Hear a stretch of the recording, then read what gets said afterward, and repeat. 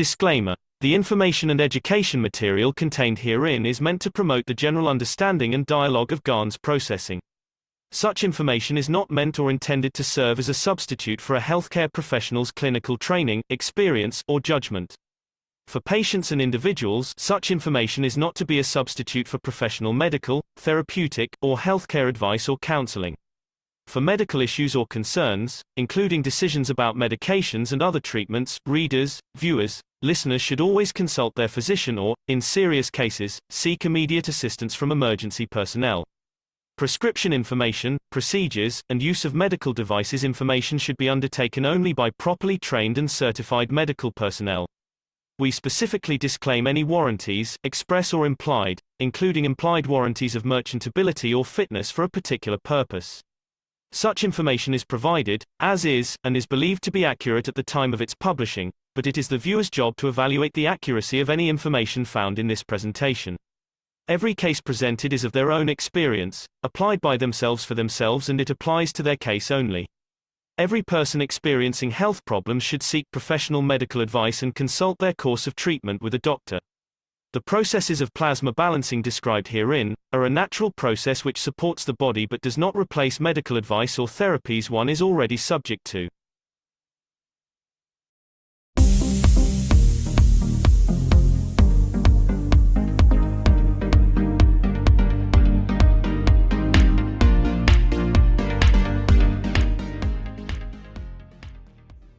Free plasma, key to the universe.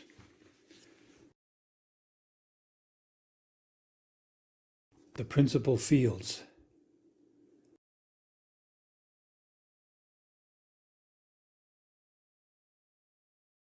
Create plasma.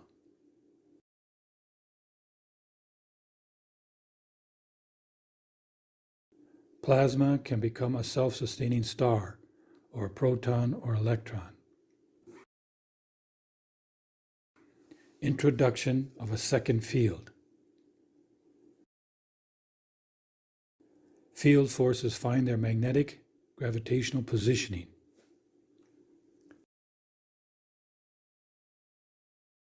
Two fields with a gap creates free plasma between.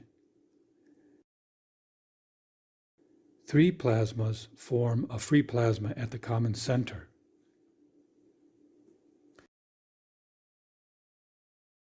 A fourth plasma allows the starship configuration with a free plasma core.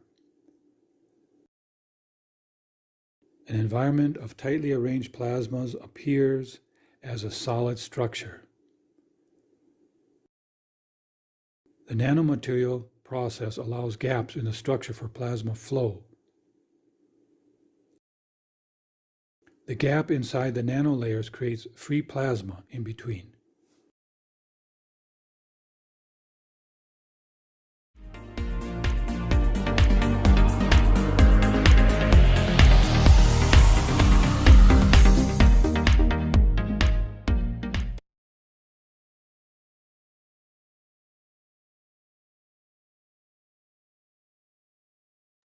Greetings and welcome everyone to the Keshe American Knowledge Team. Today is December 8th, 2024. I'm your host, Mark Anderson, along with Alex Skork, and along with each and every one of the participants as co-hosts or guests. We all have microphones and we can all contribute to the program. So feel free at any time to interrupt, add something, or think of a few questions for Alex, perhaps after his presentation would be very nice. Well, we're going to review the 567th workshop, a little bit of it. Again, we're just touching the surface. It seems no matter how much time you spend with this knowledge, it always seems to go deeper and deeper and deeper. But as we said before the program started, we're all growing into this knowledge at different speeds and different strengths. So everyone's welcome, whether it's the first day of the plasma technology or you're a senior in the university. We can all learn and understand more and more. As we know, this knowledge never ends. And that's one of the beauties of it. And of course, that keeps us humble too. But before we go anywhere or into this workshop, What we normally do is just to reaffirm the ethos of the Keshe Foundation. Remember, the foundation is delivering a new science, a new ethos, and a new language. And of course, this is part of the ethos where this particular document here is the exact document you can find on the Keshe Foundation that the world leaders will sign, hopefully sooner than later. And the religious leaders will also entertain this. And you can find this on the Keshe Foundation website and share it with others. But mainly it's between you and your soul, as I understand it. Let's let this guest in, coming in. Thank you. And so we normally, to get into an emotion of calmness or balance, we read the World Peace Treaty. And it is a beautiful document, and it is much deeper, even as Mr. Keshe said about the disclaimer. It's a beautiful document. We don't always see that. Sometimes we get tired of hearing the disclaimer. But this is another document that there's much more involved here than meets the eye, perhaps, and a first or second reading. So would anyone like to read the World Peace Treaty? Since my throat is a bit scratchy today, I developed a little scratchiness in the throat. It's no problem, but I was hoping someone else would like to open their microphone and read the World Peace Treaty. Sorry, I need to put it up on the screen or no one will read it. Thank you.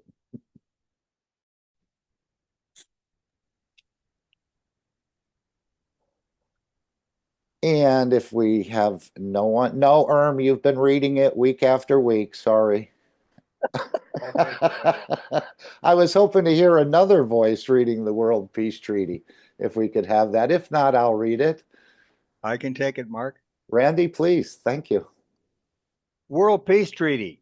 We, as citizens of the earth from this moment on, accept to lay down all tools of aggression and war.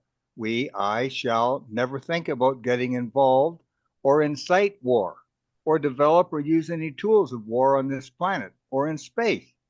And to this, we, all agree and swear with our nation, territory, council, religion, city, town, bodies, and souls. After signing this treaty, be proud to display the certificate wherever you consider being important to you that everyone can see, and know your ethos to fellow men and the mankind and other created beauties of Creator. Thank you, Randy. I was hearing someone that does a program on the internet. I think he calls it Truth Jihad. He moved to somewhere in Africa, anyway, North Africa. And he was saying this word jihad. Somebody was asking him, and what does it mean? It means effort or struggle. And the greater jihad apparently is within yourself, making yourself more peaceful or a better person. And the lesser struggle or effort would be in making the community better. So I just thought I'd add that. But again, it's all between you and your soul. And of course, that's what all these teachings are about. Mr. Keshe said, there's no peer review, so to speak, in the Keshe Foundation. It's between you and your soul. And of course, we're finding out more about our capabilities and our capacities. But it's up to you to open that up. I don't think I can suggest some things or make some comments or say something about myself, but it's you hold the key to contacting your creator, in other words. So only you can do that. So it's basically up to you. And as Mr. Keshe used to say, how much of the banana do you want to peel? So that's our World Peace Treaty. Feel free to share it with others. And so many people are wishing for peace on this planet. As again, we're getting, it seems we're getting not on 11:59, but we're right on midnight, as Mr. Keshe said. Hopefully the wiser minds prevail, but also we can use our souls and the energy of our souls to bring this about by creating conditions for world leaders, for the soul to change the physicality in them. And again, it's up to you, and we'll go into that later about creating the Dome of Peace. Anyone want to add anything about this World Peace Treaty? I'm going to mute your mic unless you wanted to say something. No, that's okay. Okay, thank you. Anyone else have a comment or a thought about the World Peace Treaty? You would think that the religions would be quite enamored with peace and this sort of thing, but apparently that's not so much the case, as they give the pretext many times for the world leaders to have a conflict. So they're part of this whole process, and it doesn't matter. We're not singling any of them out, but and we're not closing any of the religions either. And what will happen in the future time or in time to come, or what's happening now, is as people become more aware of this knowledge, they'll walk away from these sort of things. And this is part of the Keshe Foundation structure, that no one gets abused due to a lack of knowledge. And he's often fond about saying, be careful with these sort of structures, because they have a very professional way of cashing out your pocket and your soul. And of course, the soul is another thing that we've started to go into within the Keshe Foundation, but we'll get into more of that later. Anyone else want to say anything else regarding the World Peace Treaty? I think we're getting closer, as Mr. Keshe said, with the Trump administration coming in and talking peace or wanting peace and no big wars. The last time I think he held that particular office, there were hardly any new. Actually, they were trying to. So maybe this is the time for this. But again, there's a lot of forces and a lot of people whispering into the ears of these world leaders, as we know, and we've heard in this workshop 567, where again, by cutting the arms industry, you're looking at massive, massive unemployment. And we need to find something else for these people to do. And of course, Mr. Keshe said the solution is to have them work on the space travel and the space programs. And I think we'll do well to go that way and play with a new toy, and positively, rather than a destructive toy of war and killing. But we'll have to see. But I think it's getting closer and closer. We do have this window, and maybe that window will be extended as well. But I think things are coming together quite nicely. Let's just go back to our background, I guess. Oops, let me just share that properly. And of course, in the 567, there was a number of things mentioned. I think today we're going to try and open up a bit about this carbon-13, which I hadn't heard much of. And again, it's only 1% of the carbon on this planet, but it's not the matter state carbon that we're really looking at. I think it's the energy level. This is where I've been, in a way, counting electrons and protons and neutrons. But what we hear is the foundation actually works on energy strength rather than the matter state of the understanding. So I think this line of communication is different than the C14, which is a connection in a way, but not a communication. And oftentimes we see people come into these meetings where they've made a connection, but they can't seem to open the microphone, or there's no communication. They're here, but they're not communicating. So the C13, to me, at this point, at my level of understanding, is a line of communication, and it has trillions so of... Yes? T13, C13 is the level of communication in all aspects of the universe, right? Well, I'm not an expert, but seems to be what Mr. Keshe is talking about, that every structure has its own Hey, Mark, particular... can you hear me? Yes. Can you hear me? It's No, a I line couldn't. of Sorry. communication. Okay. Go ahead, Ike, please. I said the C13 is a line of communication in all aspects of the universe, not just for this inertial planet, right? Again, I haven't been across the universe, but it would seem that this line, apparently, it's not just one field of C13. That is broken into trillions of sub lines, let's say, or sub lines of communication. And if you want to communicate with a certain thing, you have to in a way, dial into that right communication line. The horse may be different than the cow, and it may be different than the plant, and it may be different than someone from the universe, as I understand it. And each one has its own separate line of communication. And for us to be able to communicate in space, this is part of the, you won't have a mouth to speak and the rest of this. So you'll have to use energies in a way. And of course, as we looked at the Keshe Wiki, the carbon 12 is about 99% of the carbon here, and the carbon 13 is maybe 1%, and then the 14 is just a fraction of something. So he's opening up something new today, and as he usually does, he said, go back and review it again and again, or review it and try to understand this line. I thought it was all embroiled within the C14, but he seems to make a specific delineation between the C14 and the C13, again, in the energy strength level, not so much in the counting of protons, electrons, and neutrons. Anyone else? And then we'll go to the workshop. Or maybe we'll go to the store next. It all depends what you'd like to do.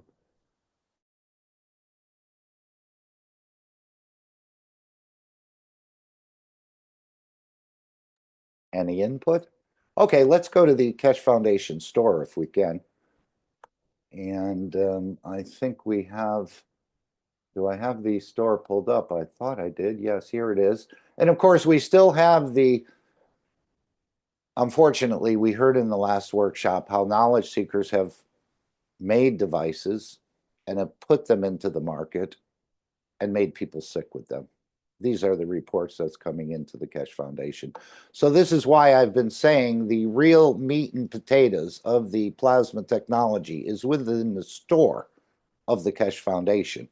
And many of these products will, the way to use, not use them, but the way to create them is not going to be shared at this time with the knowledge seekers and with others, even with high-level scientists. I think they've shared some things, but most of these things are going to be kept within the Keshe Foundation until we mature, until we realize our soul is elevated more. Otherwise, I think he said this technology could be easily abused by people taking something which maybe they even think they're doing well with, but at the same time, it's creating other problems that they're not even aware of. So we heard this of knowledge seekers releasing systems. And Mr. Keshe has always said to, in a way, I know when people were talking about feeding systems, he advised them, I'd advise you to order something from the Keshe Foundation. And as he said, unless it's KF certified, be very wary of products. We've seen that at the Brazilian Plasma Fair.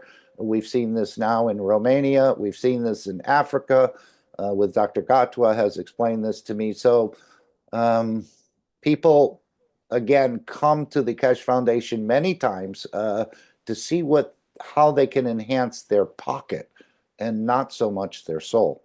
So we have a Christmas bundle here, and I think this, if I'm correct, it lasts until, let's see, December 15th. Okay, promotion valid until December 15th.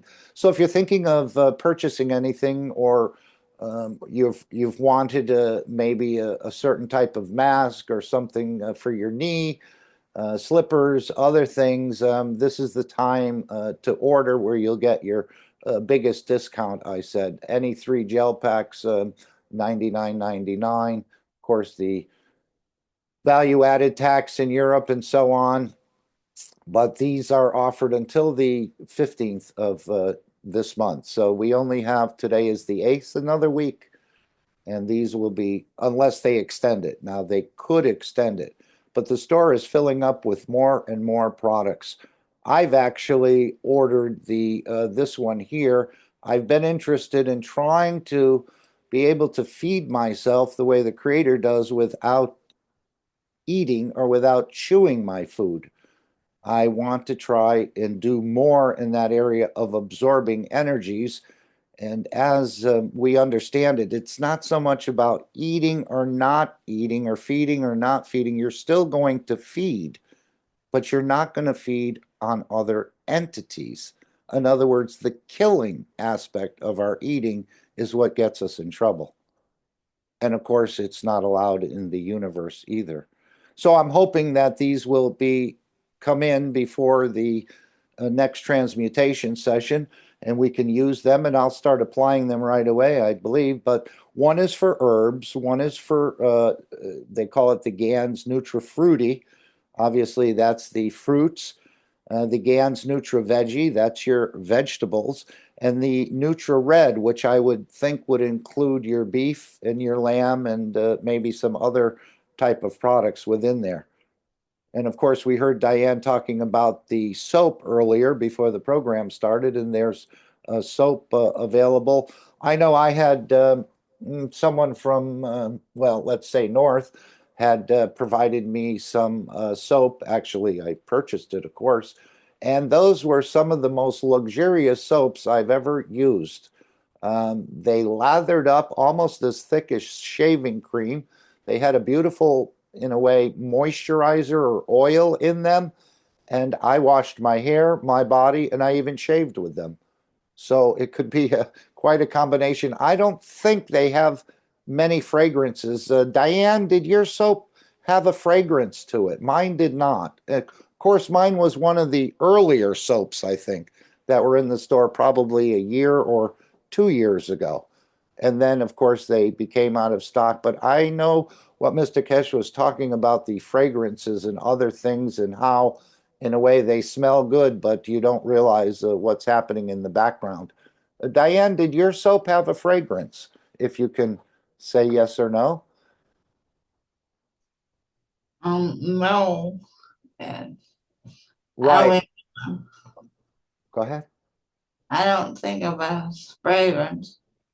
Right. Now, these seem to have one is apple, I think, one is lavender, one is chocolate. I'm not sure how they're putting these fragrances in there. Anyone have a clue?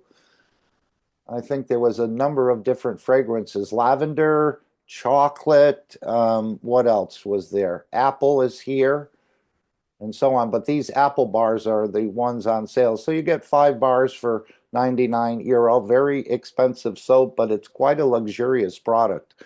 And I did give one away to a friend of mine, and they loved it. I think him and his wife enjoyed it. Not that they would order it again, but they said it was very nice, and he used it regularly till it was gone. So these are the products in the store. If you want to, rather than making something that you're not quite sure how it's done, or as he said with the pain pen and other things, these are all in a way different than what the knowledge seekers make. And of course, we heard that last workshop where they took the coil out of the pen. The coil was, I guess that was part of someone's understanding, but Mr. Keshe said they took the coil out. And even though you had some work done with them and they got positive results, it's just like a tablet. Sometimes you take a tablet for your headache, like ibuprofen, whatever they call that, and yes, you get rid of your headache, but then apparently there's information coming out how it's liver damaging. So this is why I keep encouraging, and I think we all should, Mr. Keshe as well, to order products from the Keshe Foundation. Not that you shouldn't research, you shouldn't test, you shouldn't make things, because we've had some successes with a lot of the things we've made from the CUO and other things. Did you want to add something, please? Yeah, I have a question. The soaps, are they one-person soaps or can they be shared? Anybody know that? I know, it's funny about this store. Mr. Keshe has said a number of times that these are single user products because the plasma gets entangled in the fields of one body and one brain. And if someone else uses them, like I know he talked that about the cosmic ray bundles and a number of other products, the pain pens and other things were for single use. It's not clearly delineated on the store. And many people, I guess, they've shared their pain pens and they work. But Mr. Keshe said it's almost like the amino acid. When we were using the Ubisos, apparently we cleaned it off, but it can be reset at, let's say, the mother station. So it doesn't matter how many different amino acids get on the Ubisos, they can sort of zero it out. But many of Okay. these other products, like the cosmic ray bundles, are not this, the headphones are not to be shared. So yes, you really need to check. Again, I would think the soap would be fine, but again, I have less knowledge than most on this. Anyone want to say about these soaps if they're familiar with them?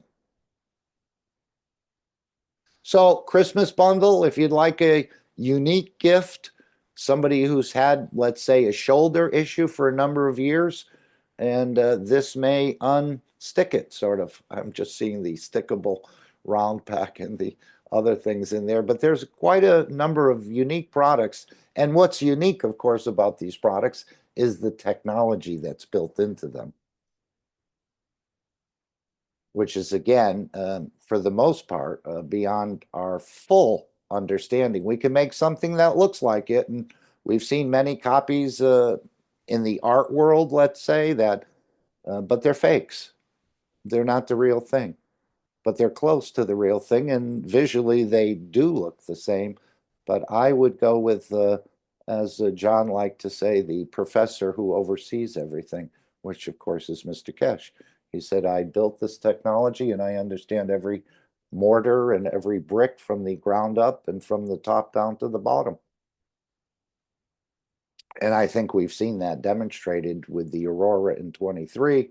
We've seen that demonstrated with the amino acids out of thin air. We've seen that demonstrated with the CH4 and many, many of the other products that are in the store.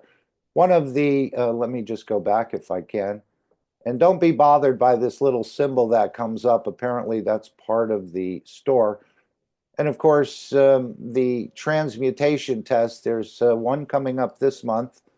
And this is about nutrition and wellness. These are 2 to 4 hour sessions. Make sure I'm sharing. Probably it's slipped. No, it's on the right page. 2 to 4 hour sessions, which you can participate in. And if you have some of the products out of the store, like cosmic ray bundles, like communication, like the discs with the hole in them, or the vision enhancement, these can all be added in on these sessions to, in a way, enhance the experience. And especially those, the food is part of this nutrition and wellness. Again, dining the way the creator dines. The creator doesn't kill any of its creation to sustain itself, but it absorbs fields. And that's what we're doing. We're just trying to absorb fields before they've created life in them. So these are pure, all natural fields. And of course, what we've been hearing in the workshop previous, and this whole idea about this world of plastics that has basically inundated us from the microplastics in the bottles and the containers and the wrappings that we use to the micro Teflon. This is all within the body of the man. You can sign up for these sessions, but let's just go back to this, what he's calling microplastics. Let's just see if I have it here. It may be on a different page. Yeah, I think it's under newly released.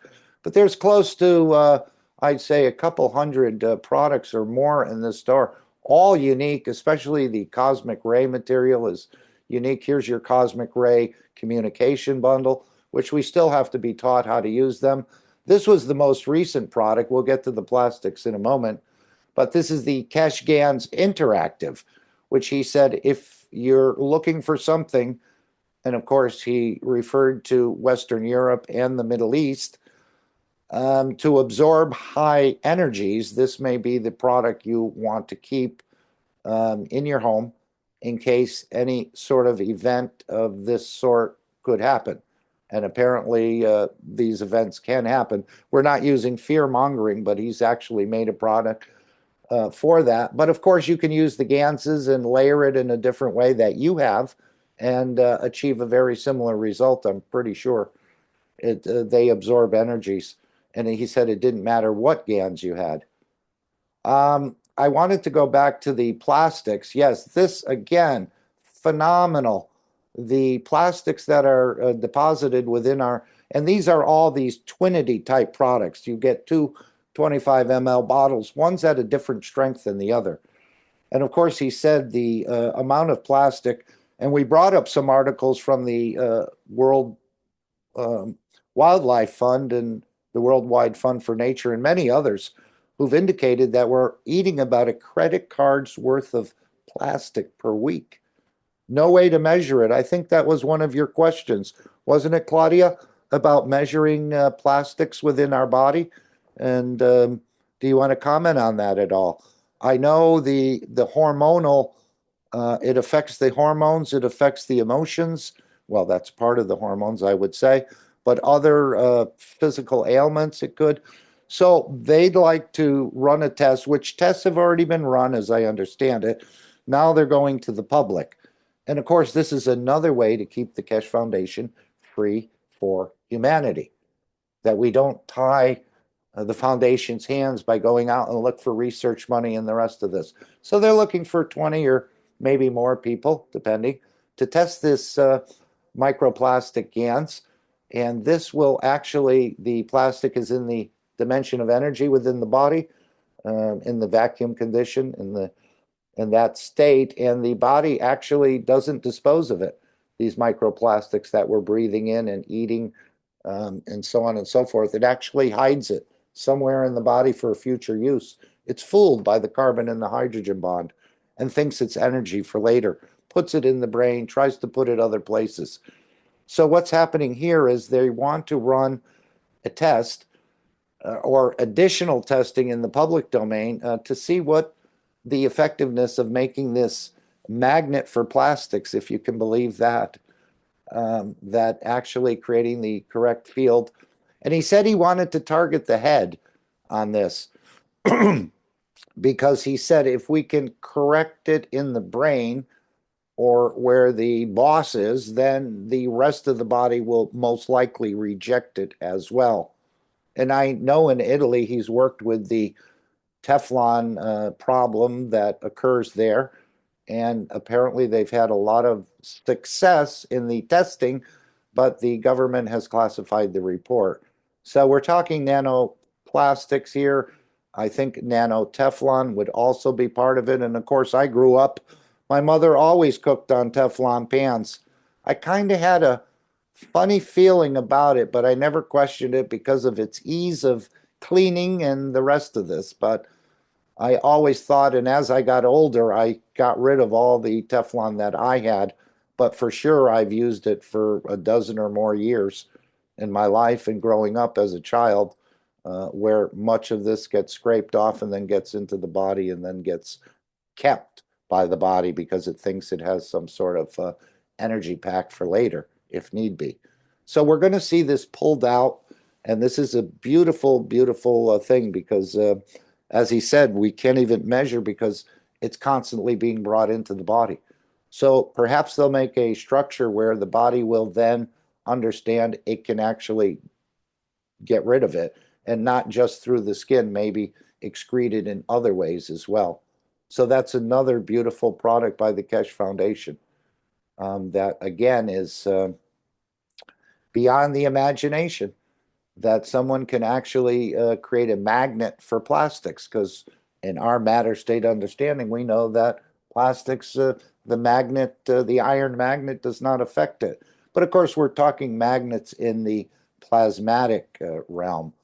And of course, we understand we can make a magnet for anything if you know how to play. A number of other products here for sight. I think he said this would help in the transmutation process, strengthening the soul, the stamina GANs, the Twinity pause GANs. I think that half of the population would probably benefit from this. if they desire to, in a way, reverse that menopause. And of course, the other ones are the flagpole GANs for the man right here. So those would be great gifts to buy. And you don't even have to be have a partner, as I understand it, to use these. You'll notice some difference within your own structure. Here's the famous pain pen, which is now enhanced. The Twinity cycle GANs for women who have a number of issues during the cycle period, a menstrual cycle period time. Detachment GANs for addictions, any sort of addictions. And many of them, again, you could be addicted to gambling or alcohol or drugs or just abusing people, I think, with your words or your talk sometimes. These are also different types of abuse, as Mr. Keshe said, with the sexual abuse and the other things. So this is detachment. And again, they probably work on multiple levels. It's not only for a physical addiction, but also a psychological addiction. So I encourage everyone to look through the store. This is another very inexpensive product. I don't have this one, but it's called the, in a way, it's a, oh no, that's, yes, alkalizer and energizer. Whereas we say, if you turn the body on the alkaline side, it appears a lot of the conditions or things, and that's always been known by using bicarbonate of soda, that it actually elevates the pH of the body. But this is something that you can just put your water in, and the GAN's in that little thing in the center, as I understand it, and it turns the water a 7+ pH. Of course, still staying in the safe zone. Again, the Keshe Interactive, which we covered first, and many, many little beautiful things that you won't find, I don't think, in any other store. This is the Cosmic Ray material, which is coming out. And this is how we keep the Keshe Foundation free and moving, as I understand it. Of course, you can make direct donations to the foundation, but Mr. Keshe doesn't want to take money from governments. He doesn't want to take money from businesses, because then the hands are tied, and then the funding gets cut off, and then it goes into multiple peer reviews, and the product may come out in 25 years or something once all the studies and counter studies and have been done. So please, if you can, if you'd like to buy somebody something special in the plasmatic area that they can test and work with, please feel free to order. And of course, I think they're getting their ordering a little bit. Sometimes we've had to wait extra time. Mr. Keshe has acknowledged this, and I think it's being addressed in the background. Anyone want to add anything about the store? Or have you gotten anything out of the store you'd like to talk about?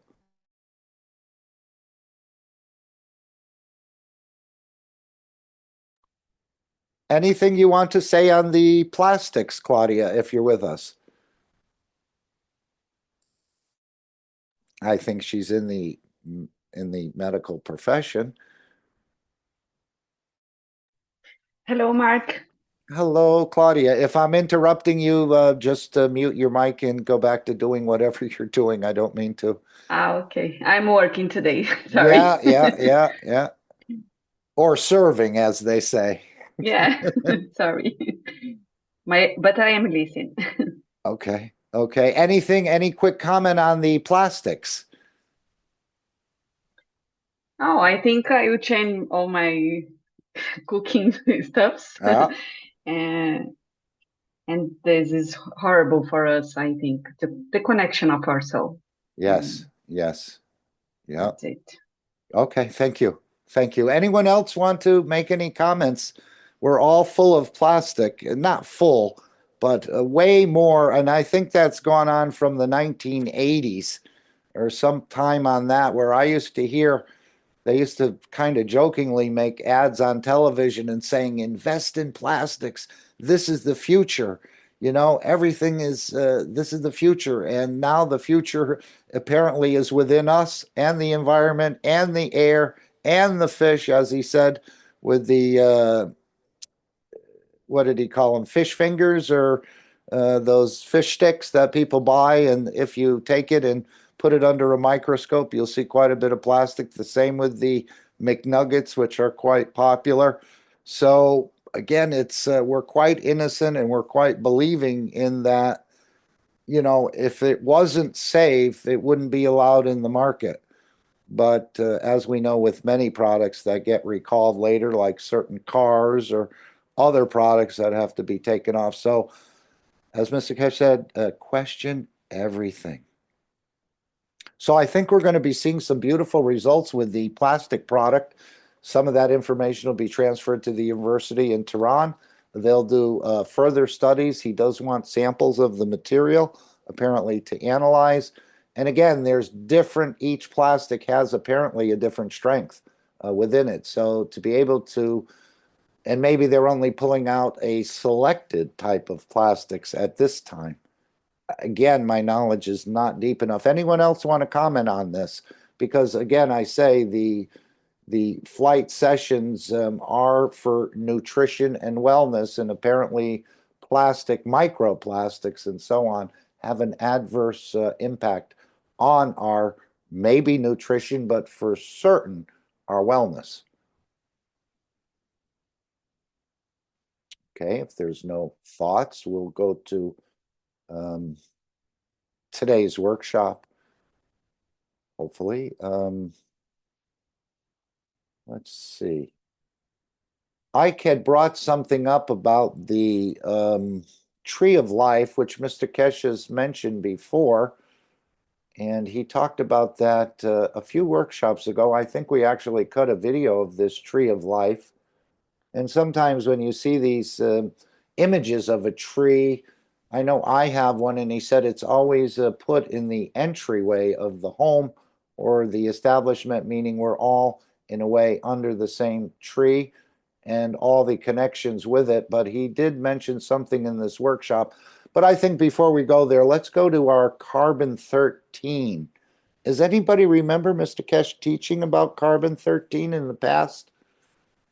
He didn't really open that up as much as he's done, or really done, in the last workshop, and it might not even be fully open at this point in time. Let's see if we can go to our transcript in our workshop and learn a little bit more about this line of communication, which he's calling. I thought the C14 was everything, but apparently that's only the connector to a location, but it doesn't allow you a communication feature. Just looking for. Can I say something?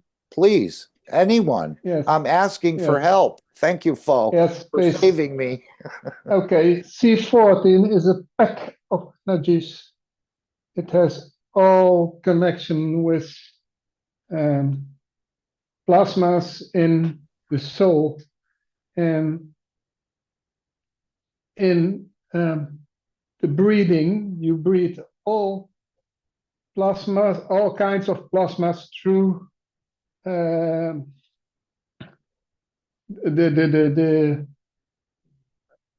cascading into the C12. It all comes together when the neutrons are elevated in a way to the level of the neutron part of the oxygen.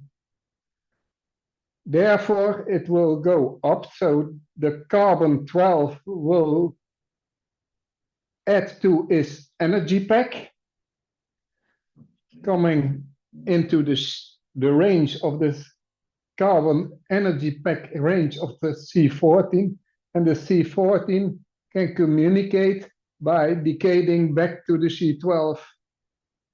That's why the emotions are so important. There can be positive and negative emotions. You have to remember that. But in a way, an emotion is part of an energy pack, or the energy pack is a translation of the emotion that is fed into it. So it's, in a way, upgrading the C12 to the C14 or 15. And from the soul level on, it will go decaying by releasing its energy like a sun, and that creates a certain aspect of an emotion. So that's the real challenge between the C12 and the C14 or C16, with the energy pack of the oxygen. But it can be much bigger. It can, when you have a soul in the most how can you say, the smallest state, like the carbon 60. In the carbon 60, there are the emotions. There are other energy packs. So they can be released only by decaying. It's not the C60 decays to the C12, but a part of it will go out like a ray of the sun, or rays, energy packs of rays like the ray of the sun, and that's what creates the communication between these two parts, between the soul level part and the physical level part. Hope you understand it. Sorry. I'm glad you do. I'm just trying to catch up with you. And we all understand in a way, in our own way, because your universe is different than mine, but there are some standard principles. I agree. I think we should go and hear Mr. Keshe. This is why he sets the table, and everyone takes according to their intelligence, as I understand it. So even if I don't understand it exactly the way you understand it, that's okay. I'll grow into a bigger understanding. And as Mr. Keshe said, we hear a lot of people saying the wrong thing about the plasma, but we don't say anything, he said, because we know in the future they'll understand more. So we're all growing into this. And as he said, to become a master at this takes a long, long time. And he's speeding up that process. But I was thinking of someone who's a concert pianist, you know, or pianist. They haven't, they just don't go from taking lessons to go performing at Carnegie Hall, or a director. It takes some time to know the ins and the outs and the testing and this and that. You know that with any knowledge anyone's involved in. It's always more deeper than what appears on the surface. So in this technology, I think, as he said, to become a master at this takes some time. Some people may achieve it much quicker than others. As he said, some people will come to the foundation and they'll go right past the GANs and the nanocode. They don't need it. They're already at the level of the soul. They understand it. And so they move in that. But so again, we're all growing in at different speeds and different strengths into this knowledge. And no one is wrong and no one's 100% right, as we know. Even the creator, as he said, I think in the last or previous workshops, that the creator is still learning about his own creation. You would think the creator would know everything about his own creation. He created it. But the way the plasma works is it has all kinds of twists and funny interactions that I guess the creator didn't expect. So even the creator is learning about the plasma science himself. I'm sure he knows most of it and feels most of it, but often he's surprised at what the creation has done or is doing. So let's go maybe to around 19 minutes here, something like this, and we'll just play this up because I think there's a lot for each one of us to take and to incorporate into your own structure. And of course, share it with the others, what you understand about it. And we don't like to force feed anyone. We allow people to take what they can take at their strength level or whatever position you're at. Okay, any comments or thoughts before I start this video? It will go on a little bit of time. and then we can go to perhaps something else later. I know, Mr. Keshe, well, even before we go here, anyone on any social medias? I think, again, we're seeing the stars come together in a way. Former President Trump in the last administration wasn't, I guess, Mr. Keshe, he said every time Trump hears my name, he has a nightmare. And of course, he was being wooed by Netanyahu at the time. So now, obviously, Trump is familiar with Keshe. And we know Elon Musk is very, very familiar with the Keshe technology, as his scientific team listens to these workshops on a regular basis.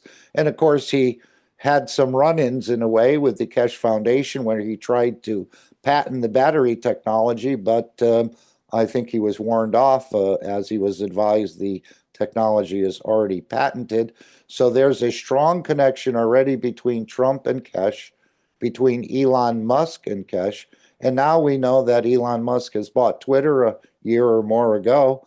And Mr. Keshe is saying we're going to enter on the X platform.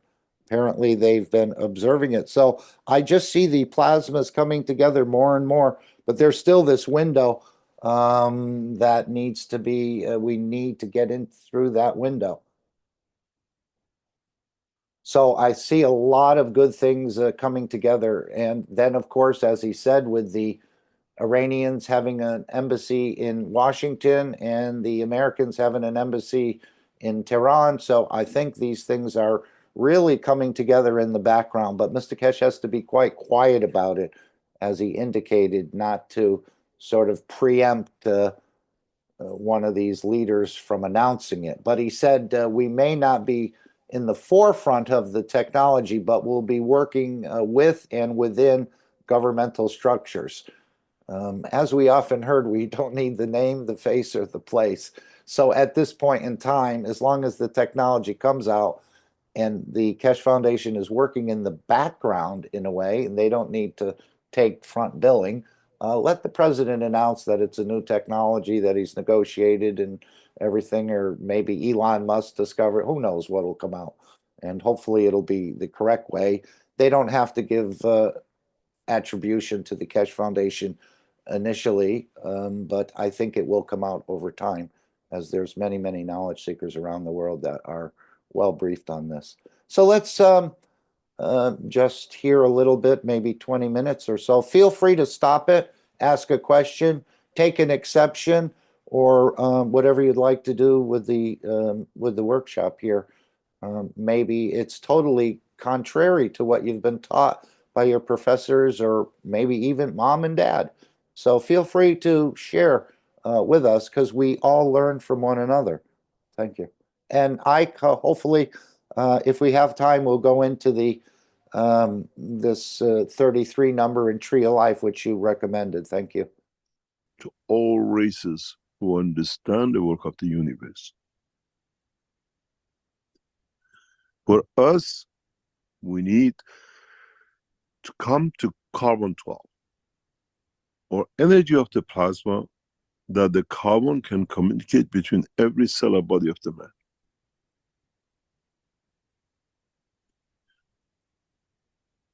We do not communicate with outside through this. It's a different, otherwise we would have been part of us. But there is a line of connection that we all understand, what we call environmental communication. It felt, it feels, communicates with our senses, which has no dimension of physicality, but in a way it transfers energy, receives energy, gives energy to us in a form of communication. It's no use me transmitting radio frequency in a FM when you only have an AM on your system. We have to find somewhere that we all communicate through it, we all understand it. In a way, if you understand, if you go to another level, Carbon-12 belongs to humanity, belongs to the dimension of physicality. Some creatures in the universe might have a carbon-11 energy. We are not talking about the structure of atom with electrons and protons.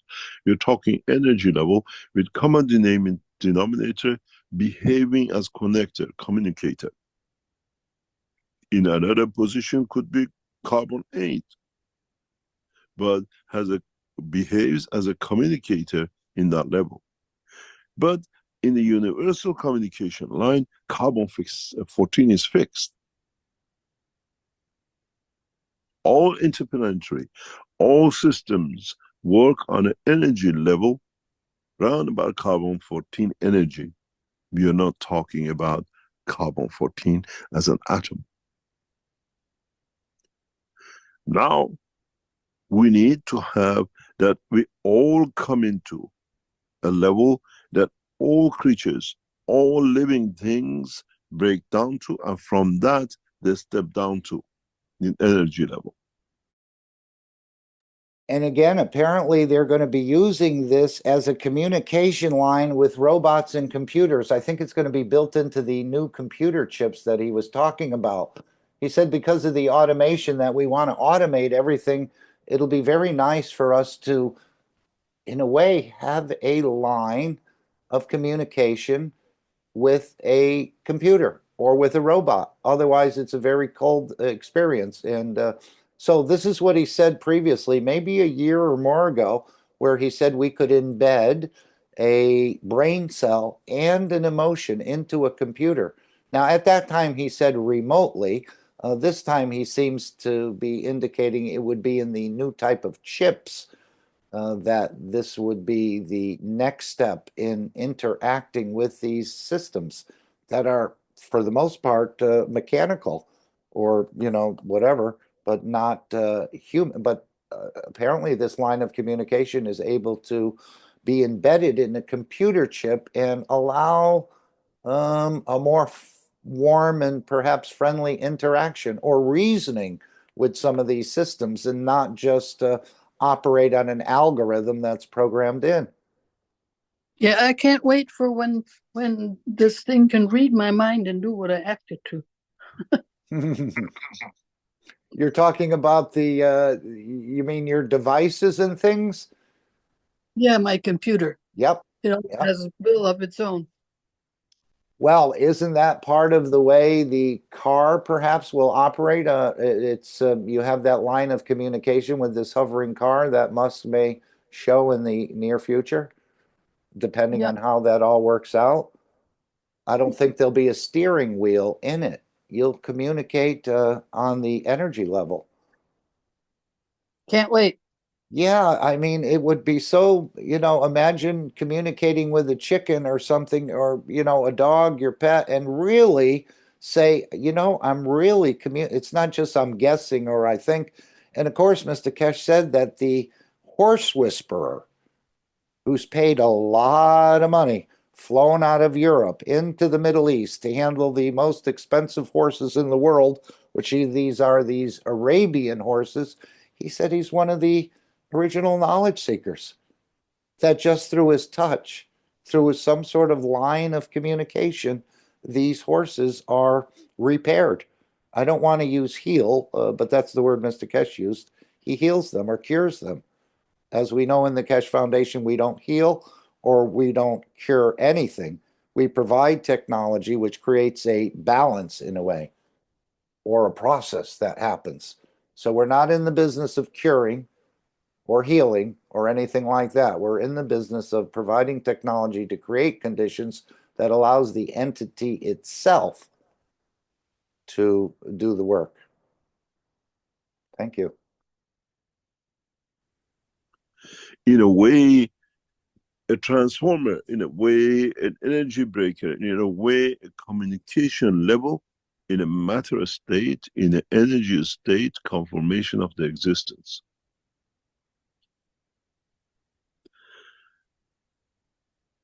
This is part of where mankind needs to open a new door in knowledge, science, of deciphering, connecting with its environment.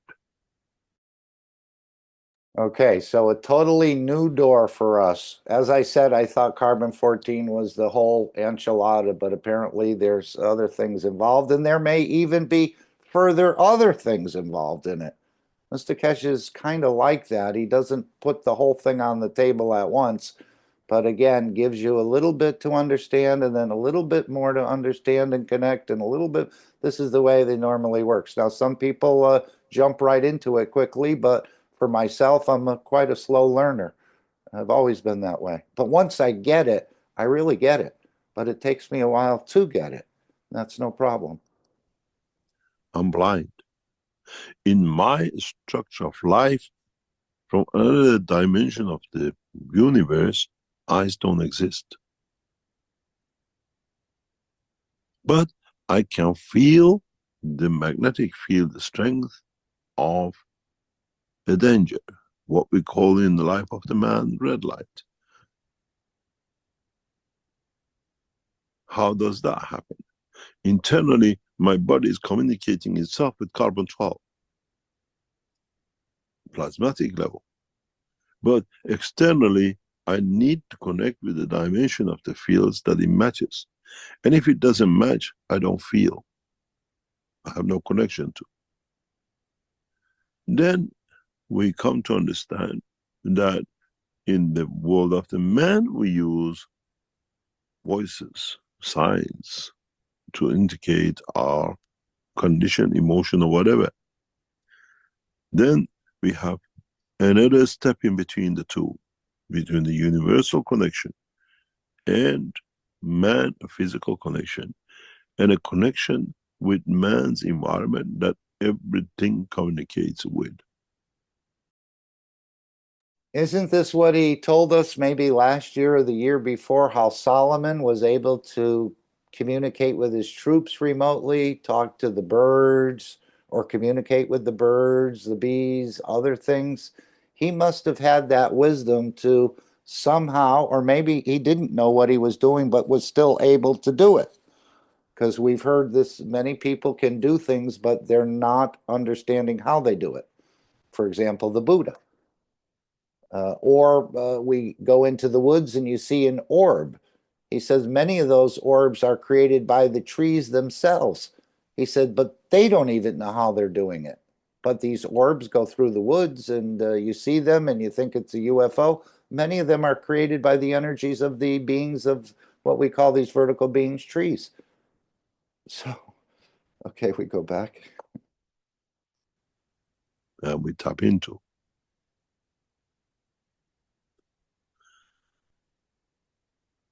In the process of understanding, if it can be explained maybe in a different language, is that when you hold a coal in your hand, do you feel the energy of it, or is it just a matter? And that's what I was always impressed with when Mr. Keshe said, hold the Gans and feel the energy in there. And I never really, I'm not that sensitive, I guess, at this point. But one of the examples he's given, and he gave another one here, he said, I can hold a diamond in my hand and I can tell you whether it came from a deep mine, a river, or an ocean. This is how sensitive he is to the communication of that entity, or can connect with that C13 line. Or can you go up to what we call intermediary energy level, which you have and the coal has, and then understand what that coal does, what energy carries, body needs, what I want. It becomes easier for knowledge seekers in the future to do this. You have heard me many times in the teachings, and outside, if you have worked and been around me in the labs, I tell you, when I put ganses on my hand, I can taste it in my mouth. And sometimes for me, it's impossible to hold ganses because the energy level of them is too high or creates a certain emotion in me. I don't like the taste of certain ganses by just holding them. Not in a plastic, but in my hand, which means there is no blockage. And again, Mr. Keshe is a very special entity, let's say, and the advice from the Keshe Foundation is you never touch the Ganses because of their high energy. So what he's describing here and what he goes on to talk about in a few minutes here is not something that you should be trying at home. He's just trying to give you an example of what he's doing. But again, he's not from this planet. So if you're from the same planet, perhaps you could handle energies the way he did in your hand, like radioactive materials, et cetera, et cetera. And maybe we'll learn to do that in the future, as he said. Well, let's let him explain. Many of you who've been around me when I hold Ganses, I just can't hold, I have to let them go. I taste it. It converts the communication line of energy to carbon-12 energy, to emotion, to a feeling, to a taste I know.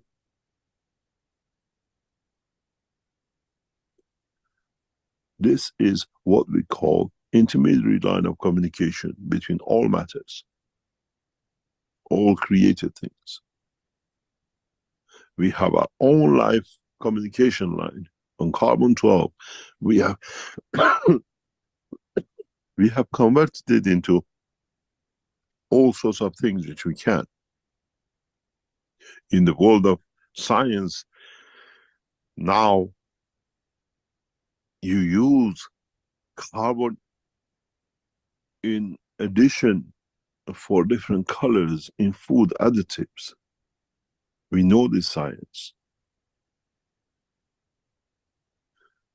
Now we have to understand a carbon level, a communication level that is common denominator between us and what we call matter detectable energy pattern in the universe.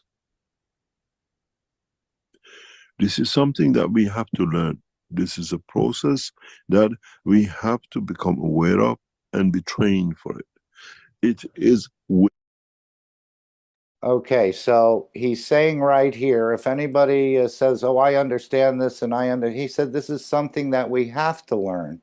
This is a process that we have to become aware of and be trained for it. So he's just revealing this now, and maybe some people have already jumped to understanding it. They've trained for it and the rest. But for the most of us, I think we need to go through the practice sessions. And again, I think we'll be given instruction on, in a way, how to practice it.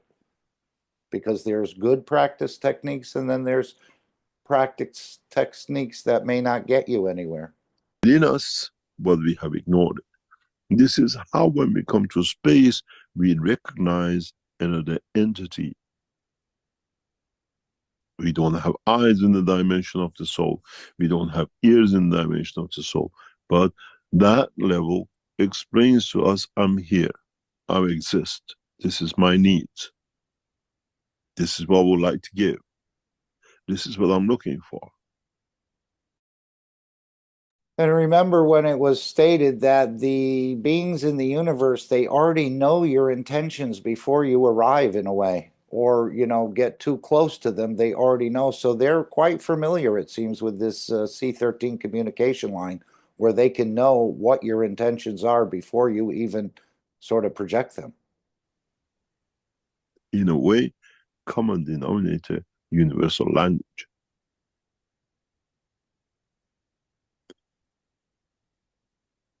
It's very much, I explained this to some scientists years ago.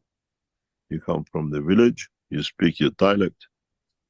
You go to town, people speak the language of a nation. And then we go to United Nations, we speak the English which all others understand. This is the same in the dimension of life.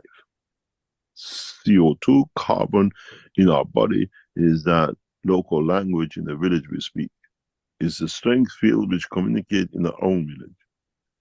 The world of existence, the city, has its own language.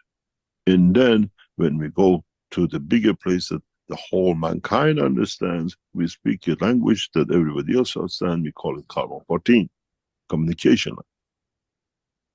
It is very interesting that how man has chosen, maybe in the ease of language, carbon and connection, which is C. Yeah, here he talks about C14 communication line. I always thought it was all wrapped up within that C14, but apparently if you want to hear or read the fine print, you have to go to the carbon 13 perhaps to really understand what is being communicated. Because he said later on, the C14 is the connection point. But as we said, you can connect to Zoom, but not have a microphone. Yes. But you know how we have the three structures of a plasma? You have the soul, the intermediary. I think the C13 is the intermediary. So when the C14 connects, it has to interact. That's the communication, the C13, before it lands to the tangibility of C12. Okay. Maybe Alex can explain than that. Yeah. I know he talked about you can have friends in the universe because he goes on later to say that the C14 is a location or a position. The C13 is the communication line. So you can not even be in that location on the C14, but still have friends in the universe, he indicated. Meaning you have a communication line with them. And the soul for sure has a communication line, but this seems to be a bit more specific. Again, I don't fully understand it. Anyone want to add something of what Ike just said to what Ike just said? Or in addition to what Ike just said? Mark, can you remember the sphere with the CO2 gas and the copper gas? Mostly, because there's always zinc oxide gas also to it. It's made in a particular way in boxes and then collected and put in a sphere. In that, I remember the boxes. Yes, I do. Okay. And do you remember the sphere? You mean the GAN's brain? Yes. So if you want to make artificial intelligence with emotion, what do? You need copper because it's a computer. It has to communicate with physical energy. Okay. And on the other hand, when you make a CO2 gas, it's exactly what he said. It's from the environment in that place. But because of all different strengths in the spiral he made of the setup, it can by how do you say that, by depleting of the fields from the outside in, creating the energy on the soul level. And that can create all kinds of things. I once made a setup, and after a few days, it worked very well. But when I came home, it smells like a slaughterhouse. So there was something very wrong. So I had to remove it. That's what he keeps reminding us, that a half a doctor is a threat to life in a way. Not to stop experimenting, no, but yeah, but you could smell it outside my house. Oh gosh! And when I came to in my garage, it was horrible. So I certainly took all the parts out, and but I had made I think I made one mistake by also using aluminium GaNs. Yes, lead and aluminium, especially when he said if you're trying to capture energies coming into your home or something in a high energy event, he said you can take any ganses except aluminum, aluminium, and lead. And lead. That's correct. Yeah. Yeah. Aluminium is what I say, it's greedy on the oxygen. And lead, it's greedy on the level of rays. Right. He goes in to say how he's holding the plutonium, and he, maybe if we were to hold the lead GaNs in our hand, we're not at that understanding to block it in a way that I want nothing to do with you. We're not at that particular level, and it can have some adverse effects. Well, lead can take a lot of rays in, but there is a point where it radiates out, and that's the dangerous part of it for the humans. Right. It may not affect you today. Sorry, go ahead. I interrupted you. No, go ahead. It's the same with the zinc, zinc oxygen. Why is it zinc oxygen GaNs? Because zinc offers himself as a protector for the iron inside. It's like when you have iron, it connects to the oxygen and it rusts away. So when you give it a zinc layer, the zinc will protect that iron. That's why it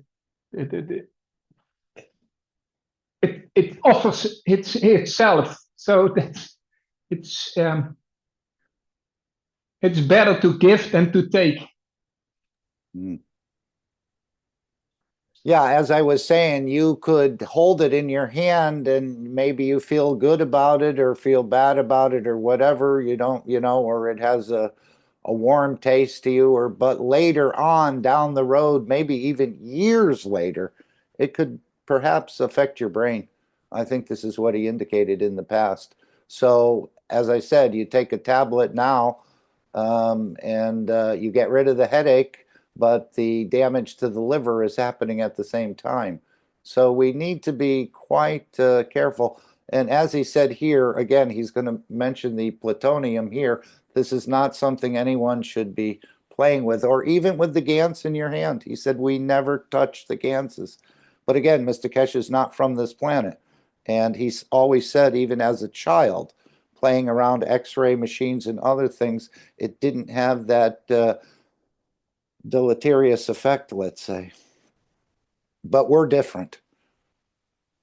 So but safety first. Always remember that zinc is on the level of the emotion. That's the most significant part. It's when someone is addicted, use zinc and that the stuff where he's addicted on, and you will create an environment that it can reach the emotion. Okay, very good. And yes. Then it could solve the problem. Any other thoughts? Okay, we continue if there's no one who wants to make a comment.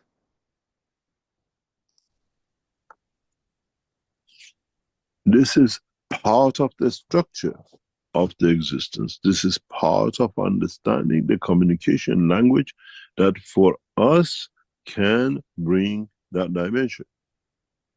Only this part of the understanding. What we have to become aware of. Then, in a way, you can carry a kilo of plutonium 100% enriched in your hand, but through the communication of line, you connect that you are there, I have nothing to do with you, I just carry you for whatever purpose. I don't need your energy.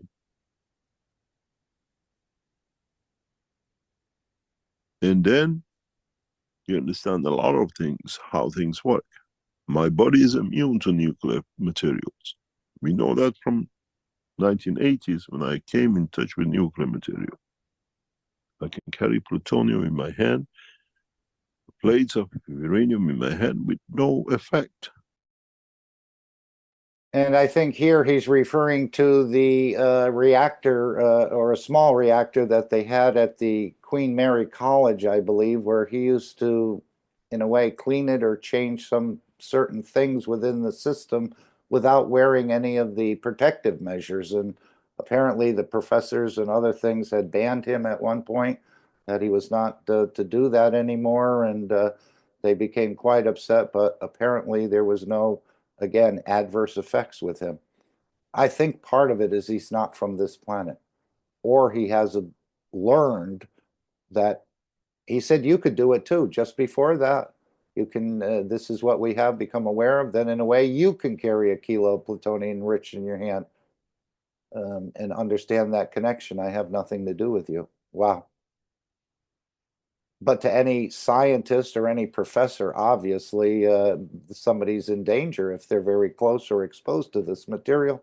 But I say, Mr. Keshe is an exception to many rules. Have I established Mark? that line of communication? Go right ahead, please. Could it be, because everything is all about fields, could it be our thoughts are part of the process? So when he said you can do it, I'm referring to Mr. Keshe, probably had that thought, I have nothing to do with you, I'm just carrying you as you project. That might be the reason why he's able to interact with no adverse effect from it. Because thoughts are fields. So when we think about something, we're also projecting the field that will match. Okay, yeah. But again, I wouldn't put it to the test until you become a master at it, at least with these high energy things. Of course. Yeah, it's a little bit out of our league, let's say, at this point. But he's preparing you for it because you're going to come into a lot of energy situations within the universe. As he said, the hurricanes, the storms we see on this planet are nothing compared to the types of energies. And even in the universe, he said there are energies that can adversely affect the soul. Not many, but apparently there are. That I don't need, so it does not damage. It does not absorb by the carbon-12 level. This is what mankind has to understand. This is how we will recognize other entities in the universe which are still in the dimension of the energy and have no physical matter entity. It's you traveling in the dimension of your soul. And this communication line is needed, is need to be understood. This is a field strength, magnetic gravitational field strength, which is the common denominator that every entity in the universe communicates through. Carbon 14 is for connection. Carbon 13, you call it, is for communication, understanding, common language in a world that has no language that man has made for himself. So pretty clear here. C14 is for connection. C13 is, you call it, for communication. And it's interesting. I was just thinking of the times I've been in the transmutation sessions, keeping the Keshe Foundation free. But many times I'll see little spots or little shapes, and I don't recognize them at all. I don't understand why I'm seeing those, almost like a kaleidoscope. Maybe these are entities which are just in the dimension of energy. I just look at them as spots or white dots or other things. But maybe these are entities, and I don't know how to communicate with them. I don't know how to communicate with them. So maybe, again, the C13 will give us a bigger understanding in that area. but it was just something I thought I'd add there. Again, slowly, slowly, step by step, we're bringing you into the process. The dark box. A man uses sword, a cow meows. Man in a space might go whoosh. But when the dark box, we know we need something. When the cat meows, we know it's something. We have to understand what the whoosh is, how it communicates. We understand it on the level of our soul of physicality. We are aware of it. We have been educated by it. In so many ways, in the world of the man, they call it the third eye, but we never understood. It's the second level communication line. It's very much like your skin level. You have the line connected to outside, which you feel. You have a middle that connects the outside to inside, and you have inner inside, which connects holes to what's inside. The same applies in conformation of the energy. That through that middle level, which is mainly dimension of the emotion, we communicate. This process, in the coming time, as we develop, as we are aware of it, will be used in communication systems like robots. AIs will make a huge, what we call, application of this knowledge.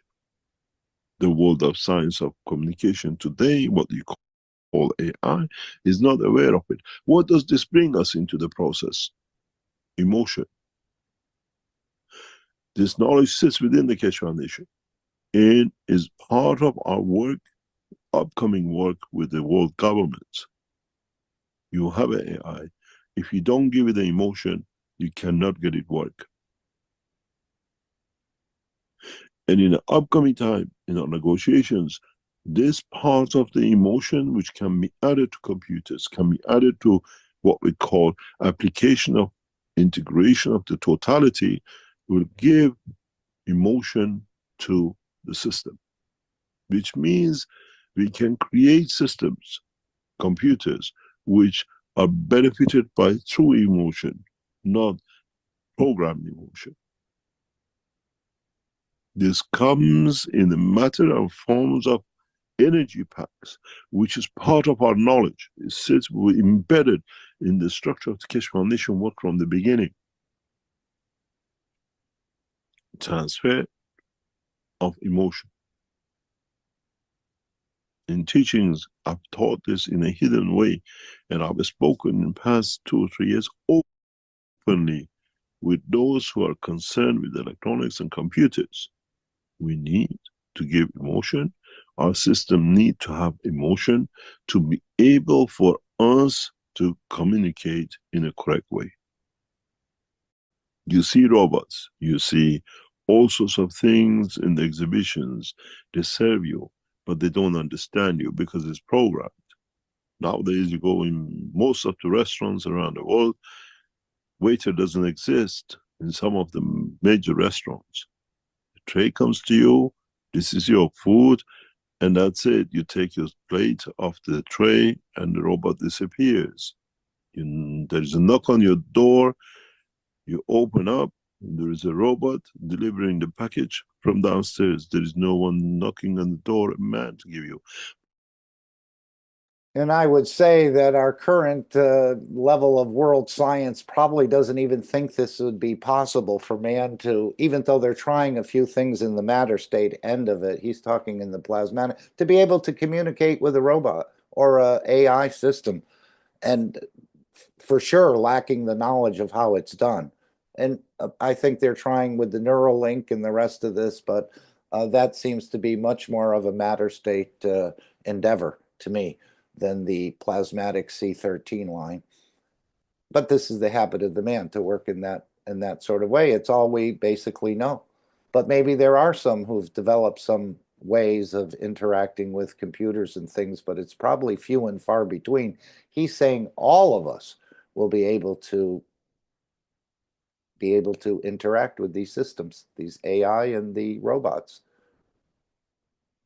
But to tell a scientist that this is possible, and as Mr. Keshe said, this has been in the hand of the Keshe Foundation since the beginning.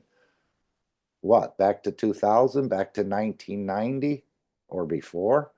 So this is a knowledge within the foundation that's been around for 34. He's just bringing it out now. As he said, with the self-charging chip, which could be embedded in a phone or other places. He said, I've been walking around with this chip in my pocket for 40 years.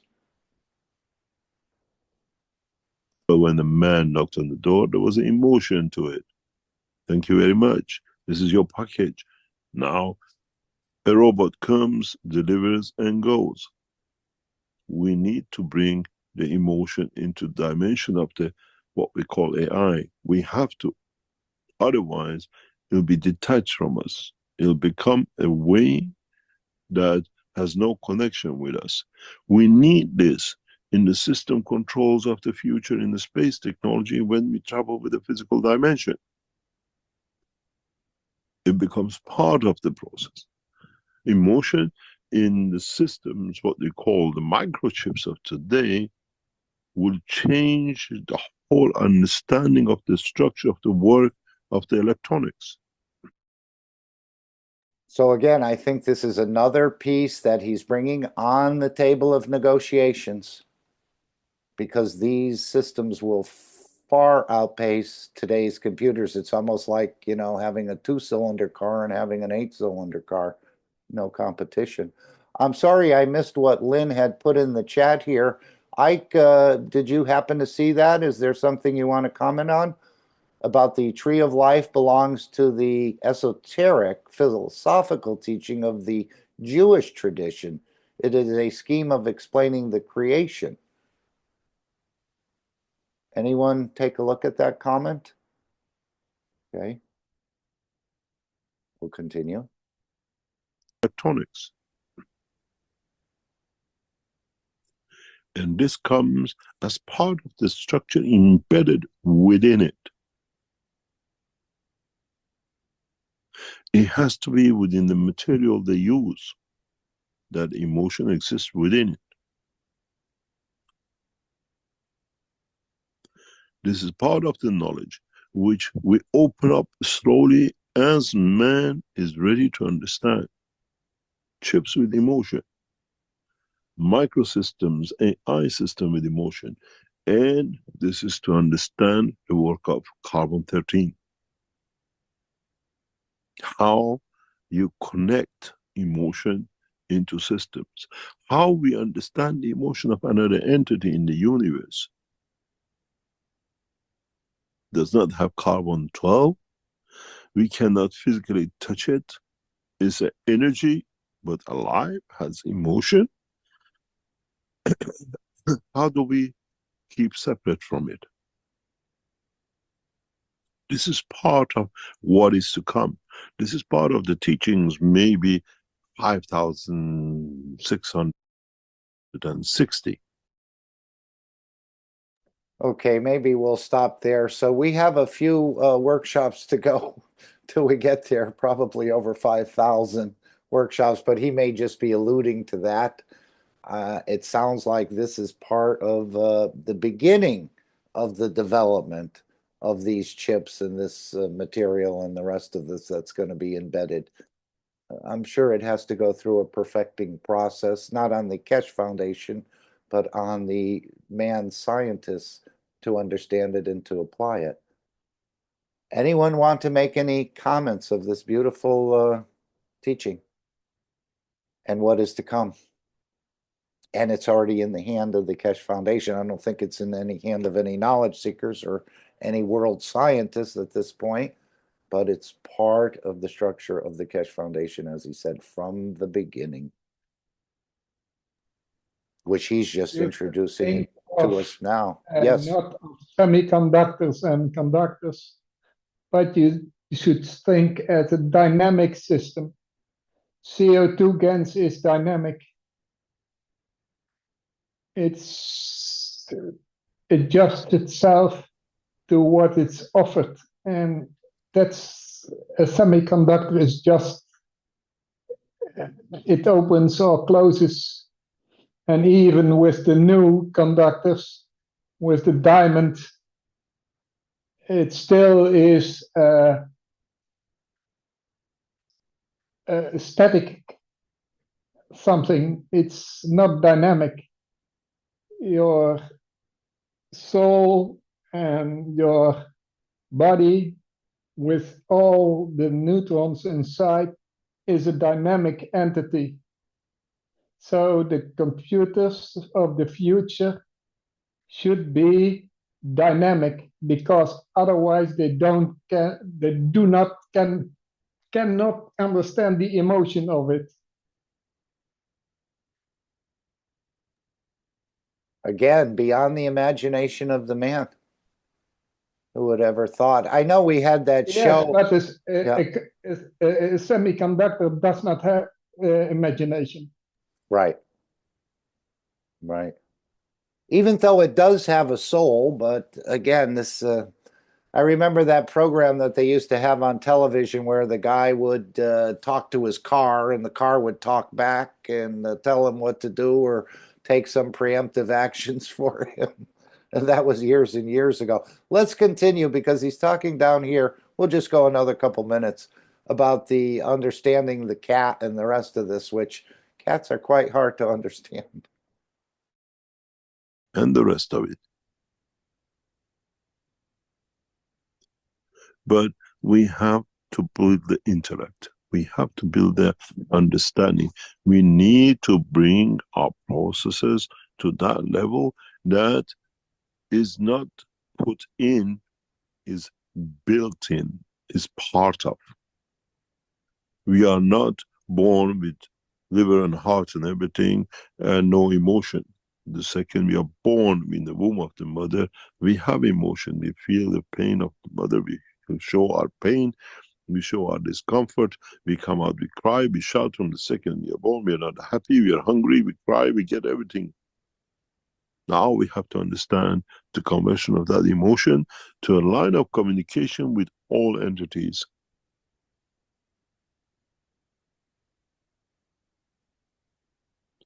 Carbon-14 use takes you anywhere in the universe, but does not let you communicate. It's an energy level. Okay, so is that pretty clear on that statement? He says it takes you anywhere. That's, again, location, but does not let you communicate. In fact, there's no carbon to it. It's easy to identify it as carbon. As connection 14 is much more convenient, and connection 12 is within the human body, within the structure of the amino acid of the life of the what we call dynamic life of this planet, and energy 13 is common denominator with all. Then we understand the cat, we understand the dog, we understand everything in the universe, because we need to understand that line of communication.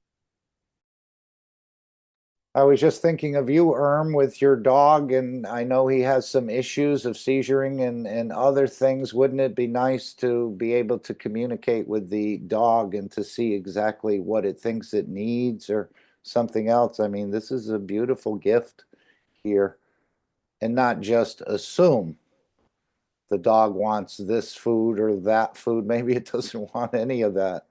And wants something else entirely, which we haven't thought of. But this is a very beautiful thing.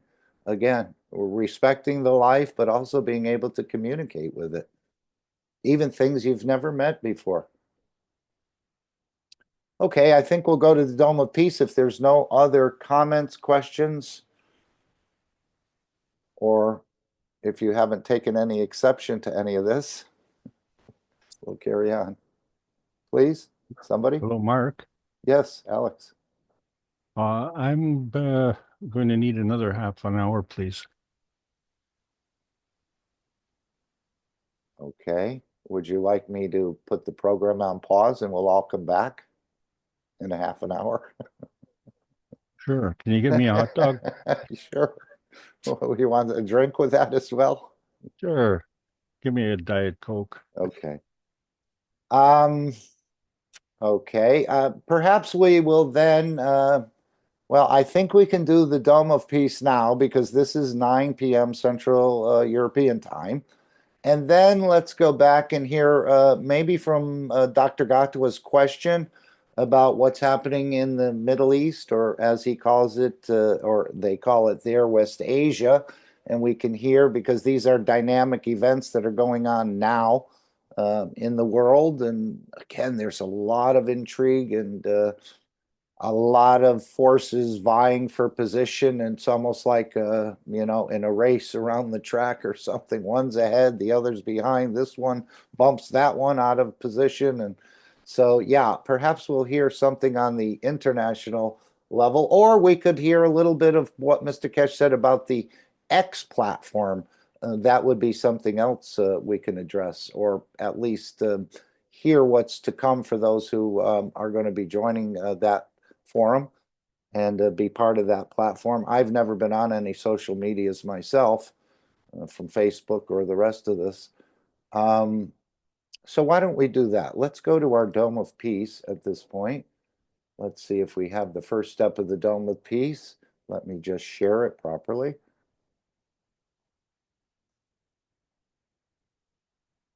Okay, the first step of creating this Dome of Peace on the planet and to raise the soul of this entity into a permanent peaceful condition and all its inhabitants is the spreading of the GAN's waters. Now, we just went through that about not touching the GANs, but we do use the water, a third of the water, let's say, above the GANs after it has settled to the bottom of the container. I mean, settled down. Now, a couple of times, Mr. Keshe has said you could put a little bit of GANs in it, and of course, you wouldn't use your hand. You may use a spoon or some sort of tube or something like that if you wanted to put a little bit of the GANs in the spraying of the water end. Again, this is something for our physicality to do. In a way, you're kind of creating some preconditions, I feel. And this is the way you sort of jokingly take over a planet. This is one of the processes. I think this was the first process. And then he added in later the power of the soul. So let's just go through this. And if you're not sure how to make a GANS, or this gas is a nanosolid, you can go to the Keshe Foundation Wiki or contact some of the other knowledge seekers. I'm sure they'll be able to share it with you. Most of it is pretty straightforward. We're not getting into any exotic things. As he said, with the magnesium GANs, you just make it the same way as you normally would any other GANs. But there are certain techniques to it and a few things. It's not so complicated as anything is once you understand it, a little bit of it. And I'm not claiming I understand much. Okay, let's hear the first part of creating the Dome of Peace. So you can join us every Sunday and every day in this process. We'll just go through this now. I don't know if anyone want to read this Dome of Peace. Anyone want to offer? I With a will nice read it voice. for you. Okay. This is what came in and what is now become a pattern. This from a guy, I don't know him, but he says, please remember this Sunday and every Sunday from now on, till we raise the soul of this planet to a peaceful planet. Keshe Foundation knowledge seekers worldwide will spread the gas waters around the world at 12 p.m. Central European Time and or 18 p.m. Central European Time every Sunday at the same time as they choose which time to suit them. Thank you for participating in this greatest movement by the soul of the man to bring about the peace on this planet as the permanent feature of the life of this planet. Okay, well, we hope you're taking part in this. I know at one point we heard that this will connect the wellness centers together. That was part of it, but I think there's even more things it's connecting together on the energy level. It has an intelligence. It knows where to go and what to do. So again, you put your intentions into it and release it.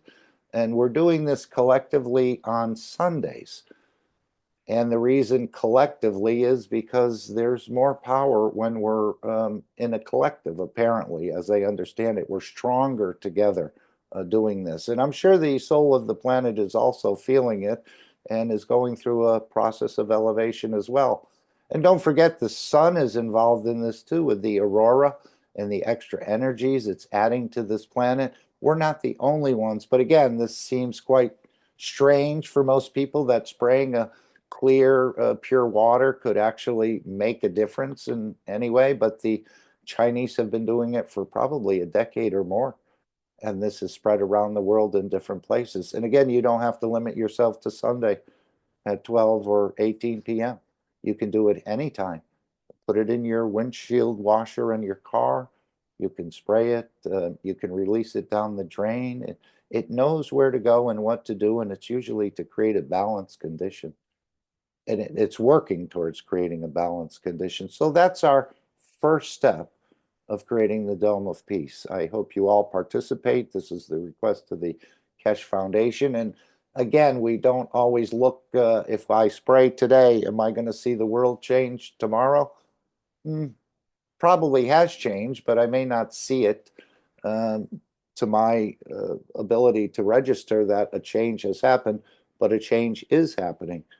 And so this is part of something for your physicality to do, and something requested by the Keshe Foundation. Many people will say, oh, this is just hokies, just keeping you busy doing things, and you don't understand it and the rest. But there's a reason for all of these things and what Mr. Keshe is building on this planet. No one knows, actually. So we're just part of it, and in a way following and as we see, when we add the GANS waters to the plants and the other things, they usually perk up and show their beauty. So I think this is what's happening here. So take it seriously. It's not something to fluff off, but again, it's up to you to decide. I'm not to tell you what to do in any way, shape, or form. So now, once this has been completed and you're sort of on that track, we can go to the second step in creating the Dome of Peace, which is the power of the soul. Thank you, Stefania. And now let's hear from Shweta.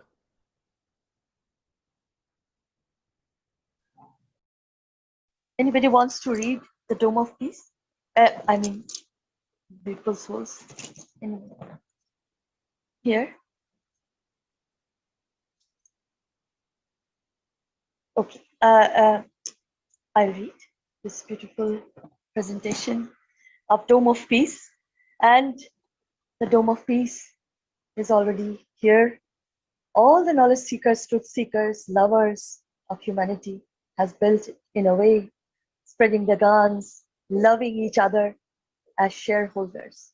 So I will read this as please remember, every Sunday from now on until we raise the soul of this planet to a peaceful planet, Keshe Foundation knowledge seekers worldwide will spread the GANS waters around the world at 12 p.m. CET and or at 18 p.m. CET every Sunday at the same time, as they choose which time to suit them. Thank you for the participation in this greatest movement by the soul of man to bring about the peace on this planet as a permanent feature of the life of this planet. Mr. Keshe suggests we add the next step to create the Dome of Peace with power of the souls, as we have already going through this with the 2 eyes. And we ask you to spread the GANS waters each Sunday. Now we give you a new path. Now try to unite each other's souls. Try to elevate the souls of humanity, soul of humanity, through your own soul to a level that no one can touch the embodiment of the human race. So beautiful. Choose a time where all of you come together on the soul level in a state of inner calmness. At that time, don't spread the water of GANS, but spread your soul. Unite, and in time, we will make a new race out of the soul of man. And then, instead of doing it once a week, do it all the time. MD Keshe. So again, it's quite a simple process. Working in the matter state takes a lot of energy and is a lot of work. Working in the plasma dimension doesn't take a lot of energy and is not a lot of work. I'll just put up our invitation that if it's your wish to see peace, the path of peace is made very clearly. It's the soul of the collective awareness by giving will create that position of change, no other thing. So and let me just bring this up. This is an invitation from the Universal Council and the Keshe family in unifying at the soul level every day at 9 p.m. For the elevation of the souls of all leaders and soul of the totality of the Keshe Foundation, creating peace in everything that exists, the Middle East and the Ukraine and whoever else you want to add in. But this is a process that'll continue. And again, we're not looking for results. It's not like you put a cake in the oven and in 45 minutes you pull the cake out and it's all done and finished and that's that. But this is a much longer process. As he said, it's not a day job, but it's in a way inculcating you to learn about serving or elevating the others. And isn't that what he said about John?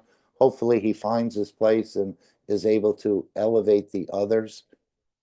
So this is what we're doing in these things, and you can take a nanosecond, you can take 1 minute every day at 9 p.m., whatever you decide. And again, nobody's keeping track whether who's there or who's not there. It's all up to you on a individual basis to sort of join in this collective way. So let me put up the background here, the one that we're using for this.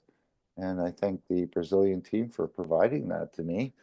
So we're going to take 2.5 minutes of silence again for the elevation of the souls of the 5+1 peace negotiators. They're quite involved with what's going on. Apparently things have been reported to them. And of course, when we saw the reactor that the Prime Minister of Israel used and said it was a nuclear to make weapons, and that now the International Atomic Agency is not believing anymore. He's been cheating. So Mr. Keshe spoke about that a little bit in the sort of the geopolitical questions that were asked, I think, by Dr. Gatwa. And then All Souls Working for Peace in Vienna, that's the place of negotiations, as I understand it. I don't know if it's continuing there, but that's where it originally started, this 5+1. The soul of humanity, the soul of world leaders and religious leaders of planet Earth, as these are quite influential. And of course, one gives the pretext to the other in a way to go to war. So we need to elevate them as well. And you can add anyone else in there you'd like. So let's take 2.5 minutes and just work through this process. Again, it's finding out more of our energy side. We're these chameleons, which we have an energy dimension and we have a physical dimension. We're quite used to the physicality dimension, but not so used to working on the energy dimension. And this is what we're learning, and the Universal Council is learning this process as well. So let's just take 2.5 minutes if we can, and we'll come right back. But choose who you'd like to send to or just give to everyone, and to create the conditions that we're not elevating men per se or the physical man, but we're elevating the soul of the man by creating these conditions of fields that if the soul decides to pick up that field and in a way apply it and change a dimension within the dimension of physicality, that the person becomes more elevated or more aware, let's say, of what sort of mayhem or problems they've been creating. I think some of them are aware and some of them are not, because they use this to, in a way, confirm their existence. So let's take 2.5 minutes and we'll be right back.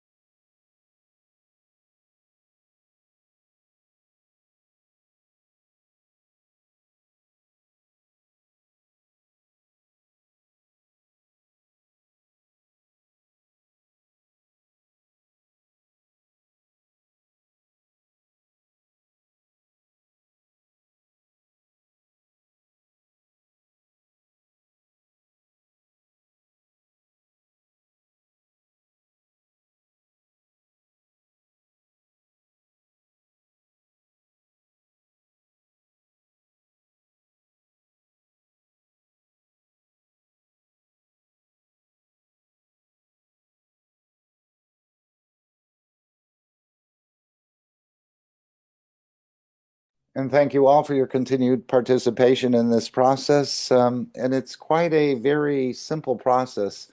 And another beauties of it is nobody fails this test. Isn't that amazing that we don't quite know exactly what we're doing, but yet Mr. Keshe said, I'll handle the physical end of the negotiations and you just practice using your souls. And no one fails this test. So everyone passed, as I understand it, even though we're not fully aware of exactly what we're doing. But we're working towards that. Now, if you'd like an actual physical meeting for this process, which goes on every day and on Wednesday, let me just share the backgrounds that have been provided, if I can. I need to do something here and see if we can share this. Whoops, I don't think I shared it properly. Let me try that one more time. I need to highlight this. No, that's not what I wanted at all.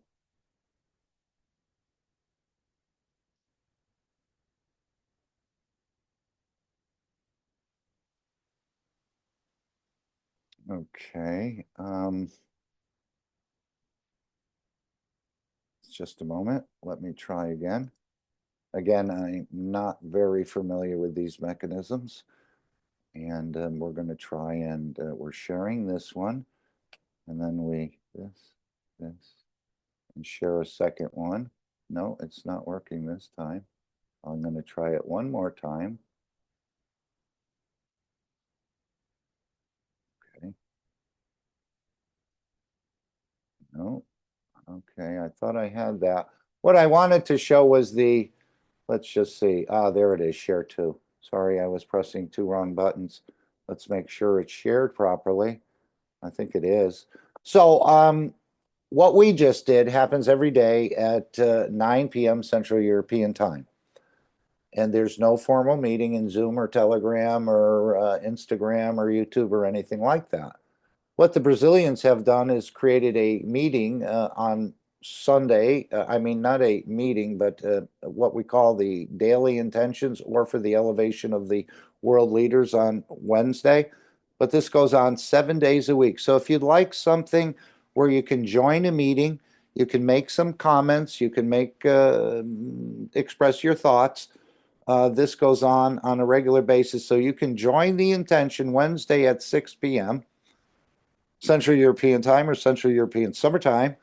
And then the other days, the daily intentions start at 1 a.m. Central European Time, which is the time zone or the time we're on now. So you calculate out. And you can join the Keshe right here, Keshe.Brazil. KesheBrazil.com. You can join on the YouTube channel. Usually they put the links in. So if it's a meeting you'd like to attend and you have the time to be there, that's great. I know there's people from all over the world and many others that aren't there on the soul level. You can participate and have a choice to be in an actual meeting if that's what you like. If you're at work or you're busy with something else, you can just join on the soul level with the other members of the Universal Council and knowledge seekers and everyone else who's participating in this process. I think there's tens of millions, if not hundreds of millions of people wishing on a daily basis for peace. Even though they don't understand, they're still wishing for it. And I think that wish is powerful. The belief creates the emotion is connected to the hydrogen, and the hydrogen creates the conditions for that wish to be fulfilled. But again, it's not a day job. So feel free. The Brazilians are very accommodating. There's no harshness. No one's going to be critical, or there's no yelling or anything like that. It's just a beautiful, peaceful, calm meeting that everyone can attend and participate in. So we encourage you on that level as well. Let's check in with Alex, and just to see, I'll just switch this background.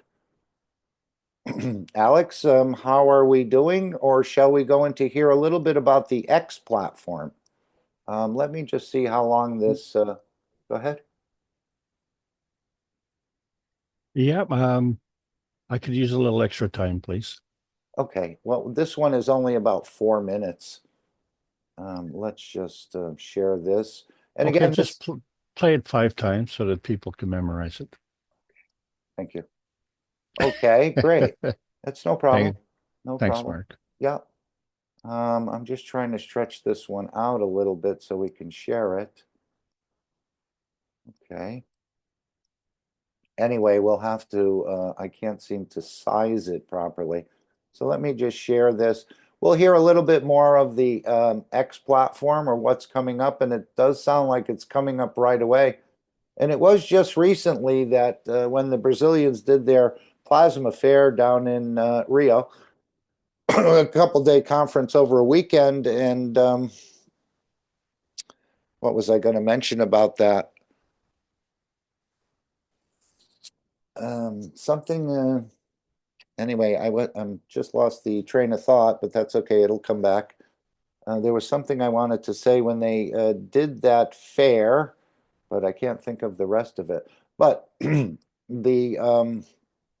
Keshe Foundation is moving. Apparently, they've been observing the X, and they've gotten their blue line, as he said.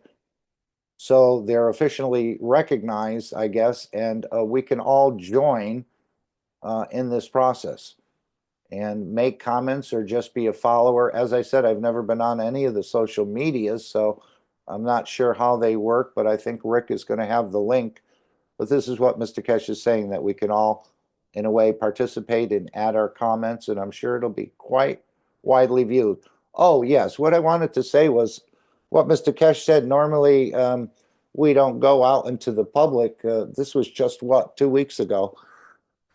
He said normally we're working more in the background than we are in the public domain, but he said that could reverse in the coming time. And so now what we see is that the forum for Twitter or X, what Elon Musk is calling it, is going to be part of the structure of the Keshe Foundation in a way, or where Mr. Keshe will make some comments, other people will make, and as Rick said, it would be great to have a sort of a discussion with Elon Musk and Mr. Keshe.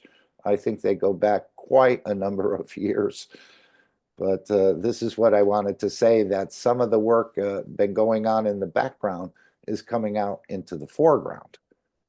And this obviously is a worldwide platform reaching hundreds of millions of people. So let's just play a little bit of this. See if we can, let me just back it up a hair. I think we need to go back.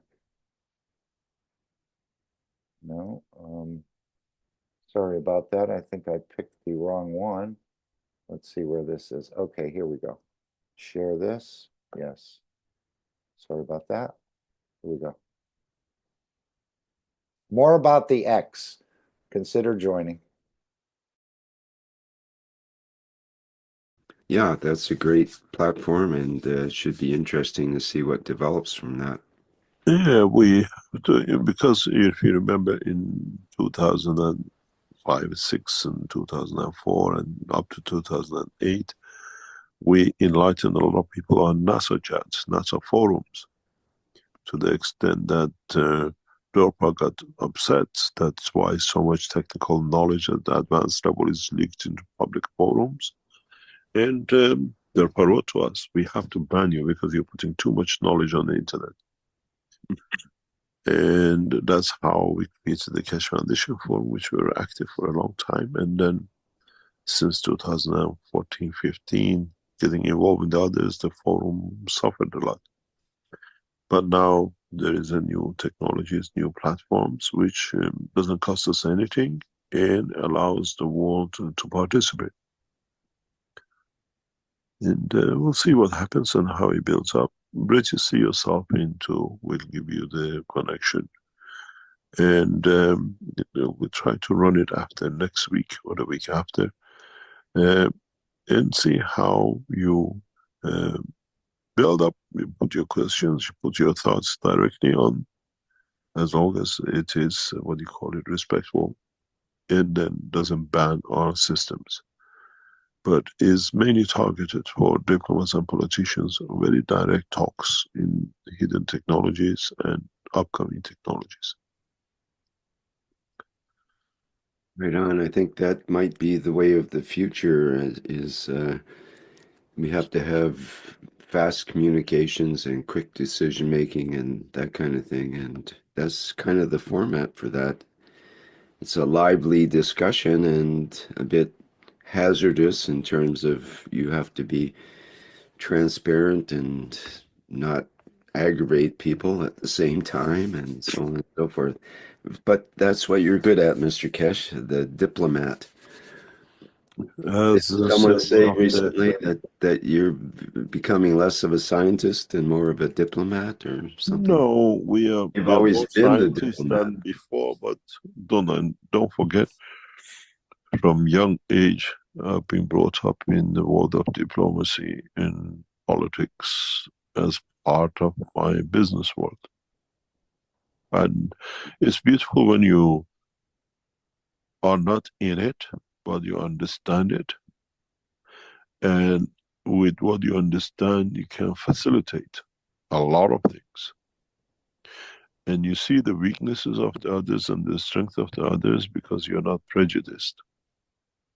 And I learned this very, very, very effectively. But some governments, some politicians, and some diplomats uh, try to brand you as one or the other because then it changes for them to be able to pigeonhole you. Okay, any thoughts on anyone on X right now that would care to admit it?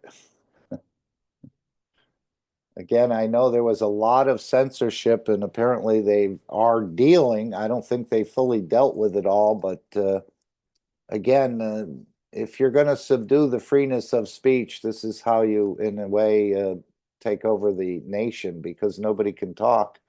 That's what I kept joking with Rick. I said, are we going to be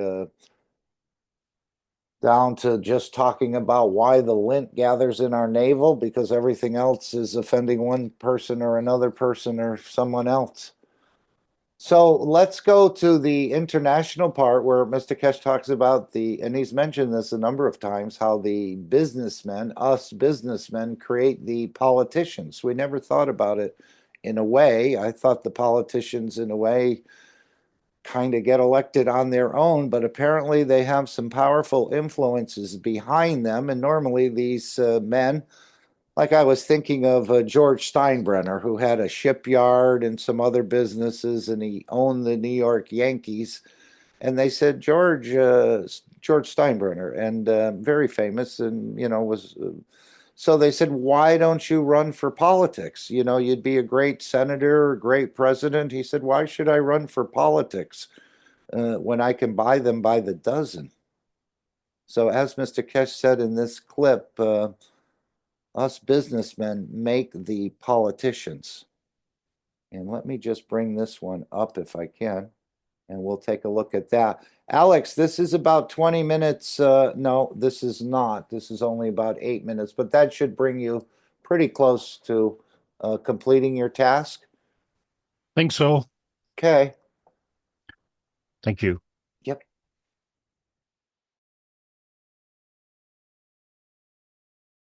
A little bit more of how the businessmen actually make the politician. And of course, normally it's to pass laws or to get things through or to ban certain rules that the business has been subject to and the rest of it. So it's a lot more things going on in the background than appears in the medias, let's say.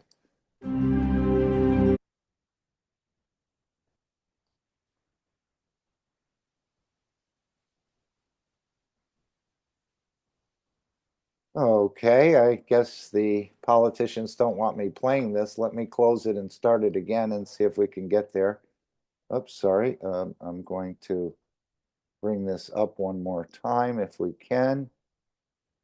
Okay. Why that didn't start, I don't know.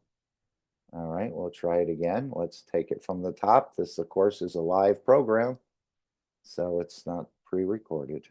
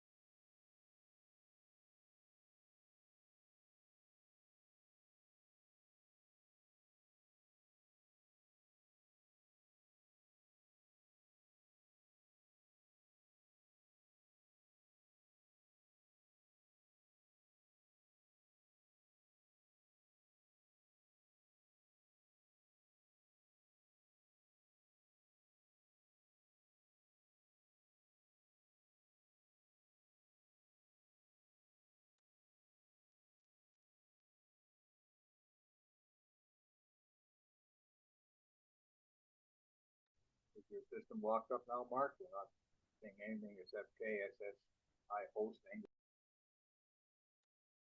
Mark, we are not listening you. Or we are not seeing anything. Like, let's say, Okay, Kennedy's as let me ambassador reshare it. to We'll Austria start from the again. United Thank you, States. Claudia. They come through the structure of the politics because of their Okay. background. Just a But moment. Okay, let's see. Where is this? Why isn't it showing here? Now we are seeing, but I think you have to begin again. Yeah, I think so too. I'm just trying to find where it is on the Yeah, sharing. because you're on the store. No, this is part of, I think this goes into this video, I think. Let's make sure. Yeah, this is a part of the video, Gail. Thank you. Okay, we're going to start it again. And we don't need to hear the front, but we can see the announcement.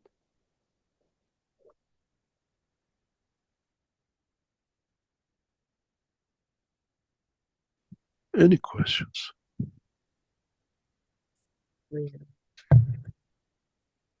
Well, I was quite enlightening, this idea of diplomats and politicians being separated. I've kind of lumped them together in a way in the past. Is it okay for everyone? Are they seeing it now? Yes. Thank you. But I can see there's a big distinction there. You see, you got to learn, I learned, and I always said very earlier, us businessmen make the politicians. If you want to become a member of parliament, you need money, somebody to support you, to promote you, to advertise, pay for your promotion and everything else, and then you stand in public. Very few politicians come in through the rank of being a mayor or whatever. So politicians are controlled by business people, and you spend $10,000, you get a man to the parliament. It's very easy to do that. You don't need much finances to get a man into parliament to make a politician. And I think we just saw this with the vice president, where the very wealthy billionaire has apparently financed his whole political career, and now he became a senator, and now he became the vice president. So the media never really tells us or reports too strongly on these businessmen who are actually I would call them, in a way, puppet masters of the, not always, but for the most part, if you want to continue getting those funds. And I think in the United States, the Senate campaigns are $20 million or more, 30 million. And so to run a campaign, you obviously, fundraising is the number one, getting reelected is the number one objective of most of the politicians, but you need the money. And so therefore you have to, in a way, ingratiate those who finance you. Politician out. Diplomats are different. Diplomats start as a pen pushers in an office. Very few diplomats at a high level have come in through other ways. We see usually, like, let's say, Kennedy's as ambassador to Austria from the United States. They come through the structure of the politics because of their background. But 95% of the world diplomats, ambassadors, consuls, what do you call it, attaches, have come through diplomacy. They come through usually they've done history and literature in universities or politics. Then they work as a civil servants in foreign offices as a junior, and they build up their numbers. I remember one senator in the United States, Robert Dole, who used to say, you cannot buy me, as a politician. But then we added in a line, but you can rent me. I just thought I'd add that little funny in there. They show some talents, and then they find some connections internally. Then they become consuls and ambassadors and attaches. When you speak to a politician, he is interested to be, what do you call it, to earn what we call money for his retirement. From the beginning, when you do, he looks for the power. The diplomat has already reached the power. You pay 10,000 to make a politician, you pay $1 million to talk to a diplomat. Because when the diplomat reaches that high position in influence, this is the last stage for him. He could be moved from one embassy to another, but most of the top level ambassadors, like to some major embassies in the world, French, German, London, New York, Beijing, Moscow, Brazil, and India. These are the major, what we call diplomatic high points for ambassador. And to talk to them, to get them to do what you want, because they set their mind, they worked a lifetime to get there. They are seasoned diplomats. They understand the diplomacy. They're very expensive to handle. And it's very hard to, what you call, position. But there is a way to get to these diplomats, which you go through politicians, which you go through the foreign office, the people you put as a member of the parliament, to push that to get what you want at the end. It's a game. And when you want to influence the policy on the ground, in the other countries, you work through the, what we call, ambassador, you understand his language of need. He takes you to the foreign office, you see your presidents, and then through there you influence what happens on the commercial side. The successful people as a structure is where they use one for the other and the other one for the other one. And each one has a structure. Each one has a way of dealing and handling and understanding. Some of the knowledge seekers have been with me in a meeting, sitting with the world leaders, world ambassadors, ministers, because they've seen how I lunch, and I usually invite them to, in the country I'm in, the suite for a dinner. Everything is spoken to on the table. And in some occasions, knowledge seekers have been with me, but I trust closely, to sit with the world leaders, the world ambassadors, and they're shocked how human they are. At the same time, of course, I work with diplomats as well as with the politicians. Okay, so you can see it's not what it appears to be. A lot of people use that expression, it is what it is, but I've always said it's not what it appears to be. I just thought I'd pause it right here. I see Carolyn is with us. I don't know, Carolyn, if you'd like to give us any update from that region of the United States that was devastated by previous hurricanes and other things. Is there?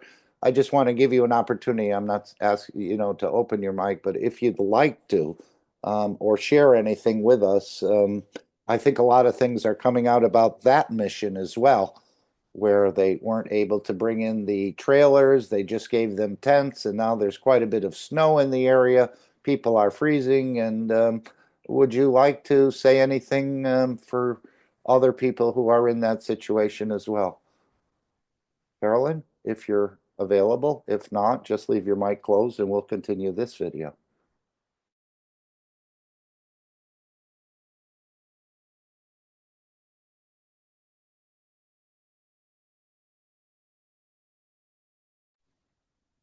Okay, let's continue. If you change your mind, just open your mic and we'll pause again.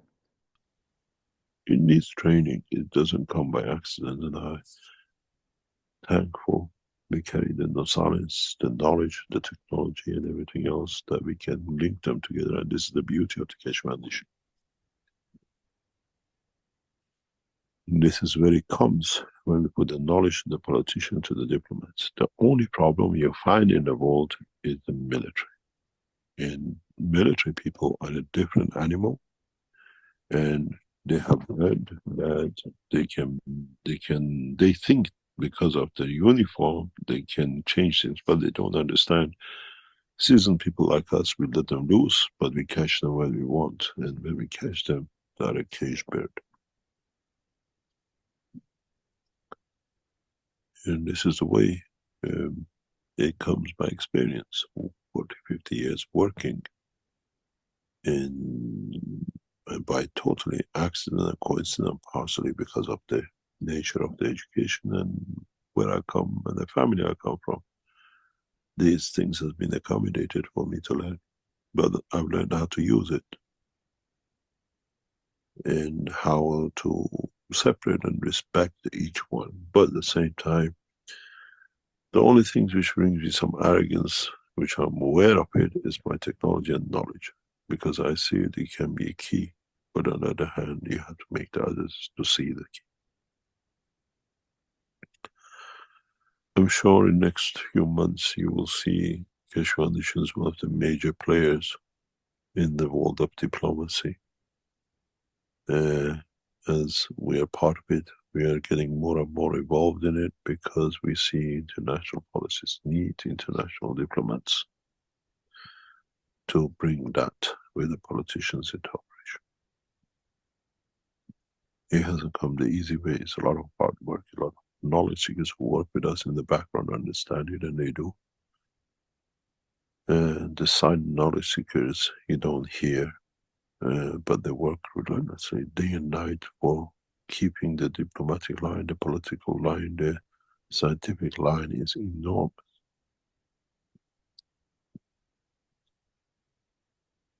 I thank all of you for all the efforts you have made, and you still do. Any questions? So again, just to stress, we thank all of you for all the work you've been doing in the background. As he said, we're all carrying a very small piece of this very large carpet. But you see, at Mr. Keshe's level, he's got 40 years or more of experience in this diplomatic realm, as he went through a little bit about this Tiny Roland, who he used to work with, and so on and so forth in a way. So this takes somebody who's pretty well seasoned. I know he had an issue with the Iranian diplomats that were negotiating at the 5+1, was it last year or the year before, and said they were quite young in this whole process.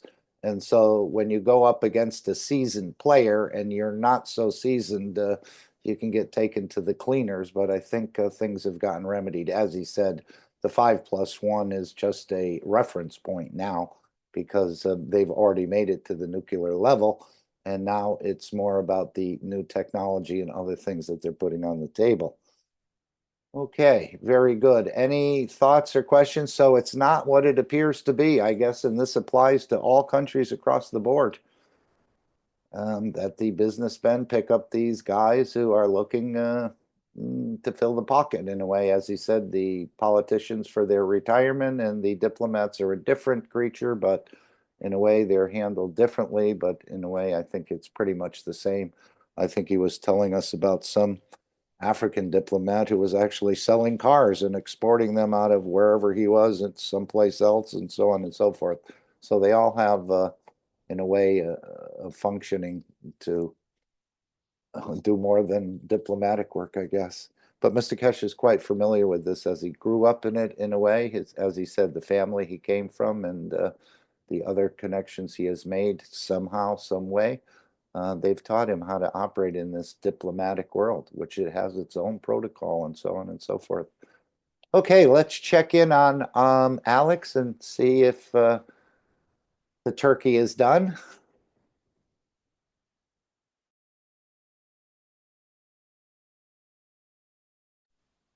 If you're still with us, Alex. Is it coming out of the oven yet? We're hungry for your sharing. You have no idea the trouble that I've had. And I don't want to share it in particular, but please give me another 10 minutes. I'm almost there. Okay, I think we can do that. Is there, maybe we should go to Ike's question. Ike, did you see in the chat what Lynn had written about the let's just see if we can find the chat. Sorry, I can't view on my phone. Okay. Okay, what did she say here? Something about let's see. Thank you for this evening. I will continue listening through the video. Just a couple of things I wanted to leave with you. The tree of life belongs to the esoteric philosophical teaching of the Jewish tradition. It is a scheme of explaining the creation. Mario Morgan, the American author of Mutant Message Down Under, speaks a lot of telepathy. The author traveled and lived together with the indigenous people of Australia for around 4 months. Maybe this is a separate thing. It's not connected to that. The Aboriginals in this particular tribe communicated, okay, via telepathy, but they spoke out of politeness to include their American guests. In the end, she learned how to communicate via telepathy, as well as when she returned to the United States and continued to communicate with her friends in this way. Well, we all have that ability. I think it's just a matter of becoming aware of it, as he said, practicing it, and learning about this line of communication. And often, Mr. Keshe, not often, but in the past, has referred to Solomon as being able to communicate on this level. And sometimes we do. Maybe we just make that connection and we're not quite aware of it. But when you're, as he said, when you go out into space and you have energies without any physical dimension, but they're still an entity, you're going to need to know how to communicate or interact with these. And it's only on that, apparently, the carbon-13 line that this takes place. Or as he said in the workshop, if you're in danger, you need to be able to communicate that without a mouth to someone else who's traveling with you. So this is all about this line. And let's just see. I think the word danger was part of this. D-A-N-G-E-R. You feel danger. Okay. Okay. The body of the man will behave differently. We got ourselves in a position because we are aware of all lines of communication. We could listen to a few minutes of that. Again, we're just laying out the table and continue with the carbon-13-14 understanding. He's just opening this up from what I can see. It's nothing that I've really, or I'm aware that Mr. Keshe went into depth about. And let's just highlight this. And then we'll bring up our workshop if I can. And where are we? About 48 minutes? I don't think we heard this earlier. Let's just bring it up to about 48. Maybe we spent 20 some minutes. Okay, let's start here. And we'll just hear a little bit more till we get that the next presentation is ready to go. Computer microchips, which are fluid, very much structured, the same as the brain of the man. Even our brain, due to its solid structure, in a way, gel structure, limits the expansion of totality of understanding the whole energy structure of the universe. If we could liquidify the brain of the man as it is and allow it to work in the dimension of the connection according to the intermediary energies, the body of the man will behave different. We will never commit crime. We never get ourselves in a position of danger because we are aware of all lines of communication within the level of the environmental condition we live in, all the rest of it. We are worried about the hurricane, we are worried about the storm, we are worried about something on this planet. We haven't entered the universe to see the hurricanes of the universe, which is plasmatic field only, and there is no matter state. So apparently our brain is playing a role in limiting the body of the man. Oh no, he goes back there. If we could liquefy, let's see. If we could liquefy the brain of the man as it is and allow it to work in the dimension of the connection according to the intermediate energies, we'll never commit a crime. So there's something about the brain that's limiting us as well in its state that it's in. I know he talked about creating a spherical structure, but again, maybe that's in the dimension of energy.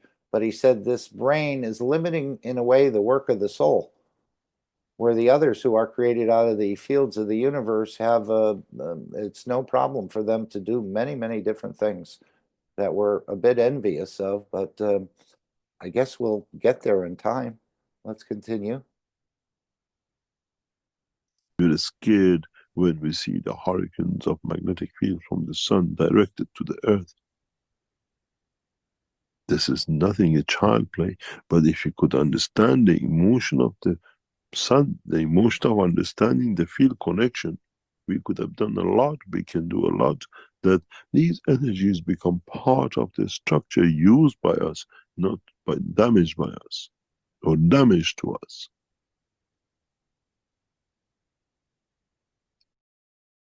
So that's what he said. I'm taking you out into the universe as equals, and again, as an educated traveler. And I know what it's like to travel without education, as I had to buy a few extra tickets and got delayed and this and that. I'm not a seasoned traveler. So it creates quite a bit of problems for you, and this will happen in space. So Mr. Keshe, this is one of the reasons I think he's kind of, he said we're too much in a hurry to get into space in a way. And one of the problems, the biggest problem man will face is ignorance. I think he said in that Italian interview with the lady from Italy, is the ignorance. So, and that ignorance can obviously get you in all kinds of trouble. We continue. In the process of development of this technology, we bring in new knowledge, new breakthrough in understanding the fields which connect man to other physical matter entities on the line of communication, not in the line of connection. You travel on a jet, but you speak in the jet in the language with the others. Carbon 14 is that jet. Communicating and living is that carbon communication line, what I call carbon 13. And you are the living thing, which is the passenger, which is the carbon 12. Now, that level of communication opens the full, what I call universal language for man to communicate with others, but feel them in their emotion, their needs and the energy, and not to see a man, how tasty he is, how well the creature good to eat. Is not an orange, is not an apple, is an entity life with full intellect, children and offsprings, and being an offspring of the others like a human race is not for you to eat. Okay, let's just pause it there. Check in with the patient. Are we ready, Alex? We can continue. We have another so many minutes left in this video. Or in Sure, this. let's finish the video and I should be ready by then. We can go Thank to you. the end of the question. Great.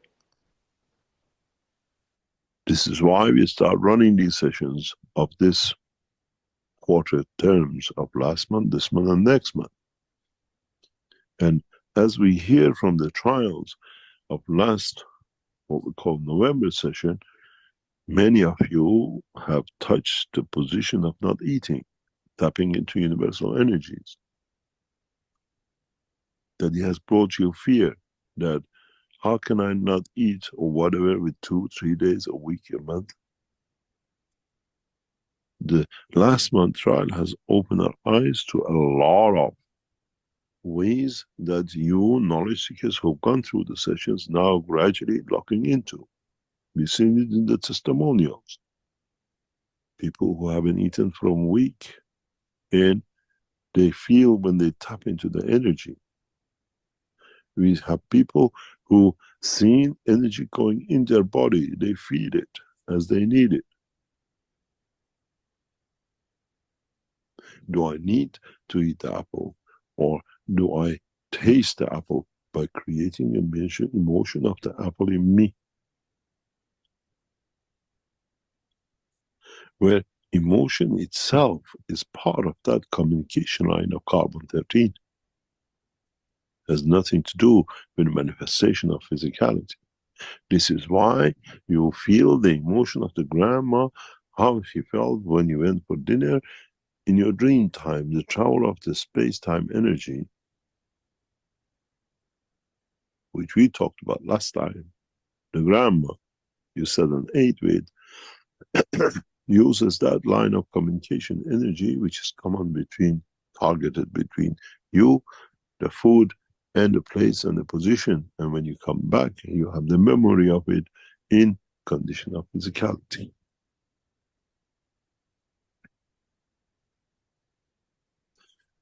Understanding this line of communication, understanding the new plasma technology, and understanding to create emotion within the structure is necessary for us, especially when it comes to the space development. And this is what he said about this hair product that's being tested or in development now. It'll be changing the color of the hair by the emotion, by changing the emotion. I know he said this in the past. None of us, well, at least myself, have been able to do it. With just a slight change in emotion, you can change the color of the eye. And I would imagine, and some other things as well. And this is what he's using in this new hair. He's going to call it, he said, when I mention hair, Gans, you'll know what I'm talking about. So this is not for growth of hair, but this is for color of hair. And as he said, you can go to blonde. I guess you can go to black, brown, or red hair, depending on what you want or who your companion is. Whether they like blonde or they like brunette, you'll be able to change this. And again, a slight change in the emotion. So again, another fantastic product that's going to be in the Keshe Foundation store. I certainly wouldn't buy any hair color change from any of the knowledge seekers. I don't know about you, but I think if they would had it, they would have already marketed it. But again, even if it worked, the other side effects or other things that they haven't foreseen within it could be a danger. So you might get the blonde hair, but at the same time, you might get something else you didn't pay for, or that came along for the ride because the knowledge seeker didn't understand the depths of the interactions of the plasma within the structure of the body of the man. Just my thinking. Anyone else?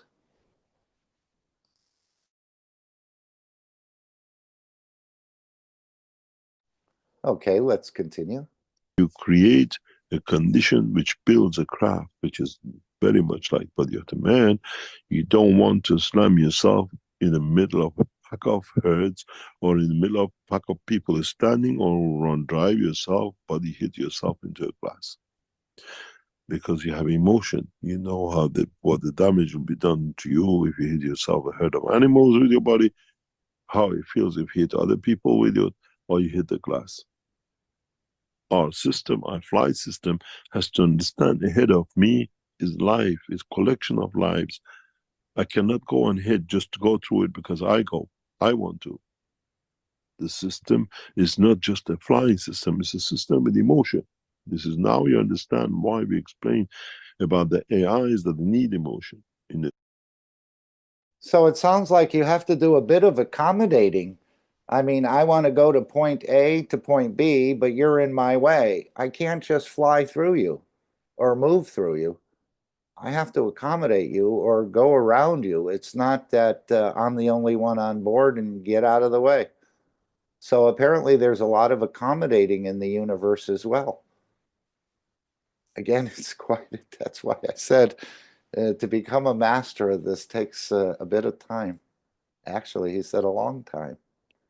But we're moving much farther than we were before the Keshe Foundation, for sure. In the dynamic, plasmatic, what we call future plasma computers or chips, this is part of the structure of. You thought, oh, show us the flight system. We go, supply system has to have its own emotion, has to have its own understanding and energy in respecting life with people who accept the responsibility of within it and those outside it.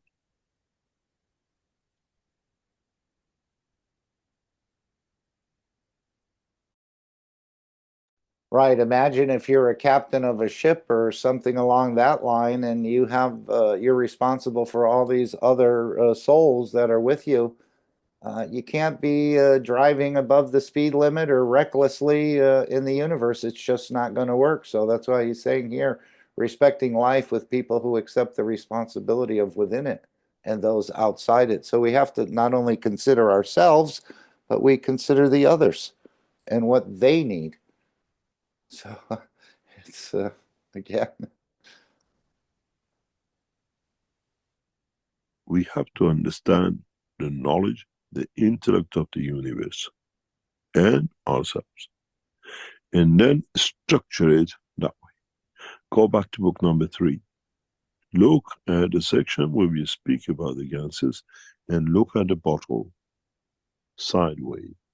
And I explain the ganses sit in different layers, and you see different color ganses separated in different layers. now maybe someone told us earlier today that they looked all through book 3, but they couldn't find the picture that he was describing here. Maybe it's in another book, or maybe the person missed it. But this is about the layering of the ganses, and I know I did a test like that a couple of years ago where I put different ganses in a container and then shook them up and allowed them to sort of resettle out, although I think I had too much CuO in it as opposed to the other ones. But one day we'll show that picture there. It's just a small container, just to see if they would go back to their different field strengths, and they did, for the most part. That is the future of what we call space computers, microchips. There is no line of connection. There is no separation, but all within. And the word in the book, when I put it in, I said, one day I explain what it means if they don't understand it. Maybe today is that day.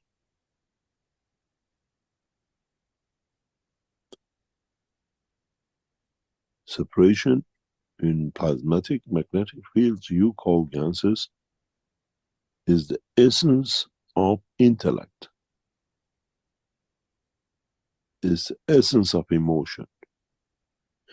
And once man learns how to separate ganses, create them, how to move them, and not even with like a body of the man in the brain fix the position, then you understand the beauty of the creation, and when the doors opens up to the knowledge of the universe.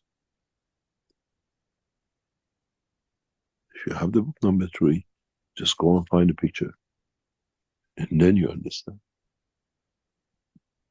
Hidden in that picture is the structure of the future computers. It's a structure of the creation of the systems with emotion where ganses don't mix. And if you understand the implication of it, that's what it means. That mixing creates a condition of communication, and in that communication, respecting position, as we always said, you put magnets together, they find their position because what they're accommodating each other, they communicate each other. This is a good place for me. That communication can be created to be as a strength field of the emotion. Then you understand creation of the new, what we call plasma chips, is on the card. You've seen the first one in the book, released 10 years ago. But you have to learn how to tap to this. And what field energy to use. What it means to work in a level of energy, what it means to work in the energy of matter. That you can excite, increase, decrease the fields of the emotion. I made man in the image of myself. then you understand this is the way the creatures and the creators work on the same level.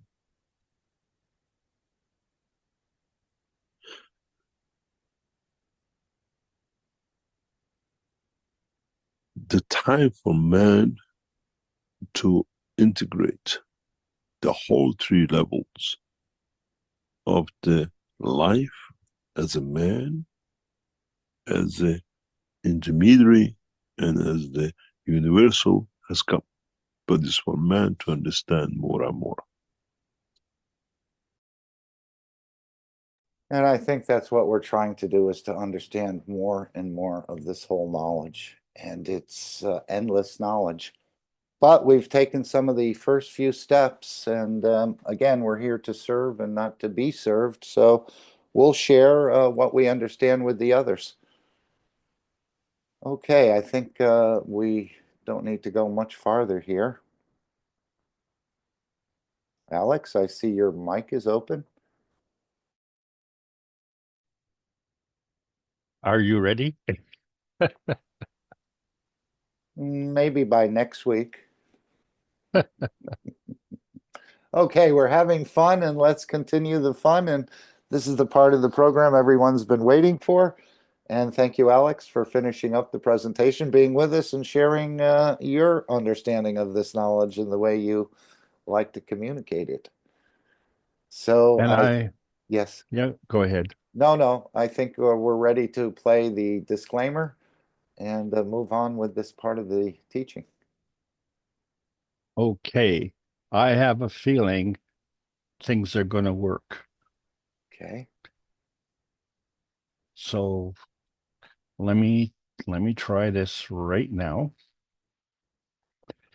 And we're just practicing our accommodations. Yeah. So if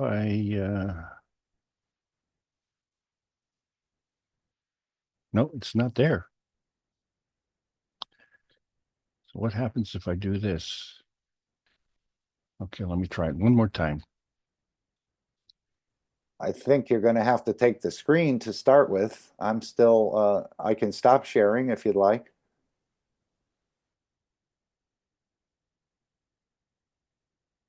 Allow Zoom Workplace to share your screen.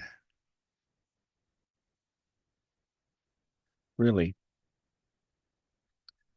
Okay.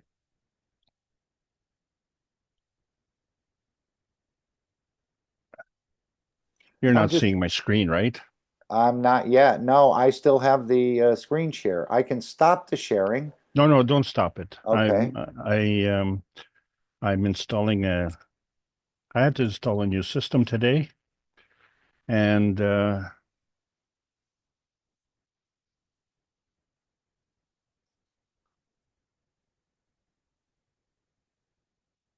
okay, I think this will work. The learning curve just keeps on going, Here we go. Oh my God, I am modestly excited.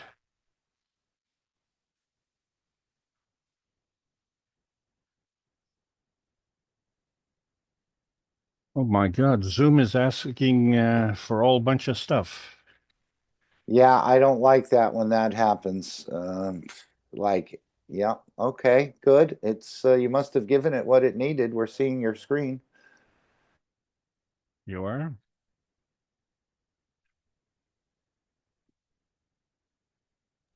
But there's nothing on the screen. It's just black. Here it comes. I see something. You're ready to play the disclaimer, I think. You do you? Okay, I don't have a monitor to see what I'm doing. So is the disclaimer up, please? Yes. Okay, let's give it a try, please. Disclaimer. The information and education material contained herein is meant to promote the general understanding and dialogue of GAN's processing. Such information is not meant or intended to serve as a substitute for a healthcare professional's clinical training, experience, or judgment. For patients and individuals, such information is not to be a substitute for professional medical, therapeutic, or healthcare advice or counseling. For medical issues or concerns, including decisions about medications and other treatments, readers, viewers, listeners should always consult their physician or, in serious cases, seek immediate assistance from emergency personnel.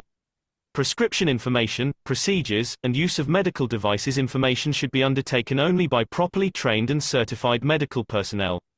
We specifically disclaim any warranties, express or implied, including implied warranties of merchantability or fitness for a particular purpose. Such information is provided, as is, and is believed to be accurate at the time of its publishing, but it is the viewer's job to evaluate the accuracy of any information found in this presentation. Every case presented is of their own experience, applied by themselves for themselves, and it applies to their case only.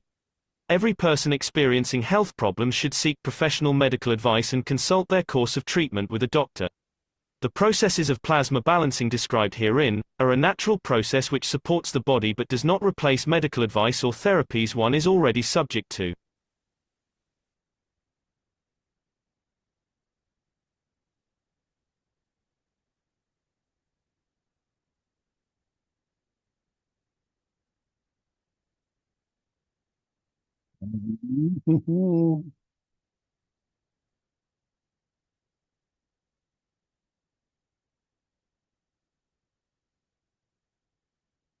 Uh-oh.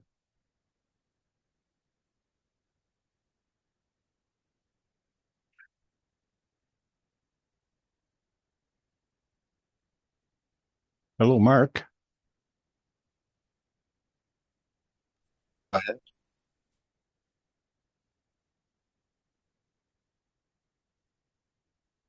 Hello, Mark. Go ahead. What are you seeing now? We're seeing the Keshe American Knowledge Team, but all of your thumbnails are on the side. And I know that wasn't the way you wanted to present it in the past, but we can handle it if that's the way we go. Okay. All right. I thought I had it set up. I'm sorry.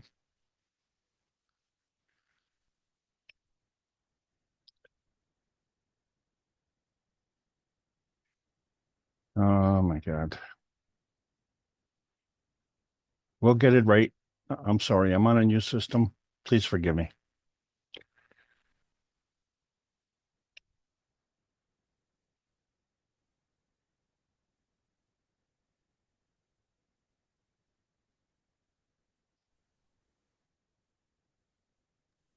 I think you're going to have to share the screen because right now we're not seeing any sharing.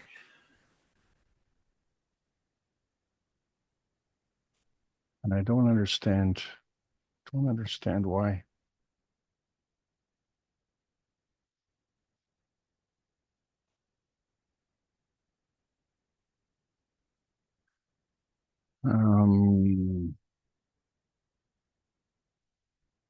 I had it all working yesterday.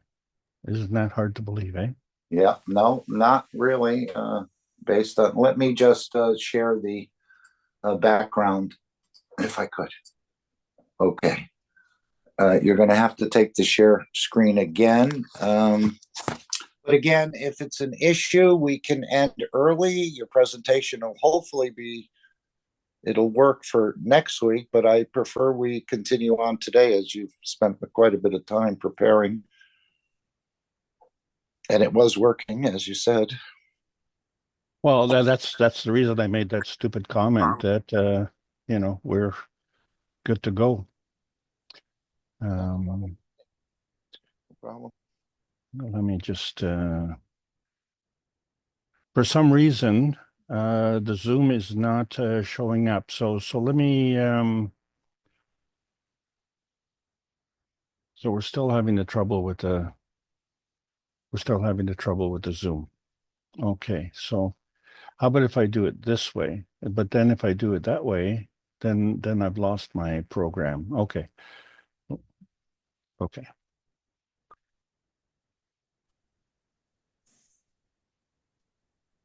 So once we figure this out, I am going to move the screen over there. Let's do that. And let's see if that makes a difference. You're going to have to take over the screen sharing at some point because we're still seeing the background for the meeting. The yellow orange.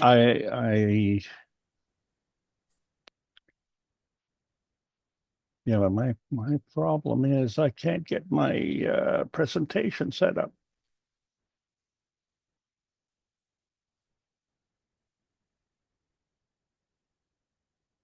I'll try it one more time here.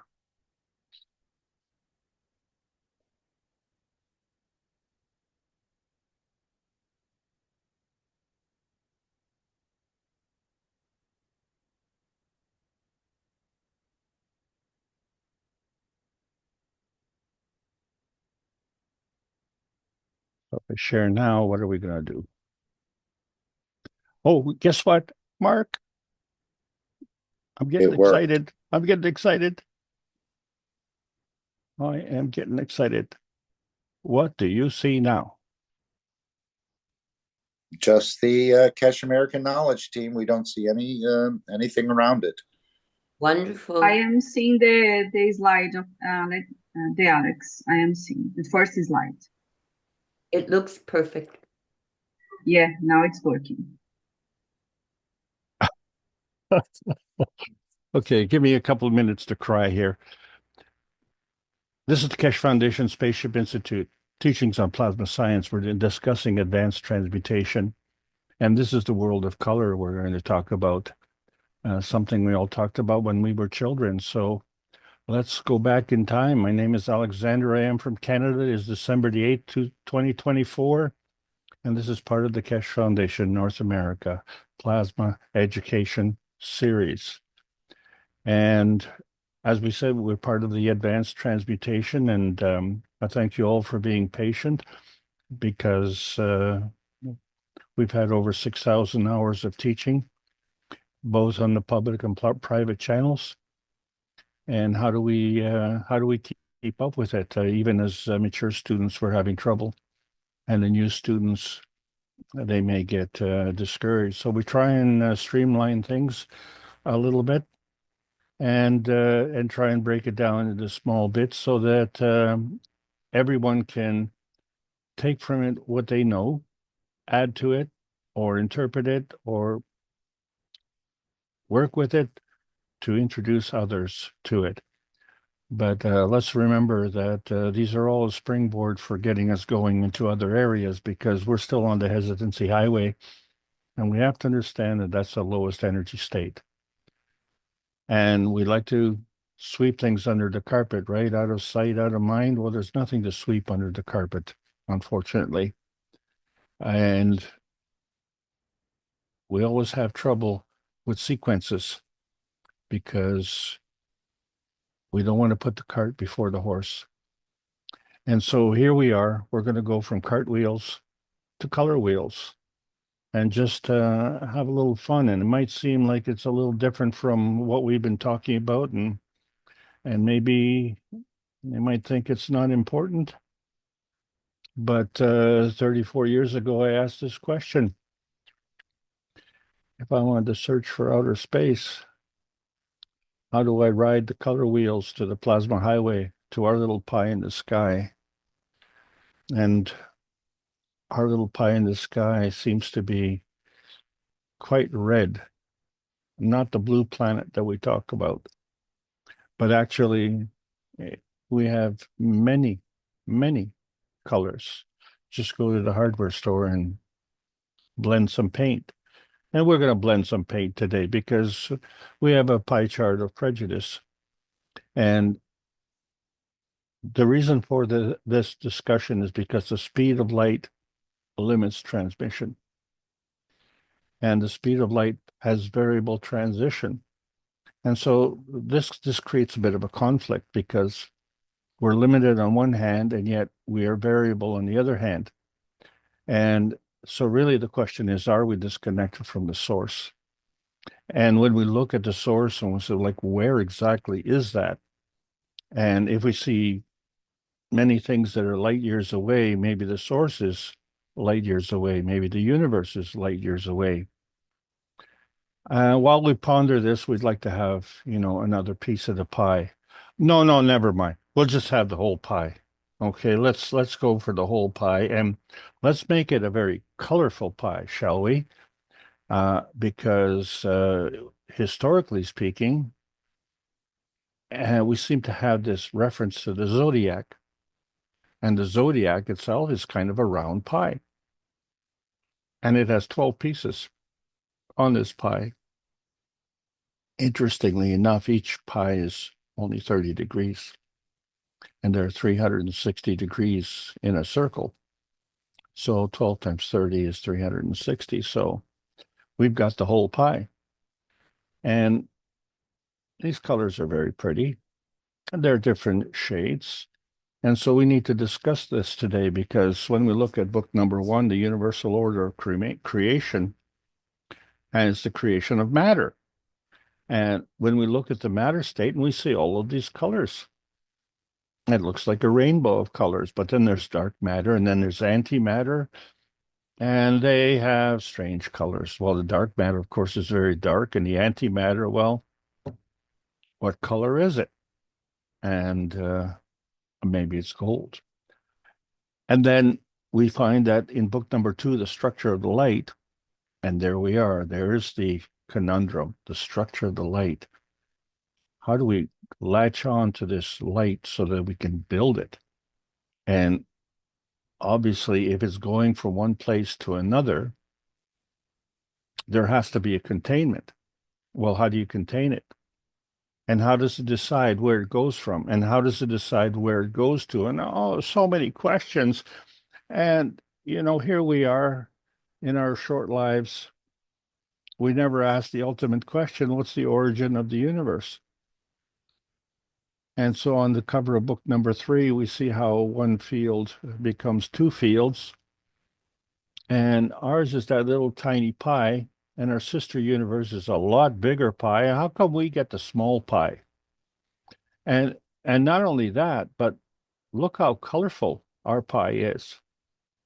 Well, what's interesting is the sister universe seems to also be kind of colorful, but ours is kind of dark, and our sister universe seems to be kind of, white. So for 355 weeks, Rick Crammond and the Universal Council have been trying to bring together one planet, one nation, one race for justice and world peace. Because, if you are a soccer fan and your team, Botafogo, just won the Copa Libertarias in South America, and you go into outer space and they ask you where you're from, and you tell them you're from Botafogo, and I'll say, what universe is that from? Well, it's not from the universe. It's a place on Earth. Oh, Earth. Yeah, we know where that is. That's between Mars and Venus. Yeah. Oh, yeah. We've been there many times. Really? Well, I wonder, because we were brought up with 10 commandments, at least I was. I think most of us here in North America were. And yet now we understand that there might be another 14. And we wonder, well, why would there be 14 missing commandments? And I wonder if there's anything else that we're missing. And we want to get on this plasma highway, and we see, well, yeah, we're missing a lot of knowledge because we're down on the lowest highway, which is the transmission highway, where we have this frequency. And we know that color has frequency, right? So, and we'll be talking about that more next week. But we want to get onto the transition highway, right? Because that's how we can get one step closer to the transmutation highway, and hopefully we're achieving that. But as we find, as we elevate our ways, we have to elevate our understanding. And so we find that our existence has to take into account 3 dimensions: that means it's a sphere. And so the cornerstones of our knowledge are embedded in the spheres. And where actually are these corners? Well, we have to make some relationship choices. So we find that we were talking in the basic teaching about the X, Y, and Z axis and how it reflects our position with respect to transmission. But being at the lowest energy level, we wanted to elevate to a higher energy level. So we had to go through a transition. And to do that, we had to elevate all three axes, the X, Y, and Z axis. And then from there, we could actually go to a higher energy state. And our goal was to get to the transmutation state. And we have to take all three again, X, Y, and Z axis. And so here we see the beginnings of a duality. We see a transmission and we see a transmutation. And then we see the link, the transition. And I wonder if this transition has anything to do with the light. Because when we're making these relationship choices, we're only discussing the medium. We don't know what the message is, and we don't know who's sending it, and we don't know which way it's being sent. So we have to see that when we're looking at the various dimensions and what is our position. And so if we see the basis of the universal forces that come together with transmission, transition, and transmutation, which are all representations of different energy levels, and how these forces can break up into plasma energy and a matter energy. And so the one splits up into two. And so this is what we've been discussing all along. And for some, it may have been boring, except for the fact that this is one of the things that was really driven home to me, because there's a relationship in surface to volume ratios. And it has to do with energy transfer. So fundamentally, we said 1 and 1 is greater than 2. And so the 1 and the 1 are the feeding dimensions, but we're not saying necessarily, we just assume that the 1 and the 1 are the same one, but they're not the same one. They could be different. And then when you have the feedback dimension, it doesn't exclude itself from the feeding dimensions. So in other words, it has a role to play with the feeding dimensions. So the feeding dimensions have a duality where they're feeding and giving the feedback. So in terms of the feeding, 1 and 1 is feeding, but in terms of feedback, well, 1 and 1 is greater than 2 is the feedback. And there we are, we're watching this whole thing, and we try and understand mathematically pi, which is 3.14 and a bit and a bit and a bit. Well, we'll just fudge the rest. And so we find that we're actually none of these three dimensions because we're the observer. You can't be in the dimension if you're observing that dimension.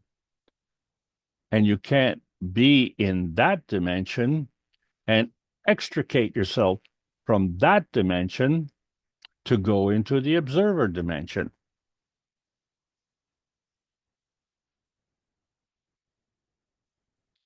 You can't be like a cork in a wine bottle where you just pop the cork and you say, okay, well, I'm out of here, and we'll leave the bottle and the wine behind. Well, this is the thing about the creation of the universe. It exists from energy. And so energy has a charge. It's when it's in motion, and that tells you which way it's going, because the energy is always in motion, and the energy itself is always positive. And so all things are working in combination, which means in order to create the universal order of creation of matters, we have to bring these three energies together. But they're not of the same energy strength. So we can bring the energies together in the matter state, we can bring it in the dark matter state, we can bring it together in the antimatter state, and then we can mix things up. And for a lot of people, that's very confusing. So when we're talking about equality, and this is a very, very important word because some people think they're more equal than others, but equality has to do with the laws of conservation. So when we look at the science of physics, we're discussing matter state. And when we discuss the science of spirituality, we're discussing the plasma state, except for the small matter that they don't understand the plasma state. But that's a splitting hairs there. So what we talk about in the plasma state, of course, is the magnetical and gravitational field forces. And everybody's looking for this unified field theory. So when we're discussing magnetical and gravitational field forces, that is the unified field theory. And every theory remains a theory until it's disproven, and that has never been disproven. Let's look at this 1 and 1 is greater than 2. Let's look at a tractor trailer, right? There's lots of them on the highway. And so if we take the tractor as 1, and we take the trailer as 1, not the same one, and we kind of put them together, and so that togetherness is the 2 of them, but it's not the 2 of them, it's the 2 together of each one individually.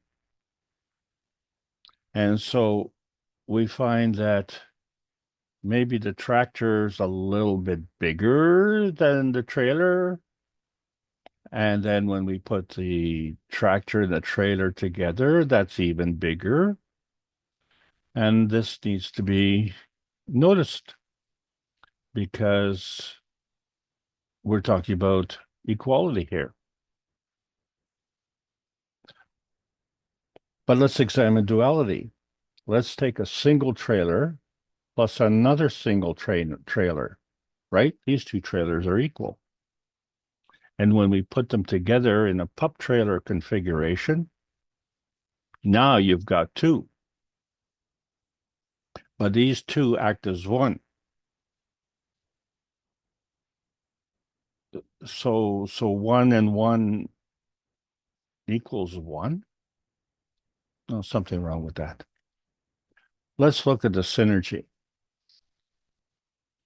Let's see what happens if we take a tractor trailer, which is 1, and it's a bigger one, and we add another trailer, that's a smaller one, and put it together, and what does that equal?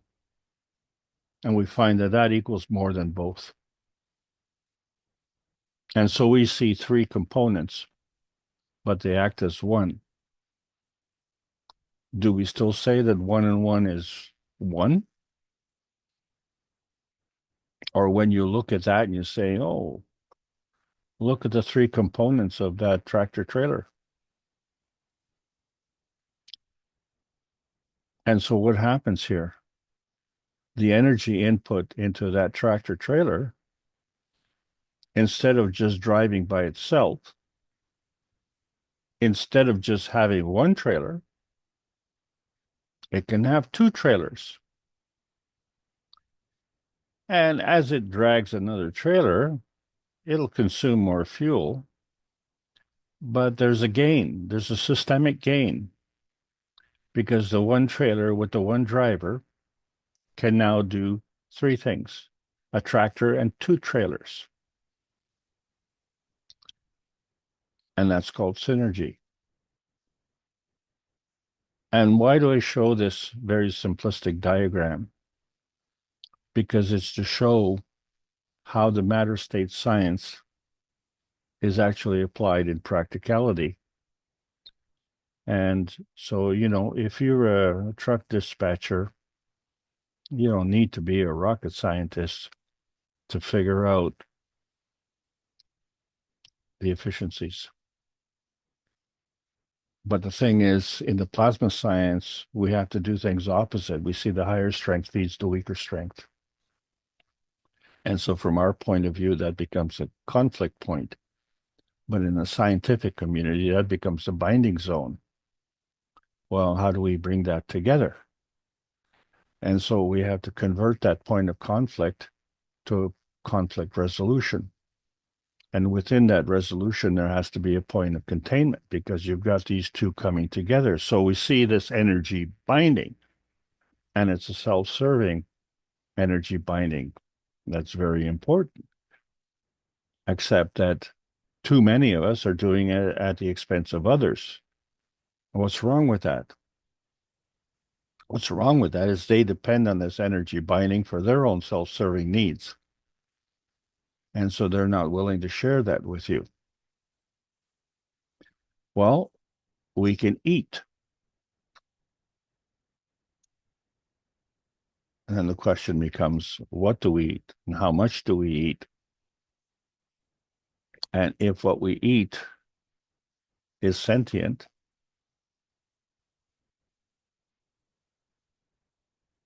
then are we eating that at its expense?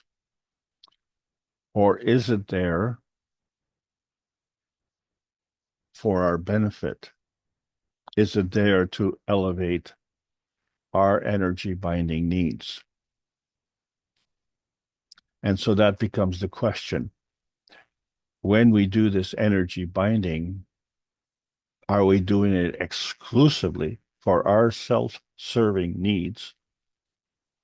Or are we doing this on behalf of the universe? Wow. That's, when I asked that question, that was a big question. But I didn't ask that question. I asked a little question. I just wanted my little tiny perfect world. And someone said, well, if you want to know about your little tiny perfect world, you have to understand how the universe works. And so in our tiny perfect world, we were introduced to the cups of life. And so these cups of life are showing how we can, with matter, physical matter, bring something in combination with our emotional strength, which is a manifestation of our inner space. And we do this via nanocoding process. And we created GANs. So we talk about that all the time because we have to emphasize that these cups of life were not the cups of the pandemic. They were brought to the fore because it was urgent. Why was it so urgent when the earth is such a bountiful place? And so it was a benefit to us that we understood that one cup was the emotional cup and one cup was the physical cup. And when we put the two cups together, they became the cup of man. Who? Yeah, you. That became our cup of life. And in that cup, it was a bountiful cup. And there's all sorts of radiance manifestation. So many ganses we were able to produce. Everything from carbon dioxide to calcium, copper, zinc, water, amino acid. In fact, if we really got good, we could produce gold. And in fact, the Earth is really good because the Earth space has a lot of details. And we put these details on the periodic table of elements. But these elements are specific to Earth. And so the Earth is kind of prejudiced. And so what's nice about this table is it's in color. And I wonder if the Earth has a color preference. But the Earth provides all of this, and it all comes in different colors. So it's these colors that the Earth is prejudiced. And these colors represent all of the elements on Earth. So the Earth space is prejudiced for its binding energies. And all of these binding energies come together. And we see, in addition to the cups of life that we produced, the Keshe Foundation can produce all sorts of earth ganses. And as you can see, they come in many different colors. And white is a color, and we can see that it comes in different shades. Okay, so there's shades and there's colors. Okay, well, now we understand a little bit better about how we do this plasmagen conversion. Because in the beginning, there was principal matter, which were these PM ticks, which were magnetical, and they came to Earth, and then they were converted through the amalgamation of the antimatter, dark matter, and matter gen. It converged together and created this Magrath condition, which we called Earth. And it created all of the different elements. And so all of these different elements were manifest through the field interaction of the magnetic and gravitational field forces. And in the plasma science, we call that inertia. So what we had to understand that the manifestation of inertia on this planet is what's called matter plasma. So the matter part of the matter plasma is physical, and the plasma part of the matter plasma is plasmatic. And of course, the physical, you can touch it and see it, but the plasmatic, you can't touch it and you can't see it. And because we depend on our life on what we can see and touch, then we are feedback dominant. So when we're looking at a matter state and we see how things are all connected, and we say, okay, well, one connects to the other. And we could say, well, because these things do connect, that's an affirmation of life. But are these the only things that we see connected? Because if that's true, then we're actually denying life because we limit ourselves. So what are we trying to say when we're looking at this matter state? We take fields, one field and another field, and we blend them together. One particular discussion comes up with a black hole. Another particular discussion comes with a combination where you get two fields that are similar, not necessarily the same, but one and one, and it creates more than two.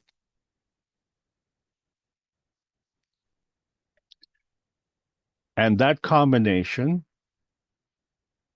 comes together and creates a point of containment. And within that combination, we can now do a further combination. But we need something to combine with. And, you know, we've already combined, so you can't combine with yourself. So when we were kids, do you remember? We were taught about painting. And we looked at three basic colors, red, yellow, and blue. And what was very interesting about that, do you remember? We did some finger painting. We took the yellow and we messed it around with blue. and we got green. Or we took the yellow and messed it around with red, and we got orange. Or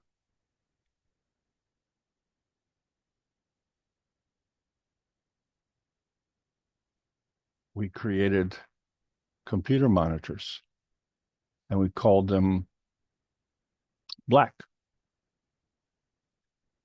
And then it was white printing on black. Then we created white monitors,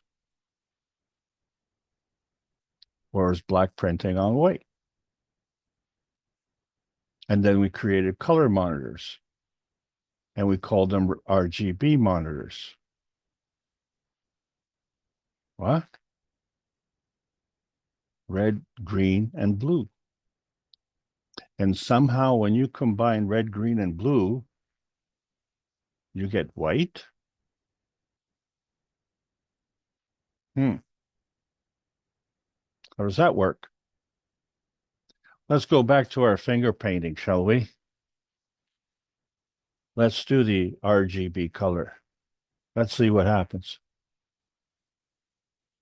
Oh my. Well, when we mix the red and the green, we get this kind of purpley color. And then when we mix the red and the blue, well, we get this kind of purpley color. And then when we mix the green and the blue, we get this kind of greenish blue color. How does that happen? Seem to be some colors missing here.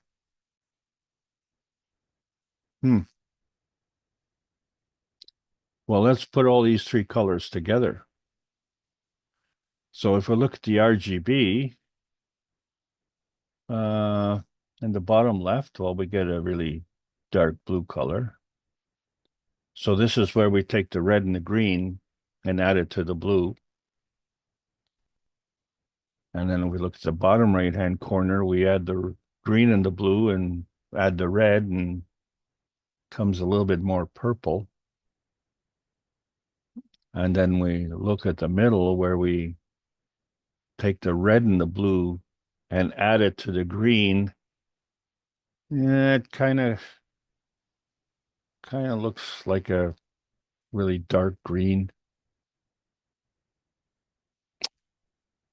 And then, well, what happened to our yellow? Remember the finger painting that we were doing? So we took the yellow and red, which created the orange, and add that to the blue. Well, kind of got a really dark blue color. And if we, on the top right, add the yellow to the blue, which created that green color, and added that to the red, well, we got that kind of chocolatey color.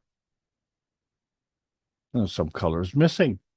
Every time we blend these colors together, it always comes out these really dark shades, some purple, some blue, like where's the rest of the colors? The way we were doing the finger painting and the way we were doing the RGB monitors, I'm not getting all this world of color. Here, look at all these colors. When we mix these colors together, we didn't get these colors. What happened? Well, let's check it out. Let's bring them all together.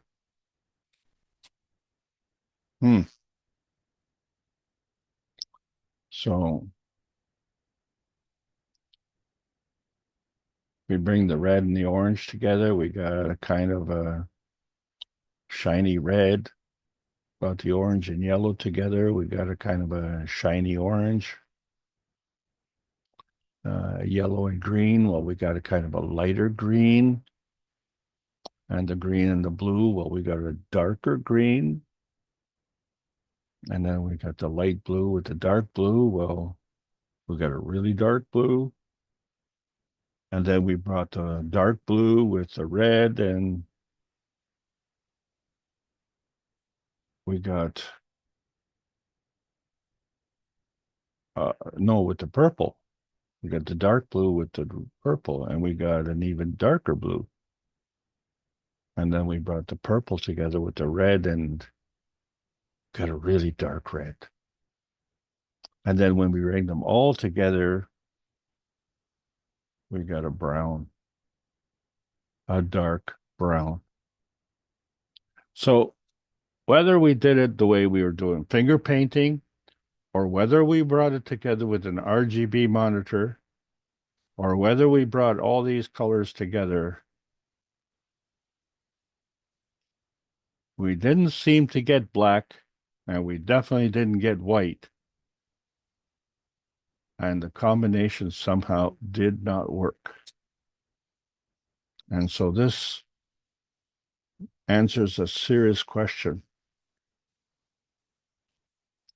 Are we in the matter state, or are we in the plasma state?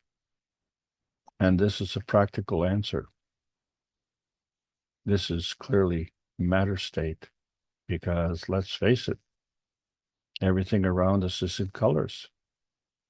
So when we look at the conservation of the MagRav energy transfer states, we see that we can go from the atomic state to the monatomic state to the GaN state, but we have a laws of conservation, where on the one side has to be equal to the other side.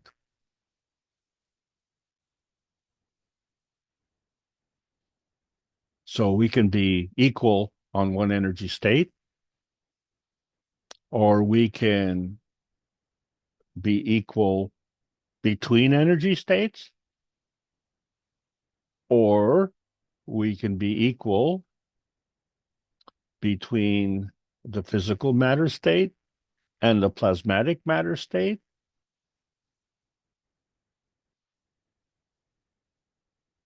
or we can be equal in one physical state, take your pick, then another physical state, take your pick, or we could be equal in one plasmatic state, take your pick, and another plasmatic state, and take your pick, and still be equal. We have to understand this, because all things in combination. We have a conformation, a gravitational conformation of hydrogen. When the hydrogen comes from the emission spectrum of the sun, which is magnetical, and the emission spectrum of the earth, which is magnetical, and the emission spectrum of the universe, which is magnetical, and they all come together, and they blend together, look at the emission spectrum. It's unique. It's like a fingerprint, and it's well organized. Oh, oxygen is the same thing, well organized, but it has a unique fingerprint, a different emission spectrum, but it's still a gravitational conformation of a magnetical convergence of the energies of the sun, the earth, and the universe.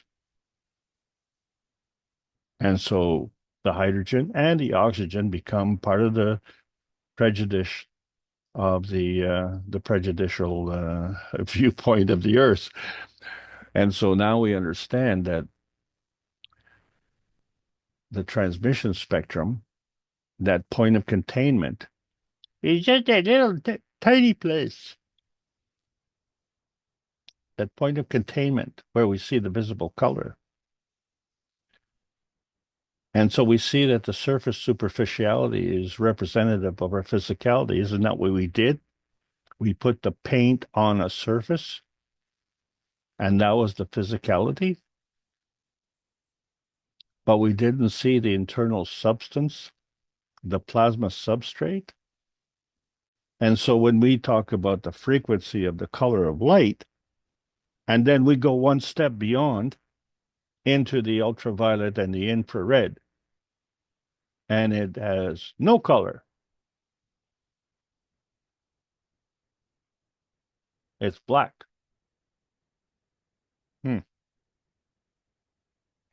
So still no white.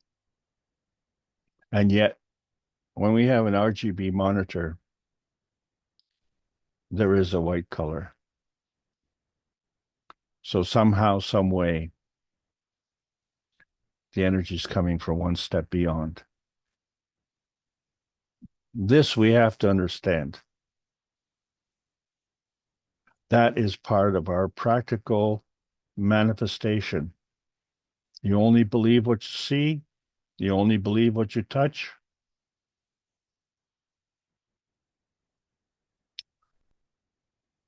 And ignore what you can't see and what you can't touch. Are you kidding? So each one of us is an independent plasmatic variable. So the law of conservation becomes the conservation of susceptibility, where you have the magnetical susceptibility on one side and the gravitational susceptibility on the other side. And the balance between the two is a maggrav. But is it smack dab in the middle? Is that balance in the middle? Because where is the middle? Is the middle in the physical state, or is the middle in the plasmatic state? Or is the middle somewhere else?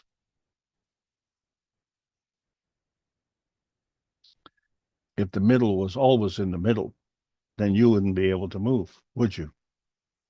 Because you'd always be equidistant. But we're not equidistant. But we are equal. So we can go from the maggrav atomic state to the monatomic nanostate to the polyatomic GaN state and to the field state of the plasma state. The rules are all the same. And how far can we go? I don't know. How big is large?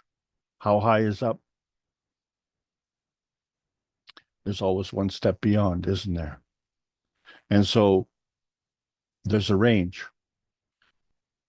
Our range is between the plasmatic matter state and the Coulomb barrier.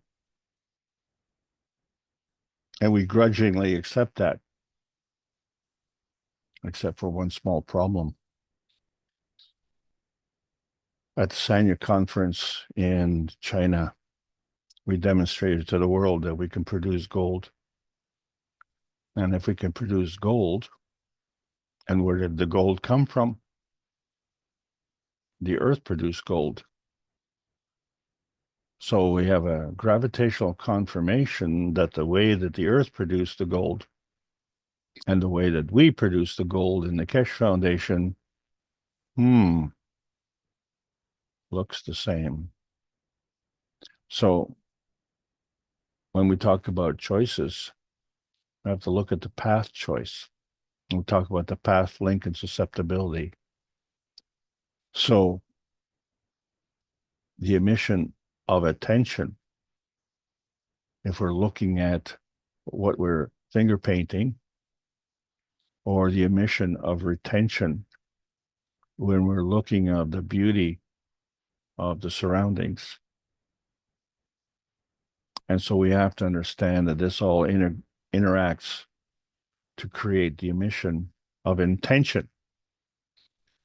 So it changes our understanding. It goes beyond, and to understand that this intention has a message feeding and a feedback manifestation. So we, in fact, have to raise our antenna to tune from our point of transmission and tune to a point of transition into a higher energy state. Because you see the selection of one force is magnetical and balanced by the force selection of another gravitational force. So this resulting selection feeds the maggrav manifestation. But this selection manifestation is predetermined. And that is because we choose the peace dome of intention. And how do you know that?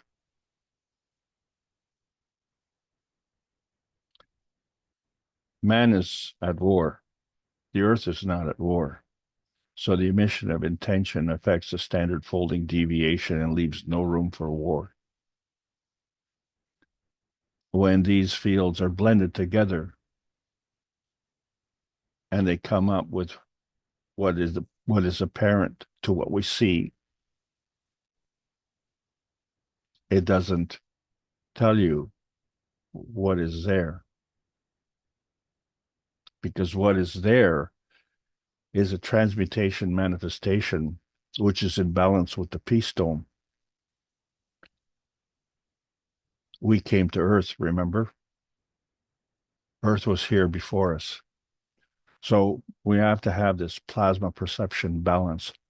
And we say that knowledge and wisdom can give you deeper insight, and experience will change a man's perspective.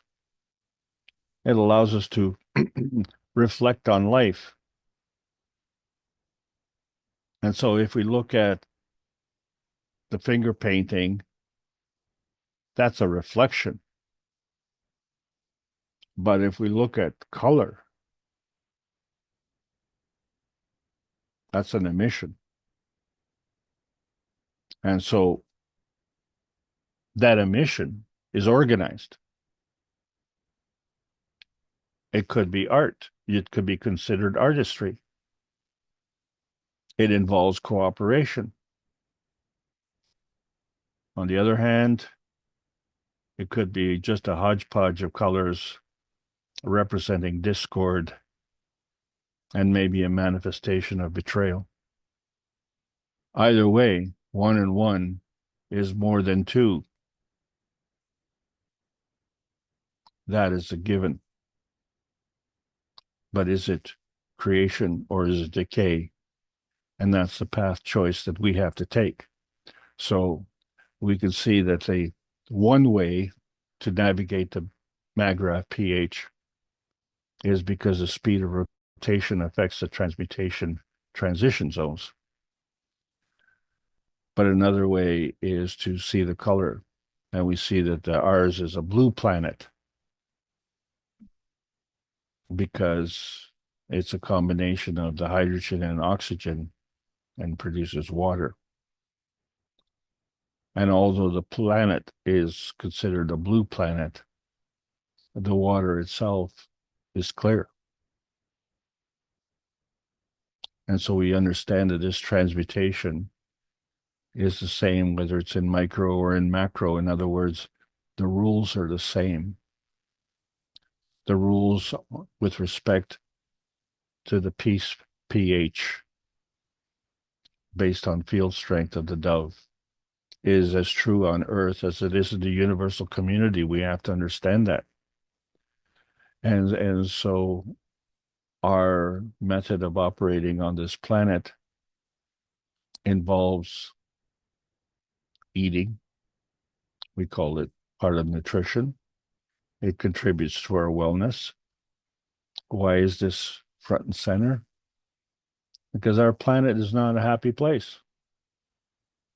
And so for 3 months, going from November 2024 to January 2025, we are carrying on with the transmutation training and discussing nutrition and wellness. So please join us every month. And if you're interested in learning more about the plasma science, consider joining the research team. Is it for your own education? Is it for your own edification? Is it for your own elevation? Or is it on behalf of your country? Or is it on behalf of your community? Or is it on behalf of the universe? You can pick the size of the scheme. And if you pick the greater oneness, and you find that each one of us can transcend the limitations of nuclear science and gravitate, if you will, to the plasma science. And we've been teaching for 567 knowledge seekers workshops. That's 567 weeks in a row, over 10 years, to bring this knowledge, because this knowledge represents peace and prosperity, but not just for us. This is the Keshe Foundation Spaceship Institute teachings on plasma science. So welcoming all the beautiful and colorful, may I add, knowledge seekers, learning about the new selection process of the new plasma science. There's a World Peace Treaty. We need to sign it. We need to sign it with our heart, with our pen, with our soul, and with true intention. And we find out if man is a reactor of a three-dimensional transcendent universe. And as we go, we find there are no straight lines through field transmutation. And can man go into outer space without a peace dome?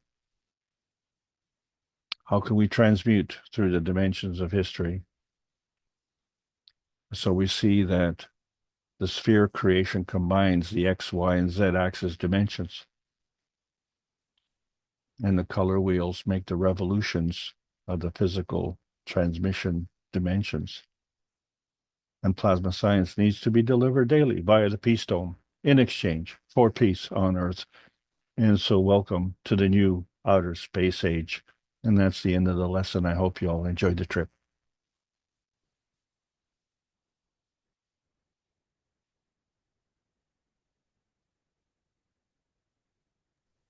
Well, that was a small meal, Alex. I thought you'd been preparing something extraordinarily large. But again, it's taking us some time to figure this all out. One of the things I noticed you said is you said we had to be in the dimension to be an observer, or is that what you said? Be in the dimension. If you were in the dimension, what did you actually say? You couldn't be an observer. You can't be in that dimension and be an observer. I disagree with that. I think if you're not in a dimension, then how could you be an observer? Well, this is just if you are watching a sports game and you're in the stands, you're an observer. But the players on the field are participants. However, the combination of the field and the stands is one field. And this is where the duality comes in. So if someone says to you, did you see the game? And you say, oh, you know what? I'm one better. I was a participant at the game. I witnessed it. And through my participation in the game, but my participation was as a spectator, I was influencing the outcome of the game, hopefully by rooting for my team. And of course, if my team wasn't doing well, maybe I was booing my team, hopefully to inspire them to be rewarded with my cheering by performing better. So you can maintain that duality. But as far as the players are concerned, if they tune you out, if they don't listen to you, and professional players will tell you, it doesn't matter if they're playing in front of a few thousand fans or in front of 60,000 fans, they don't hear a thing. they're concentrating on the game. And that's a professional working at it. And so is that answering your question, Mark? No. Sorry. I think they're both participants. The fans are participants and observers. The players on the field are observing what's going on, and they're participants in the actual game. Yeah, but I'm sorry, Mark. Yeah. You're not allowed in the dressing room as a spectator. Sure. Sure. Okay, so you're not a participant with that team. Well, you could say that, but I'm there in spirit, as they say. That's correct. Thank you very much. You answered your own question. Okay. No, but I was thinking let's say you want to go to a certain location, a certain planet, a certain destination, but you want to stay in the energy dimension because you want to observe what this group of entities, how they behave, how they interact. Is it some place you'd like to be? Well, you're there in that dimension and you're observing what's going on in that dimension. You shake your head. I don't think this feels right to me. So that's why I'm saying you have to be in the dimension in a way, even if you're not manifesting any physicality. You're still in that dimension on the energy level, observing what's going on. And if you decide to step down or step up, that's your choice. But to be an observer, I think you have to be in the dimension in a way. How would you observe it? It's like, go ahead. Well, I have to tell you that one of my favorite bands came to town, and I couldn't get a ticket. Now, I'd like to use the excuse that the tickets were sold out, but the truth of the matter is I couldn't afford a ticket. So what I did must have been Taylor Swift or something. Oh no, not those $2,000 tickets. Okay. No, that's you'd have to pay me to do that. But no, this was a band that I wanted to go very badly, and they were in an open air stadium, but I couldn't see what was going on. And so I sat outside the stadium and I listened to the music. You know what? The music went right over the fence. Can you believe that? It was a great concert. And I wasn't there. Somehow you were connected, though. Well, that's my point. That's the whole point of today's discussion. Okay? Because this color that you're seeing is the physical manifestation.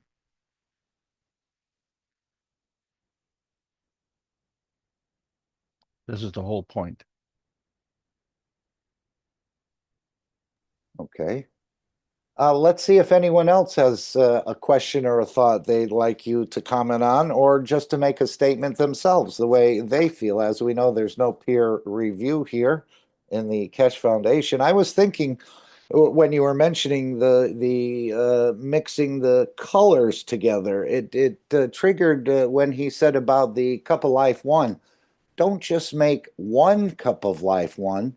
What did he say? Make 4 or 5 and mix them all together for a wider coverage or a wider spectrum of fields, which I think we all remember that. Now, I was thinking if you were to take the CUO cup, which again is one of the more powerful, let's say, antibiotics we can make ourselves, would you consider mixing cups of copper together and creating an even wider bandwidth of fields to encompass more? The way he said to do that with the Cup of Life one. Don't just make one, make 5, mix them together, and you'll cover a broader spectrum. Would that apply to CUO as well? A direct answer to your question, Mark, is that it would apply to every single GANS. Okay. And when you say polyatomic, I thought our GANs is a monoatomic. You're talking about when you mix GANs together, you get a polyatomic? No. No. No, GANs is connected to either hydrogen or oxygen, right? It's CO2 GANs, CuO GANs, ZNO GANs, CH3 GANs. So it's polyatomic. In the matter state, we call that a molecule.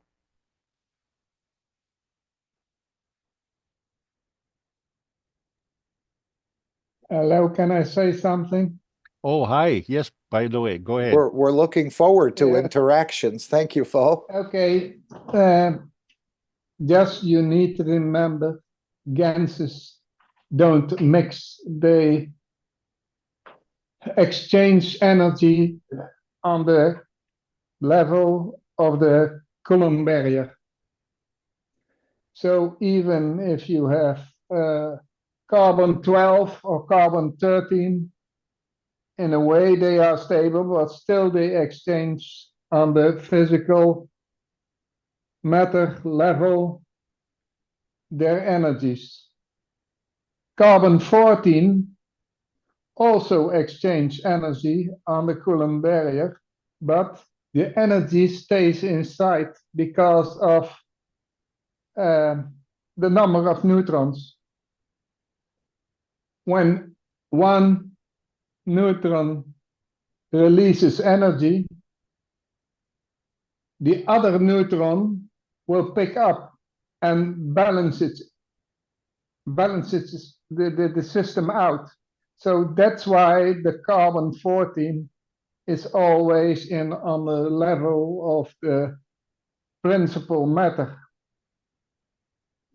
and not on the level of the carbon 12 or 13.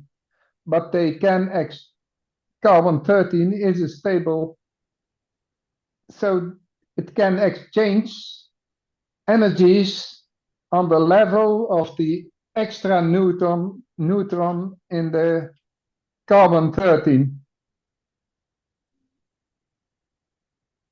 They all exist from 6 protons and electrons, but the number of neutrons are different. Carbon 12 is 6 neutrons, carbon 13 is 7 neutrons, carbon 14 is 8 neutrons. And that's the point when when I say when the inhalation of the lungs in proximity of the sodium and the pressure, the gravitational pressure, releases helium. But helium are 2 deuterium atoms. So you can create or 2 extra neutrons for the carbon 14, and you release the proton and electron for the physical part, or you can create 2 deuterium atoms, and it will create 2 carbon 13. And that is, that's how the physicality commutes to the carbon 14. And that's why the carbon 14 is at the level that it can even exchange energies inside itself, like in fact like the sun. The field of the sun, when it releases one, let's say one Mach ray, the other neutron will pick up the energy of that Mach ray and it becomes stronger, so it releases energy again. And then the other part that first releases the energy will pick up the energy again and it balances out. That's conservation of energy.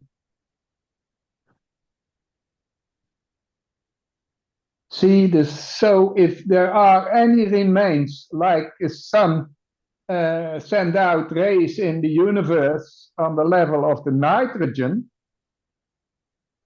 that can turn into physical matter.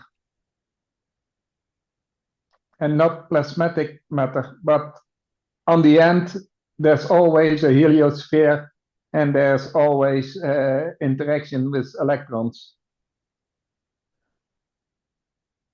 Do you understand? I hope I make myself clear. It's a very good point, Fo, and thank you so much.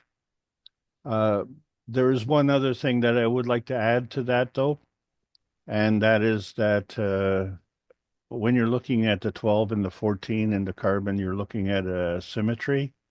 And when you're looking at the 13 and 15, you're looking at asymmetry. And so... But 15 isn't not stable. It goes to the oxygen. Yeah, well, none of them are stable above 12. And that's what's... Carbon 13 is, in a way, more stable than it has to transfer energy because of the extra neutron. Right. But it's the energy,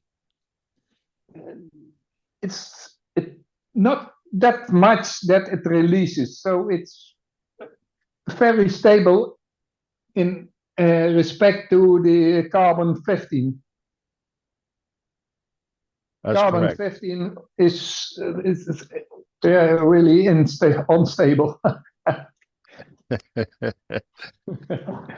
It's like a tritium. It needs to get rid of the excess energy, or it must pick up extra energy, and then it becomes helium-3 and or helium-4. Still on the physical matter, the lower matter state. When you reach the balance or an overproduction of neutrons, like 2, it always tries to pick up the same energy from one neutron to the other neutron. It's like how do you call it? It's like a pyramid. Normally, when we talk about a star formation, that is a pyramid. It's like 2 neutrons, and on one side there's a proton, and on the other side is an electron, and it switches places all the time. It's the only way that a tritium can be, in one kind of way, be stable. But at the end, it must release energy.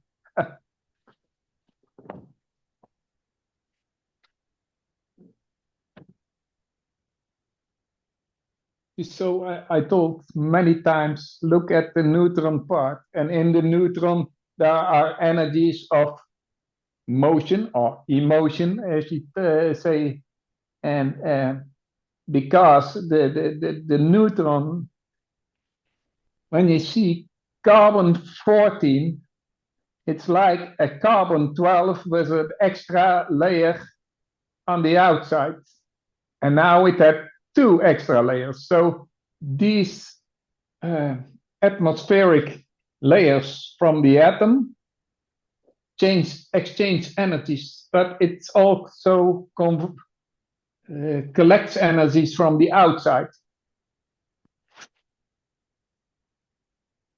See, that's the difference between a neutron and a proton or electron.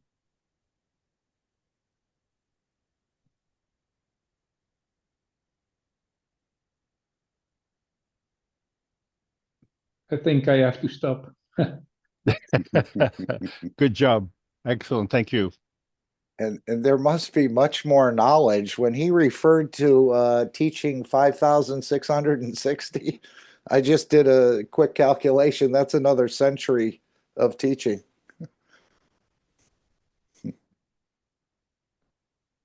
So there must be quite a bit more knowledge. Again, maybe he was just making some sort of point, I think he was talking about, you know, the emotion into the computer with the chip. I think it's going to happen, but if there was 5,000, that's another 100 years in the future. So there must be Mark, quite a I bit can of knowledge. comment on that. Oh, please. Well, I think I've been around on the Keshe Foundation information about from 2009. That was when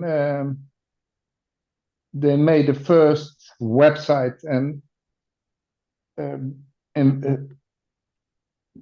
further in the past, I saw the small patents on Rex research,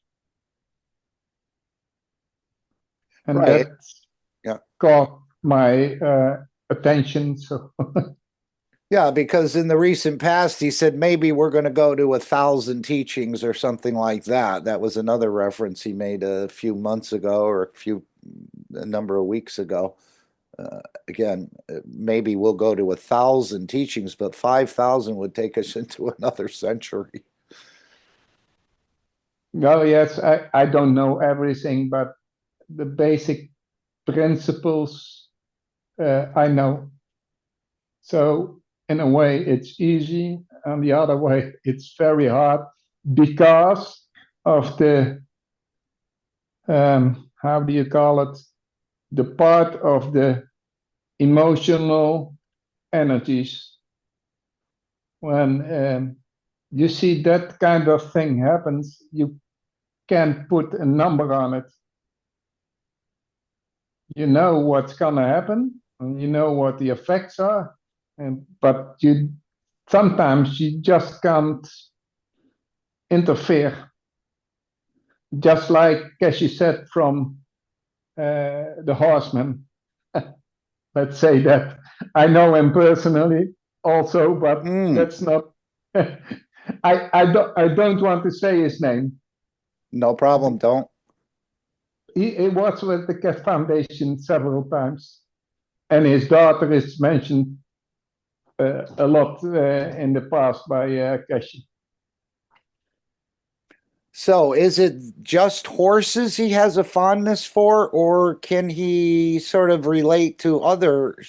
I know in the United States we had the dog whisperer. That was a famous Caesar. In a way, he's a physical therapist for horses, but he's also a horse whisperer. Right, right.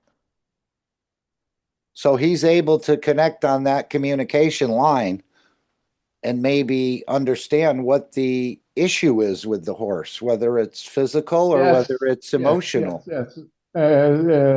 Yeah, that's he can first when he does the treatment. Most of all, he does first look at the body of the horse. What is the problem? And then he tries to connect with the horse on a spiritual level. And it's he's really good in it. He must be successful if they're flying him in. These Arabian horses are no glue factory or something, right? They're in the millions or even more, I understand, hundreds of thousands to millions of dollars. I don't know which horses he treated, but he's in a way he's very humble. Another key, yes. Yeah, it's yes, he's really connecting with the horses, just like some people can do with dogs or cats or whatever. Right, but he is really into horses. Right, and you would think that, wow, they must have been born with a special capability that none of us have or the rest of us don't have. But that's not the case at all, is it? We can do the exact same thing. We have to train for it. We have to practice. In a way we can, because I know his daughter wanted to play the harp. And Keshe also told... Is that the one? Is that the daughter that Mr. Keshe refers to often that grew the arms? Yes. It's you could say it's in the family, but it's also from how can you say it, soul power. For sure. And she's got a good example of her father. So she's got a lot of trust and confidence in herself that it can be done. And quickly, the story is the young lady wanted to play the harp, but that instrument was a little bit too large for her if you have the big harp. And so through her emotions, we heard from Mr. Keshe, that she actually lengthened her arms to be able to fully engage with the harp and play it. Yes, and that's why emotions and the power of the soul can do many things, like the father can, well, let's say, speak with horses or communicate with horses. And she just wanted to play the harp, and she really can. Sorry, but I'm not much into music because of my deafness, but she really can. Right, and remember what was mentioned that when we used to be able to grow our own tail when we had a tail. So just the way the lizard does it, again, this is not anything. It's just we've not used that energy or whatever it is to emotion to make that happen. So we used to be able to grow our own tail the same way the lizard if he gets his tail bitten off. So as he said, we haven't even reached the understanding of the lizard yet. Yeah, but if you want to grow wings, you don't need them. Agree. It's not practical in the universe.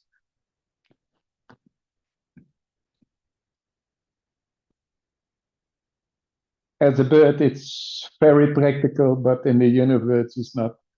Yeah, won't work. The bird will disintegrate, so to speak. Anyone else want to add a question or a comment or whatever you'd like to bring? If the soul is impressing upon you to share something, I would share it. Even though you may think it's not relevant or it's not correct what you're saying, allow the soul to work through. It may be trying to reach someone else, or it may connect in the future time. Anyone else?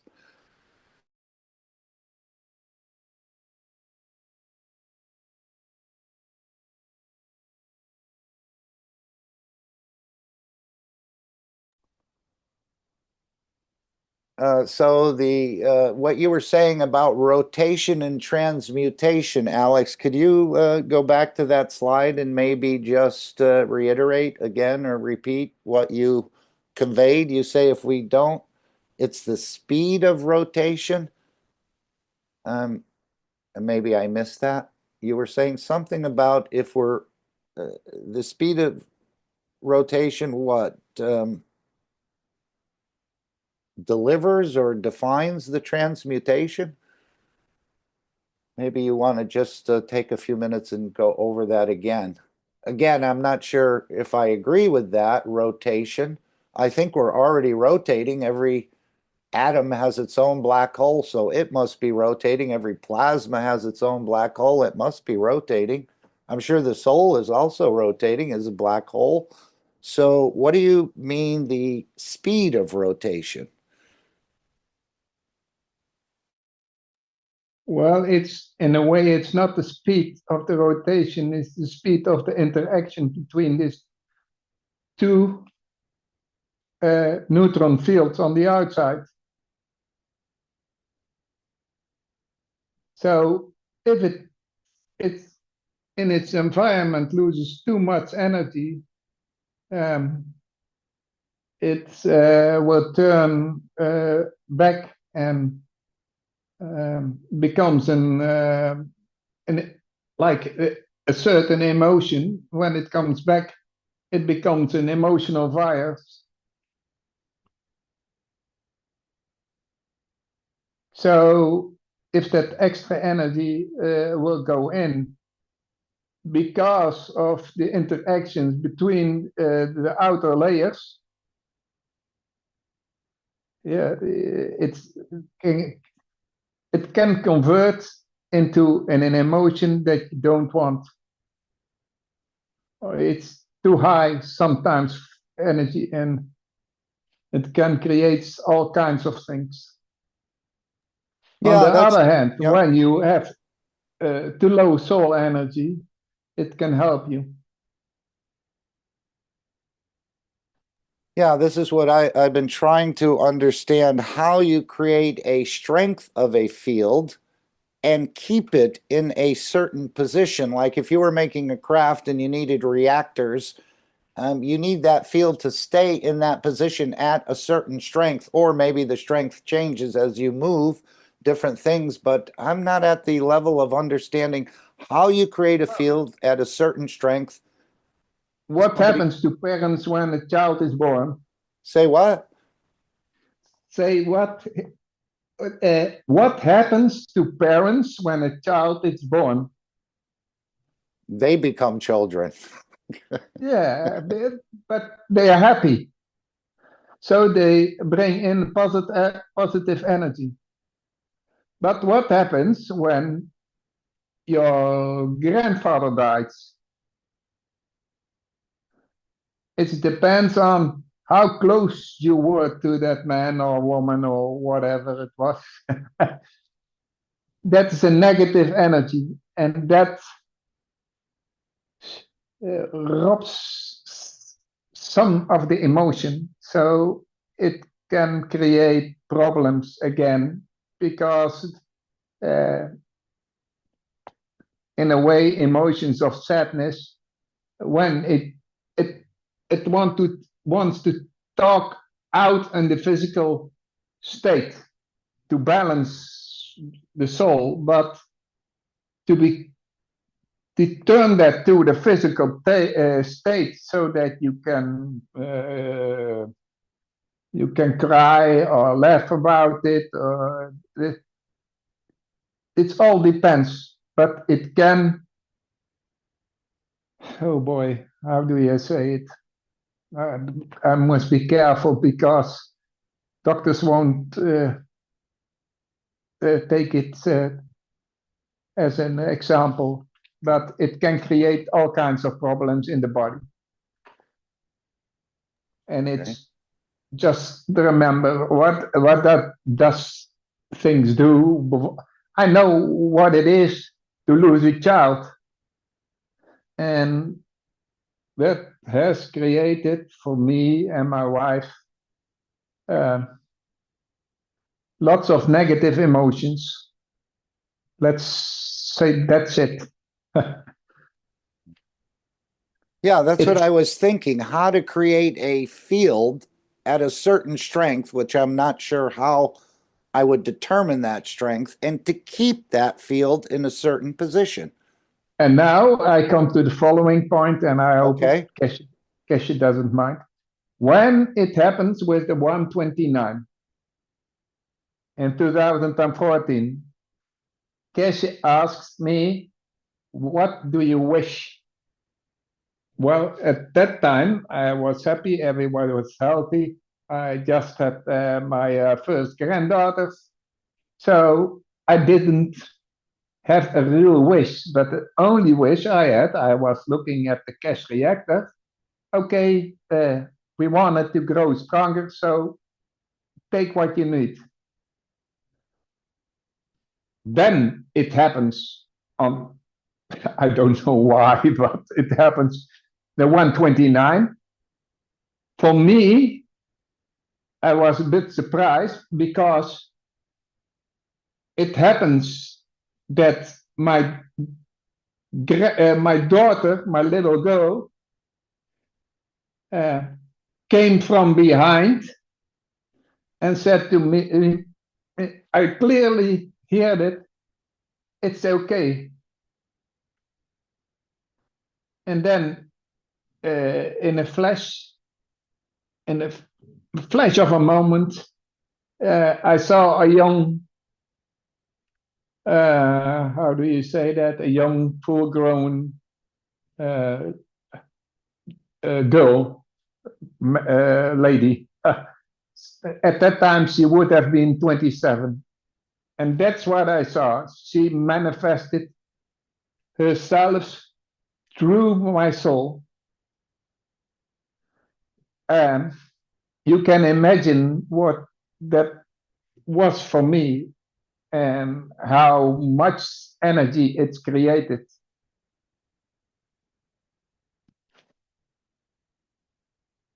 So for me, that was a positive energy. But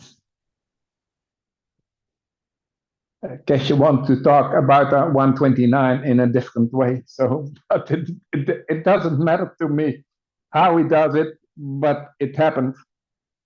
And that's exactly what I know what a positive energy can do.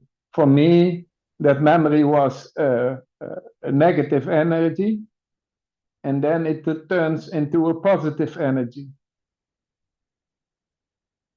And how many millions or billions of dollars did you, or euros did you spend to create the 129? What say? I said in most tests, a lot of these scientists spend millions or a lot of money to be able to create the high magnetic field. And the test you were in, did you spend millions or billions of dollars to create that 129? Yeah, but it's I don't know. But let's say my wife became sick in 2015. And I know which emotion caused it. Then in 2016, I made the patches and I made a reactor. The first session with the doctors and the radiation therapy, they couldn't believe what they saw because the results were so yeah, in a way I got lucky because when my wife got sick and they had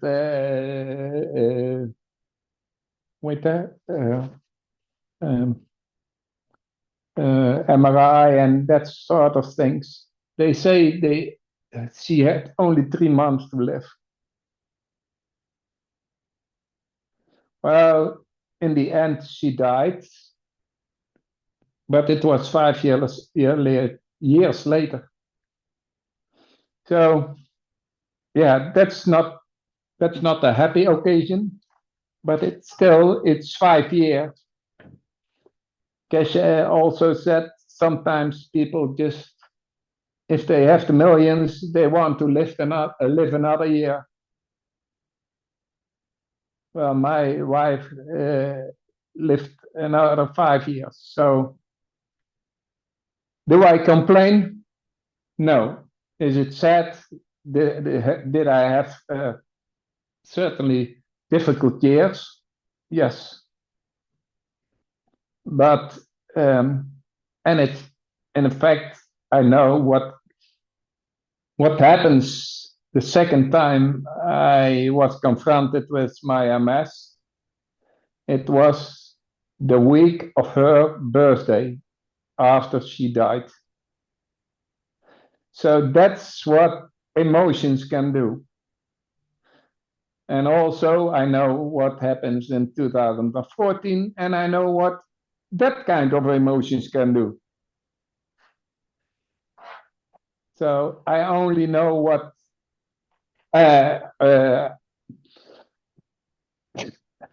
let's say if you want testimony, that's my testimony.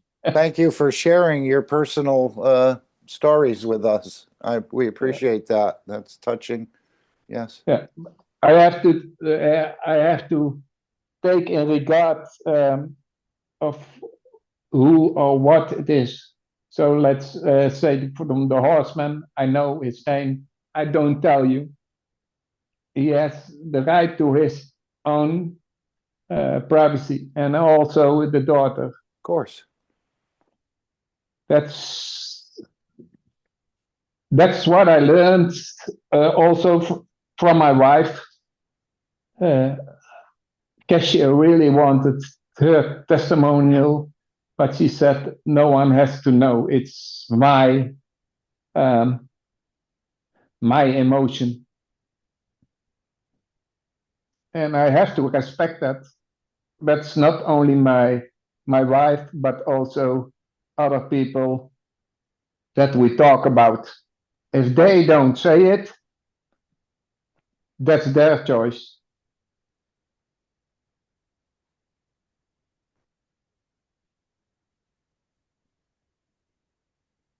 So I hope you all think about it when you make choices.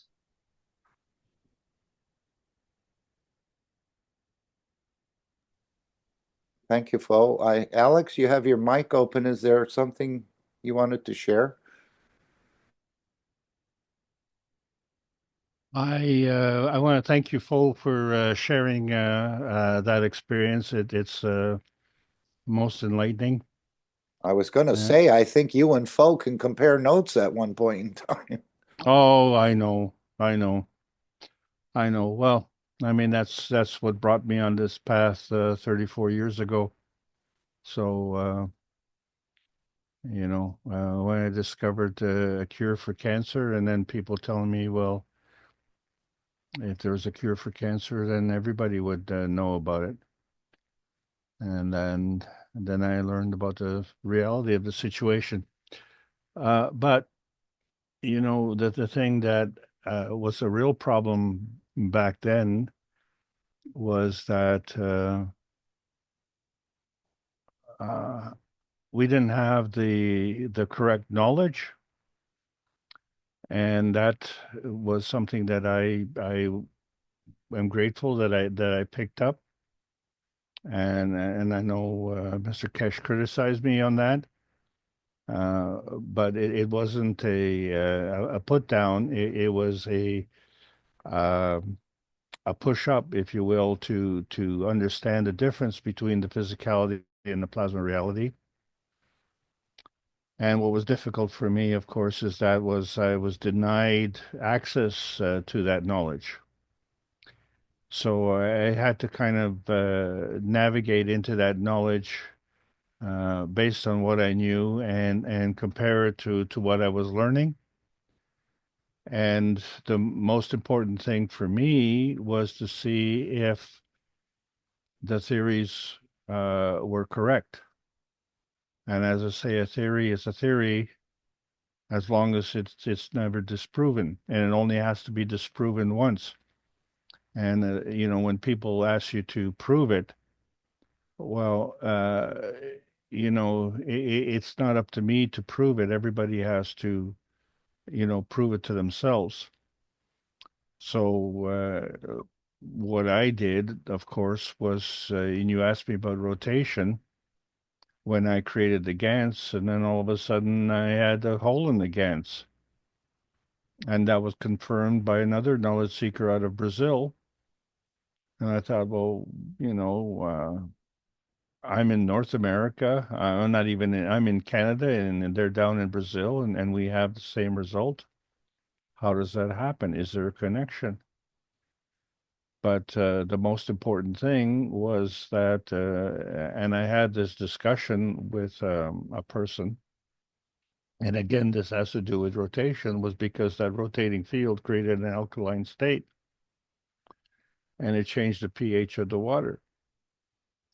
And I said, well, how can you change the pH of the water without chemicals or without electrolysis?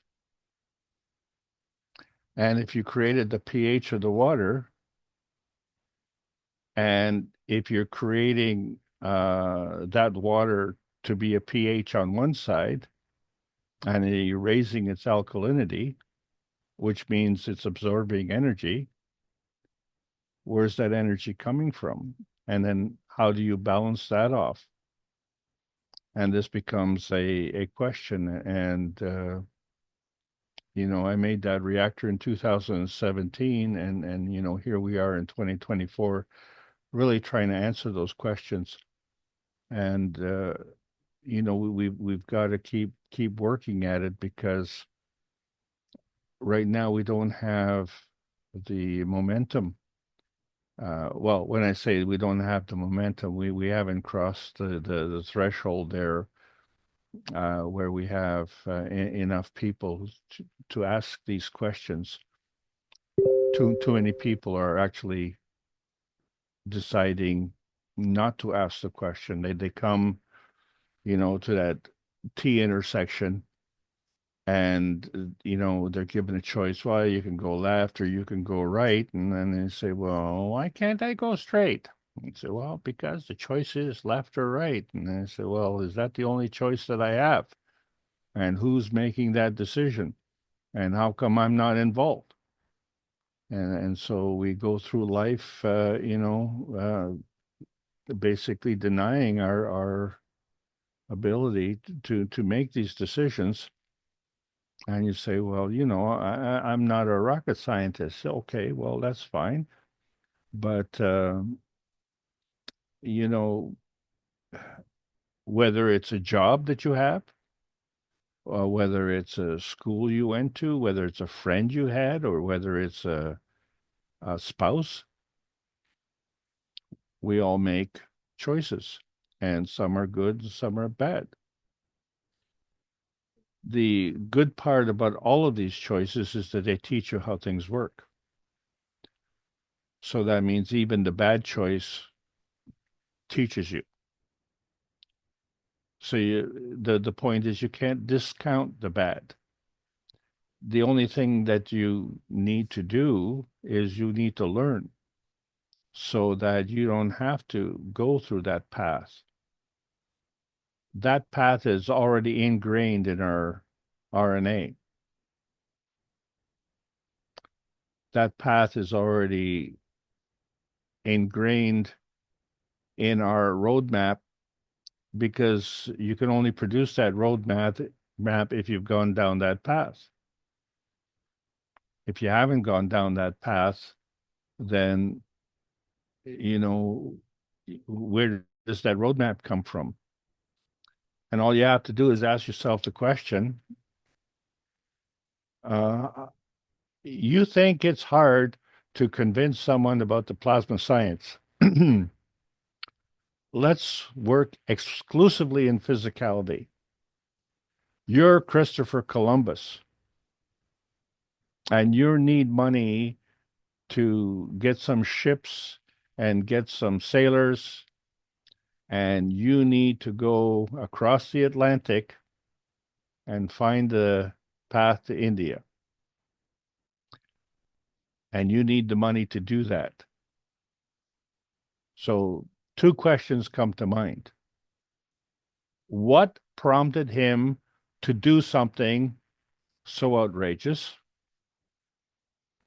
And how did you convince whoever had the finances to finance you that there was merit in your quest? I mean, either you're a nut bar, or the person that you convinced is a total idiot. It was easy for the sailors because they were all prisoners. So, this is your freedom ticket. And then he comes to India, and he discovers India. What he discovered was all the people who discovered it before him.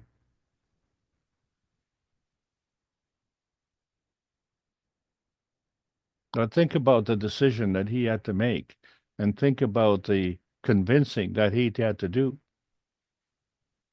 And for 500 and change Knowledge Seekers workshops, we've been teaching this. FO's been around the foundation since 2009. I've been since 2015. And some of us are, just came this year. But the battle is always the same. How do you accept the new technology and how do you teach that new technology, especially when you don't have the extreme education? And, I had a discussion with someone who was what I call Christopher Columbus. Oh, I discovered all the benefits of eating healthy. What, now? Now you discovered it? How old are you? And then I, you know, they're in their golden years. They have a retirement fund. They have all the things that they need, and they're enjoying their golden years. And they're saying, well, now I'm making critical choices to improve my health. And I just always say to them the one thing: you don't have enough money to eat healthy, because there's no store in town that has what you need. So you can pontificate how much you want and say, oh, I'm making choices, I'm making dietary choices, I'm eating organic this, or I'm vegan that. And yeah, really. And you're shopping in the same stores that we shop in. You're buying the same groceries that we're all buying. Oh, I go to the farmer. Well, the farmer is growing the crops in the same environment that we live in. The produce is living in the same environment that we're living in. So I'm happy that you're financially comfortable, but you can't do what you need to do in the environment that we have, because you're depending on physicality. So what we need to understand is the plasma reality. And I had this discussion with the doctor. He gave me drugs. He says, I have to take drugs for the rest of my life. I said, did I get sick because I failed to take your drugs? I said, I had a doctor gave me 6 months to live. And I said, well, I didn't take drugs for 35 years. Now I have to take drugs for the rest of my life. And how long will the rest of my life be? Well, he says, it'll only be about 6 months. So I was thinking, well, 36, 37, so 35 years I was healthy, and then 1 year I was sick, and that's the rest of my life. So I think something allowed me to be healthy when I was younger. And let's say it wasn't a doctor because I wasn't taking the drugs. So let's say, for discussion purposes, that it was God. And so suddenly, for me, at the age of 35, God got stupid. And he says, well, that's it. Whatever I'm giving you to be healthy, that's it. It's the end of the road. Now you got to go to a doctor and get the drugs to keep you healthy. And so that was the question I asked the doctor, did I get sick because I failed to take your drugs? And his answer was very, very critical. No, that's not why you got sick. Oh, well, okay, please tell me why I got sick. And then he gave the answer, that magical answer that the physics professor gives you, that the politician gives you, the doctor gives you. A lot of people give you this answer. I don't know. That's okay. I want to, learn how to use say, a radial arm saw. Mark, can you teach me how to use a radial arm saw? Oh, sorry, Alex. I don't know. Okay, well, that's fine. All right, so I won't use a radial arm saw today. Maybe we'll. You know what, Alex? If you want me to sharpen skates, I can teach you how to do that. You want to cut wood, forget about it. You got to talk to someone else. So I'll go to someone else and say, oh, I'm going to go to Mr. Transmission. Oh, I have a problem with my tires. Sure thing. We're going to change your transmission.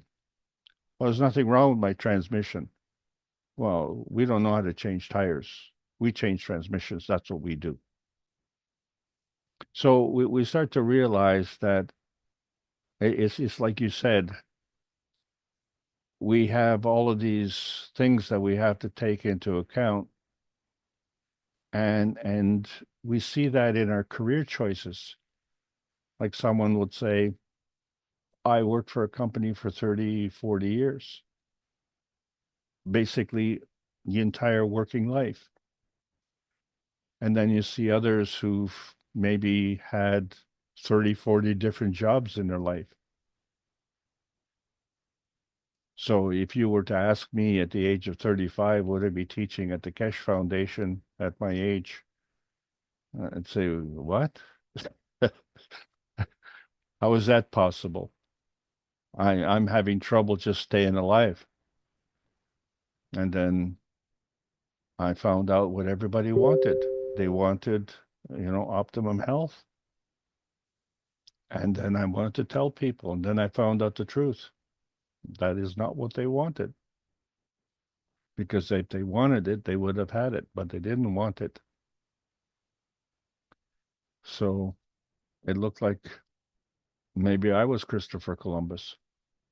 And now I find all these people are saying, oh, I know how to stay healthy. Do you? Well, how is that? And then you think, oh my God, I've been there, done that. Okay, we are way beyond that. And so now we found out, yes, what you eat matters. But if you think good, that matters more. That matters more. So why is that? So you have to take other things into account. And now, in many regards, we are all Christopher Columbus. But the thing is, it has been a matter of life and death. I don't need to sharpen skates or cut wood or learn how to do some of these other things. It's a matter of rating the importance. And when it comes to life and death, we have to know the rules. Because once you go the wrong path, then you have to figure it out.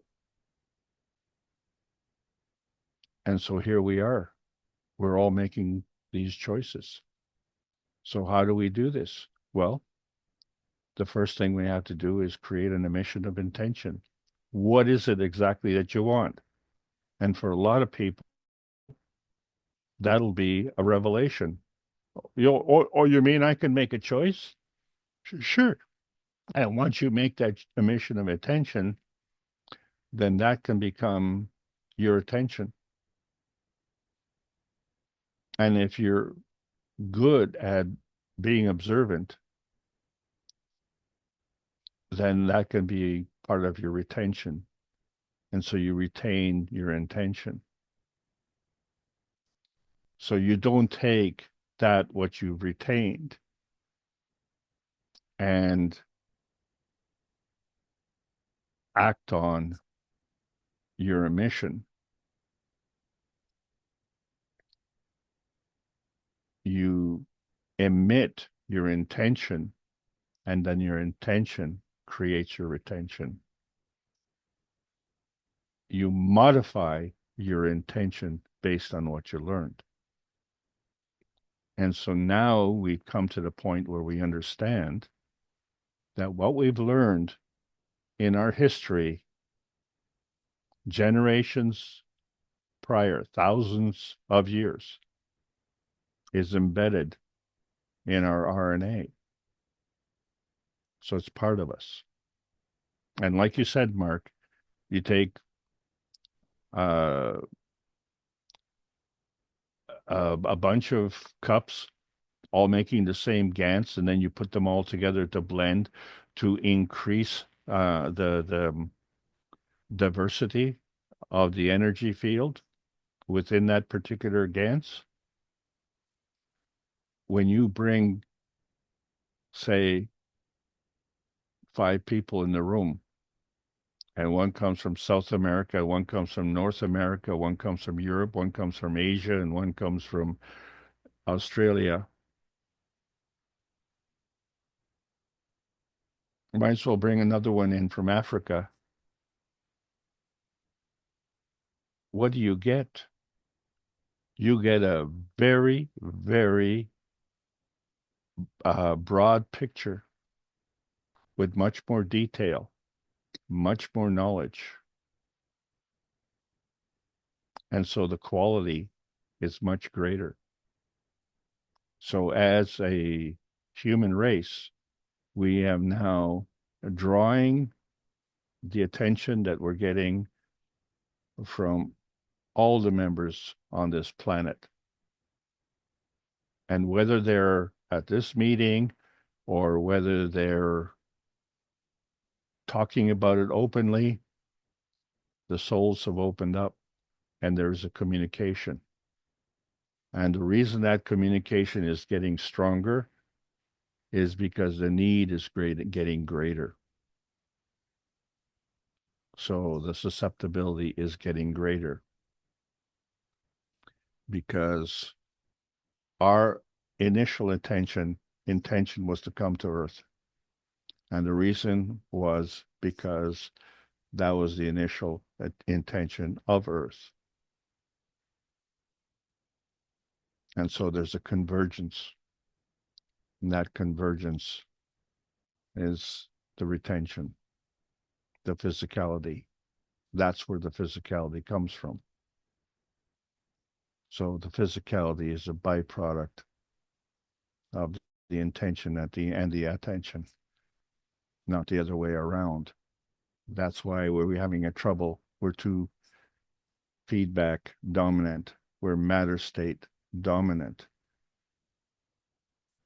The Keshe Foundation has advanced beyond the matter state.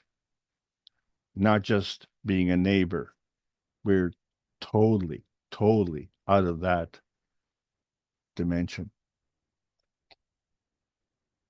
So we can go from a lower energy state of 3 dimensions, elevate into a higher state of 3 dimensions, and even go one step beyond. Thanks everybody for letting me present today. I hope you enjoyed this session. And thanks very much, Mark, for, I'm going to get off this soapbox now. Thank you. Great. Anyone else have anything else they'd like to add? I think I'll play the Keshe Foundation Wellness Center, which we put the link to contact our doctors in the chat. And the final disclaimer, and the meeting will come to an end. Does anyone want to add anything else before we close? And thank you all for being here today.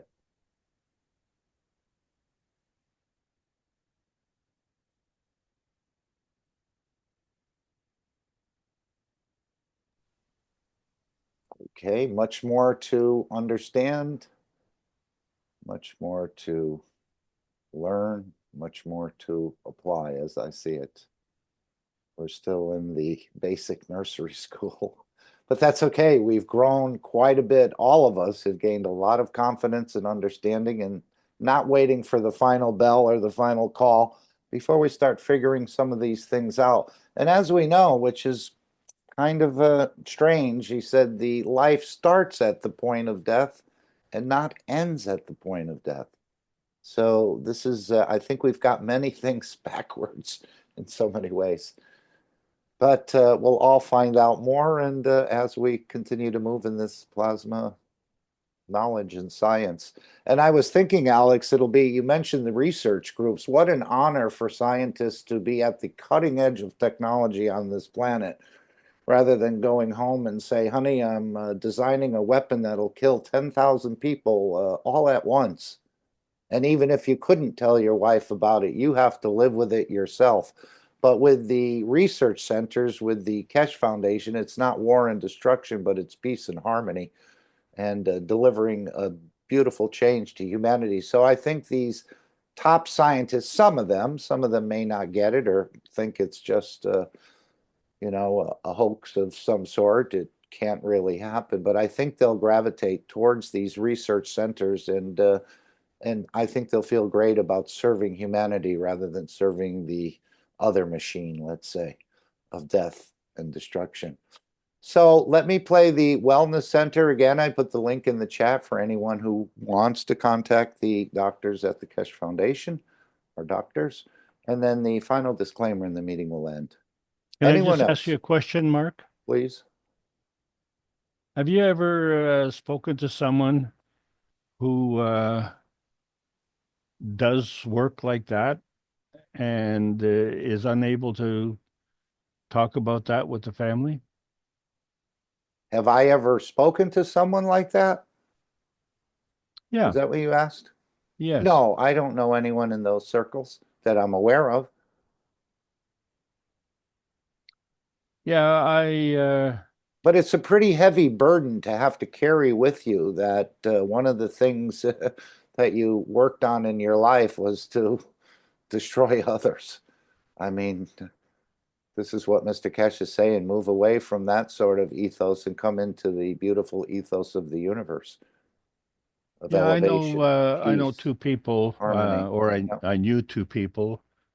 I have no idea if they're still alive, but they were soldiers of fortune.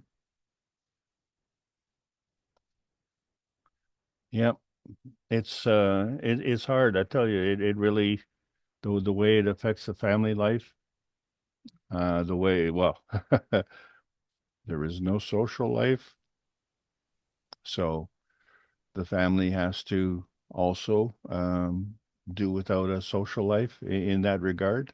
You know, oh, why don't you bring your husband along to the party? Say, if I tell you he carries a big gun and he doesn't leave home without it, it is, it's got to be hard. It's got to really be hard. And Well, didn't Oppenheimer regret working on that project in the end of his life? He realized this. The same with a number of generals I was thinking in the Israeli army. I can't think of his name, Yitzhak Rabin, who was a very, very powerful general and did a lot of destruction. But at the end, he realized that peace was the only path to take. And of course, he disappeared relatively quickly after that. But again, I think they have to carry quite a heavy burden. Well, this is it. Yeah. This is it, and it's a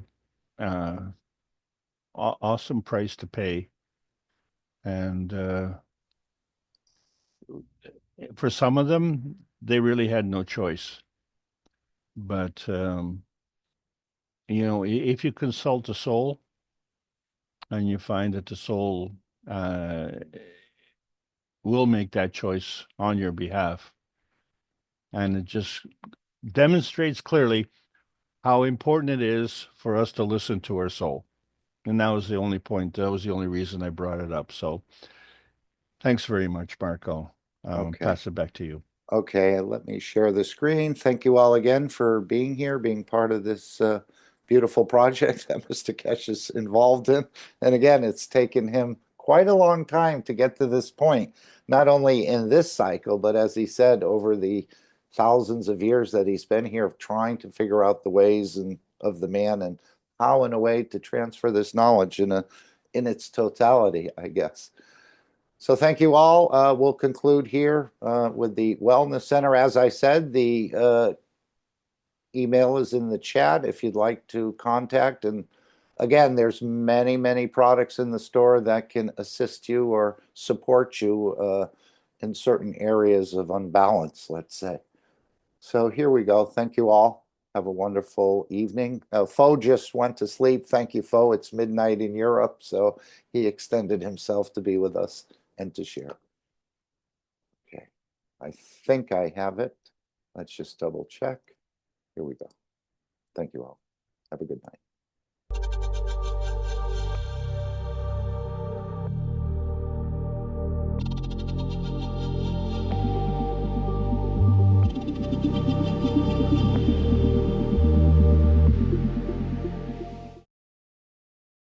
This is what you see is what is to come. It's the first time you see the Space Center Wellness Center. These systems can reach man in the deepest part of the universe. As you can see, the transmutation and transportation of the soul and the physicality is within the system. And you will see each system on its own. It can reach all conditions of unwellness of the body of the man operated by doctors. It is part of the space program. And for the first time we show what is to come. And these machines have been operating for past 12 months. We know how they work. And some of you who've been to LINS sat in some of these systems. Now they've been positioned as one of the first wellness centers in the world. Now you see the future of wellness, feeding and making peaceful man out of the man. In this center in coming months, hundreds of these units will be installed. And more or less anyone in the world can reach. As you can see, there is room enough to add huge number, and the doctors will monitor everything remote. This is more or less the hospitals of tomorrow with no patients.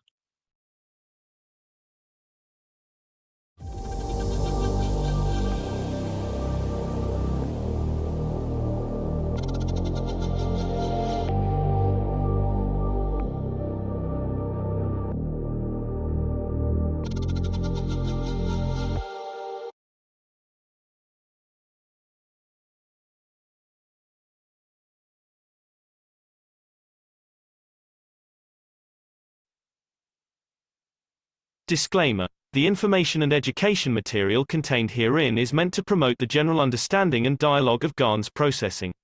Such information is not meant or intended to serve as a substitute for a healthcare professional's clinical training, experience, or judgment. For patients and individuals, such information is not to be a substitute for professional medical, therapeutic, or healthcare advice or counseling. For medical issues or concerns, including decisions about medications and other treatments, readers, viewers, listeners should always consult their physician or, in serious cases, seek immediate assistance from emergency personnel. Prescription information, procedures, and use of medical devices information should be undertaken only by properly trained and certified medical personnel. We specifically disclaim any warranties, express or implied, including implied warranties of merchantability or fitness for a particular purpose. Such information is provided, as is, and is believed to be accurate at the time of its publishing, but it is the viewer's job to evaluate the accuracy of any information found in this presentation. Every case presented is of their own experience, applied by themselves for themselves, and it applies to their case only. Every person experiencing health problems should seek professional medical advice and consult their course of treatment with a doctor. The processes of plasma balancing described herein are a natural process which supports the body but does not replace medical advice or therapies one is already subject to.